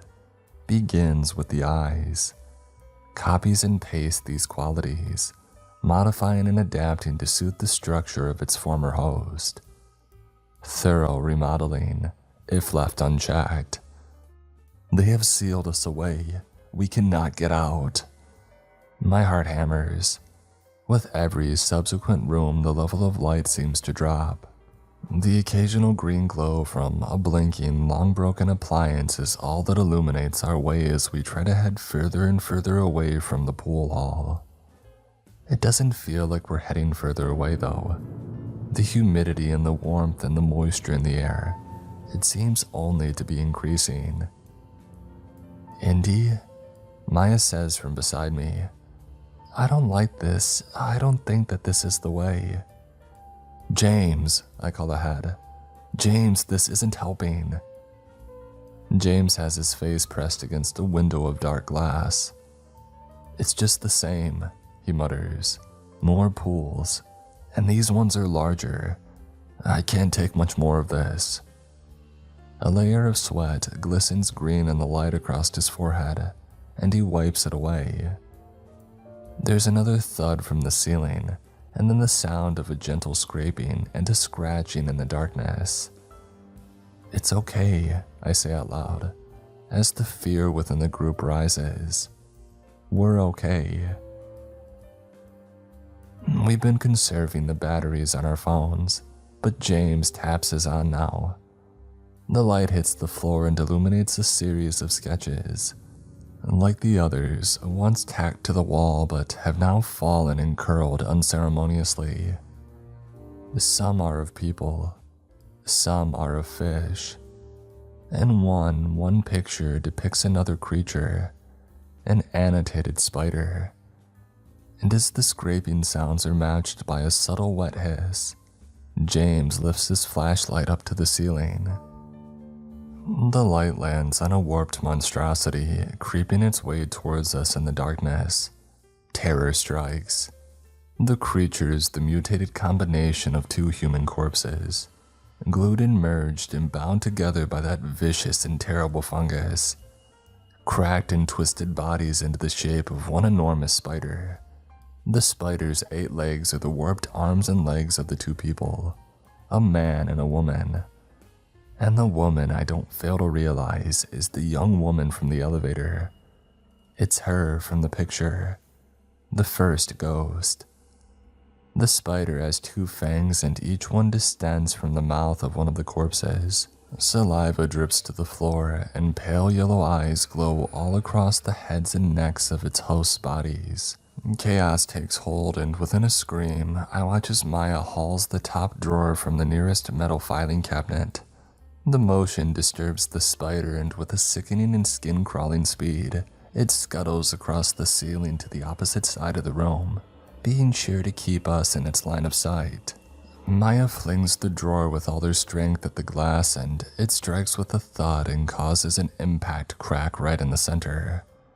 There are 2 more drawers. James grabs the middle one and sends its papers spilling out over the floor. As the spider dares to creep down the wall towards us, James hurls the drawer right at its head. It hits with a wet squelch, and with a hiss the spider retreats. The final drawer I grab myself, using it like a club in the spot that Maya damaged the glass until it smashes through entirely. We stumble through the gap. James cuts himself a little on his leg as he does so, and we scramble back out into the main pool hall, a different section to the one that we were in before. Over there, James shouts, and we see a wide doorway in the side of one of the walls, tucked away into a corner. We head towards it, and I shoot a look back over my shoulder. One of the spider's legs emerges cautiously from behind the smashed glass. I catch a glimpse of cold, dead human fingers bound together with fungus as they grip carefully to the edge of the shattered glass. I turn away, back to look the way that I'm going. James, why this way? I call ahead. This doorway is so much wider than the others. They must have needed a way to get all this stuff down here. He replies, though I can't tell if he's talking to me or to himself, as he takes us down a gloomy, fungus-lined corridor, ignoring the smaller doors and tight corners, opting instead for the wide and open doorless arches. James! Surely, he mutters, red in the face from the exhaustion and the humidity. He leads us into the widest corridor so far. No tiles back here, just cold and emotionless concrete. There are a number of wooden boxes around, some small and some much larger. Please, he murmurs, please, please. And still we run down the length of this corridor and into the darkness, following the gentle glow of a tiny blinking green light. Aha, he shouts. the glee in his voice bursting through the fear. Yes, I was right. He catches his breath as he skids to a halt. I always get there in the end. We have come to a stumbling stop beside the thing that we've been looking for, or one of the things at least. Hope flares up inside me. It's an elevator, a second elevator. The doors to this one are much larger and wider than the previous, and James hastily presses the button as we look it over. A whirring and a rumbling sounds up from beneath us. There is no LED above the elevator here to indicate what floor it's on, so we just have to wait anxiously until that dutiful hiss, and the doors grind their way open. The space in here is much larger than the one in our elevator, and there's no mirror along the walls either. We rush in and examine the buttons. Wait, I say. This one doesn't go up, it only goes down. And sure enough, it looks like we have two options. A button for -4, the floor that we're currently on, and a button for -X. I look at the others. X it is then, I guess. I say quietly and they nod grimly in response, elation already fast dissipating. I press the button and the door slides slowly shut. One more level to go. Down, down, down. But this is good, right? This is progress. We have confirmed the existence of other elevators. There will be a way out, there has to be. Our stomachs drop as the elevator accelerates down. We are silent as it descends. And when at last it opens, we are met with another long corridor.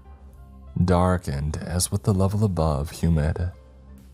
Black mold creeps across the walls. The fungus is rife. I lift my shirt back over my nose and mouth as we head out into the misery of the complex. Directly opposite us is a similarly sized door to the elevator, massive and shuttered off with metal. James checks all over this, looking for buttons or ways to get it open, clues or keypads, but he finds nothing. Maya and I walk the length of the corridor. It narrows out pretty quickly. In one direction, the passage quickly becomes lost to a jungle of fungus. It makes my skin crawl just looking down it. The other way is far clearer, so our path really is a no-brainer. Once James has, frustrated, given up for now his assault on the metal barrier, we walk down this new corridor. It is lined with pipes and various valves and is barely wide enough for two of us to walk side by side. It snakes this way and that, sometimes stretching forward in a completely straight line, but there are no doors. No offshooting corridors or alternate routes. And at long last, we are led right back to where we started. There is a moment of painful tension, and then James swears in frustration and kicks the wall. Maya slumps down against it. After all this way, we've just reached the elevator again. The first one. Our elevator. After all that, we've just been led right back to the very same elevator. It's level -X doors, waiting for us, taunting us. Maya starts quietly sobbing. Dazed and defeated, I turn to the right. There's a doorway here and it leads into a gloomy and red-lit hallway, and so I head on through. Why the hell not? What will I find? There's no way out. James shouts in despair. There's no way out, help us, anyone, how do we get out? My feet clank on metal mesh platform, kind of like the platforms on the level above, though maybe a little bit thicker. I quickly reach a rail and I put my hands on the bar, looking out over the edge. Ahead and below is the void. Steam churns quietly all around us. Vents blast and puff out bursts of the stuff, and already I can feel myself sweating worse than I did on the previous floor. To my left, the rail and the metal platform extends away into the darkness and the steam. To my right, it widens out a little. Styrofoam has been piled high in here. Cardboard too, now rotted. A dumping ground for waste and junk. And amongst them and steadily grinding and humming are a series of generators. One has been dislodged from its location, and it leans at an awkward angle. The rest remain fixed in place. These must be what continue to power the facility. There are 9 of them down here by my count, as I walk past them one by one, kicking aside some styrofoam as I do. 2 of them appear to be dead, but the remaining 7, including the one tipped at an awkward angle, all continue to blink and judder. Ancient but powerful things, keeping it all running, I guess, still doing their jobs after their masters have long since departed. I take a look down over the rail again, down into the great yawning chasm of nothingness below.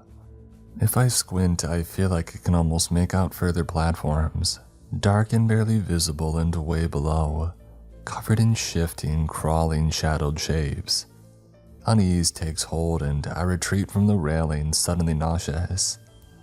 Looking back to the doorway, I can see that I've been joined by James and Maya, both illuminated red in the faint blinking lights of the generators.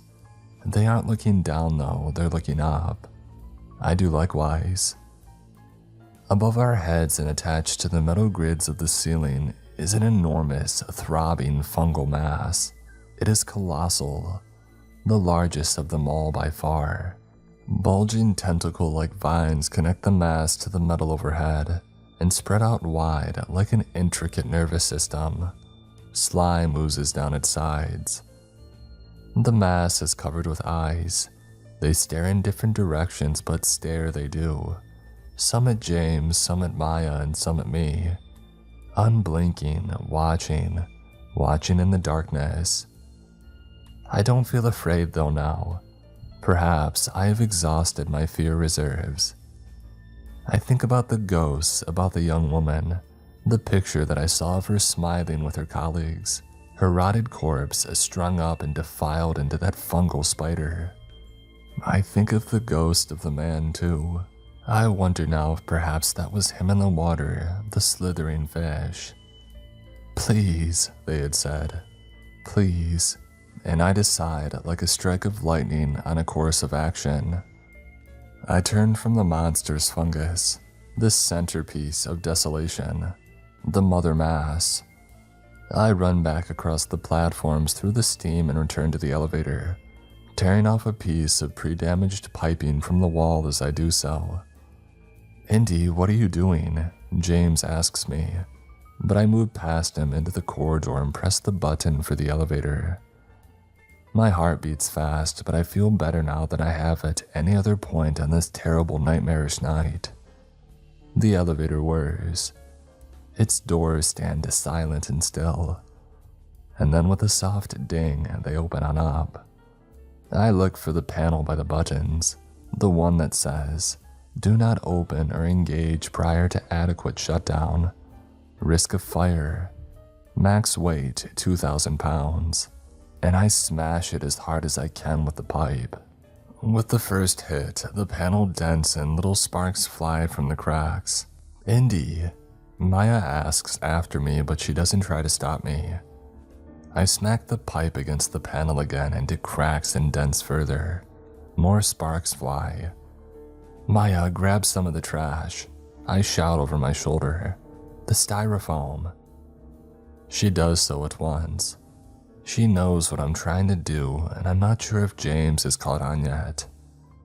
I hit it over and over. I pull at the exposed wires and smack it as hard as I can. I press the buttons on the elevator and the doors try to repeatedly judder closed, but I don't let them. I keep forcing them back open even as I strike. Maya returns and I jam a load of the dryer cardboard and the styrofoam into the open paneling.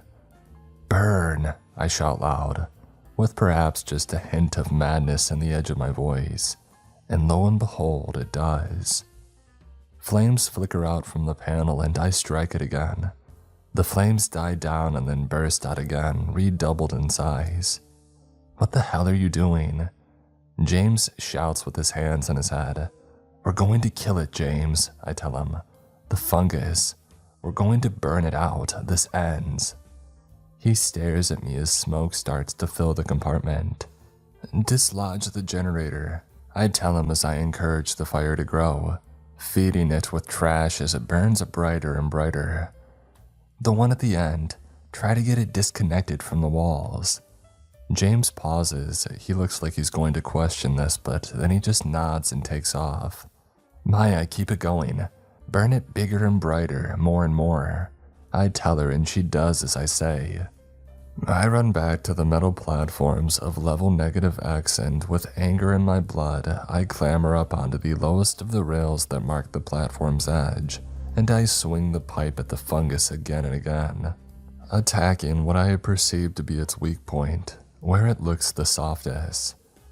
Sludge bursts from the mass's sides, and the eyes all swivel to stare right at me, staring into my soul as it vibrates furiously in response.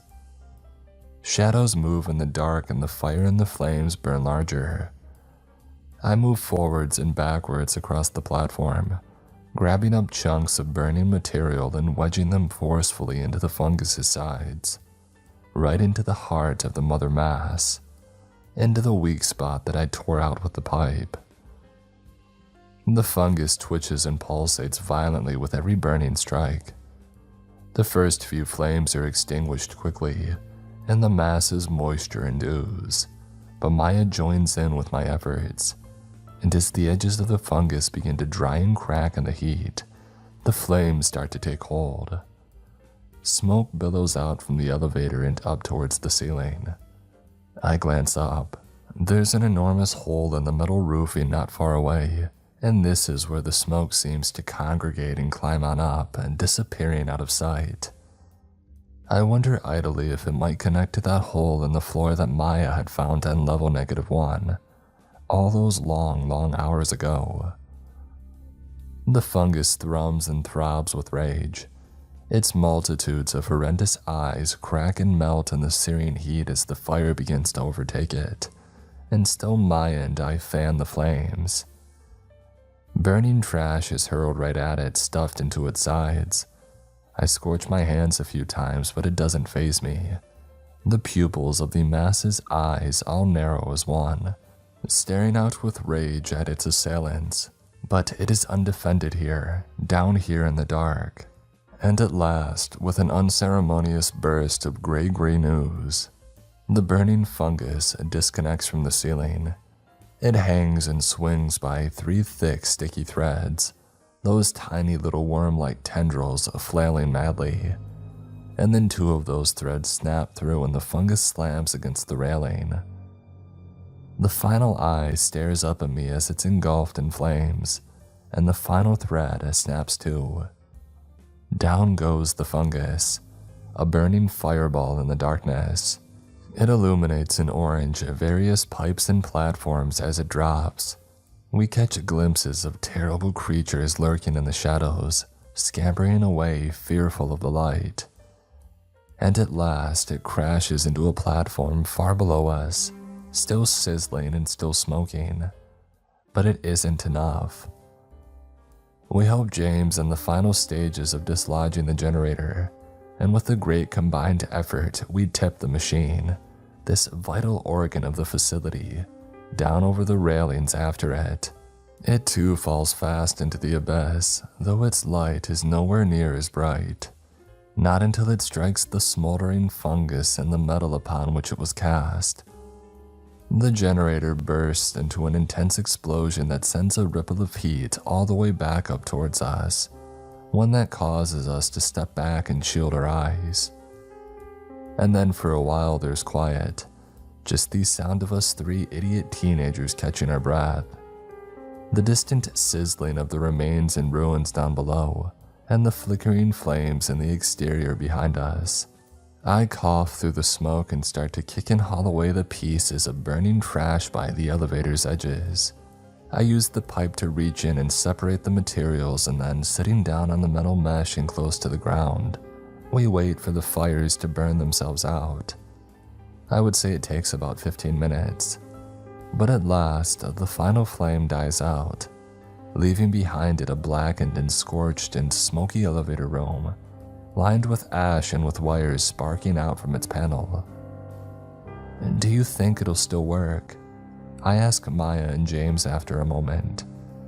"Yeah," says James. "I'm sure it will. A bit of fire damage, it ain't nothing." "And even if it doesn't," Maya says, "we'll find another way. We'll for sure find another way out. We found another elevator and we can do the same again."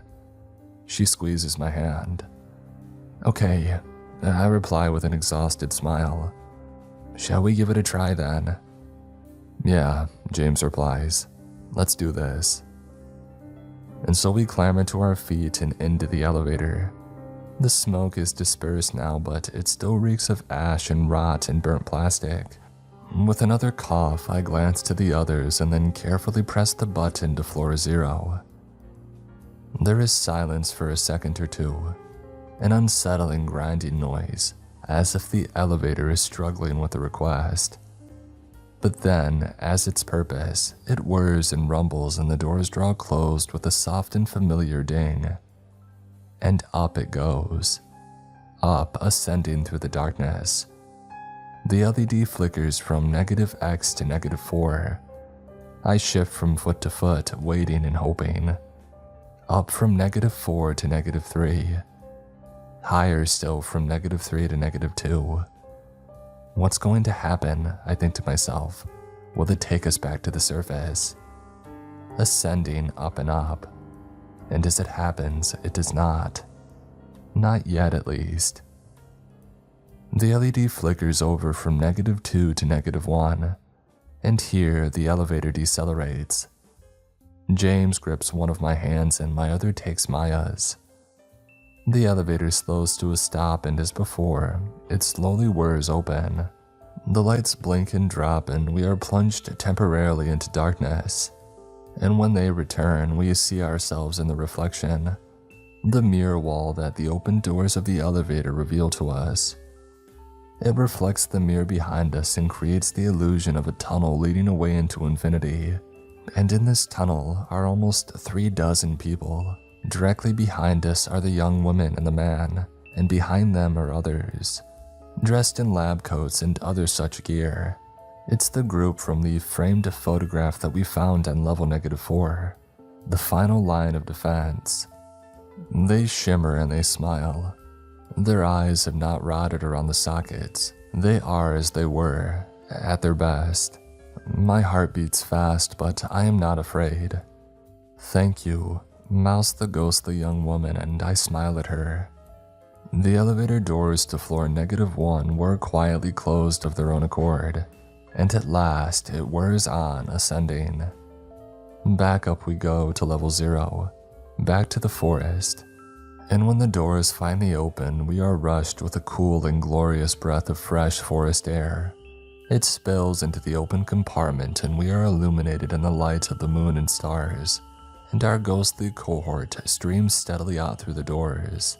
In human forms at first, but fading quickly into nothing more than silvery starlight, they disperse into the air around us, and then they vanish peacefully away. I don't know quite what to say. I don't think any of us do. So we simply head on out and back through the forest. The leaves crunch beneath our feet, and I hear the sound of a soft ding behind us as the elevator doors were closed.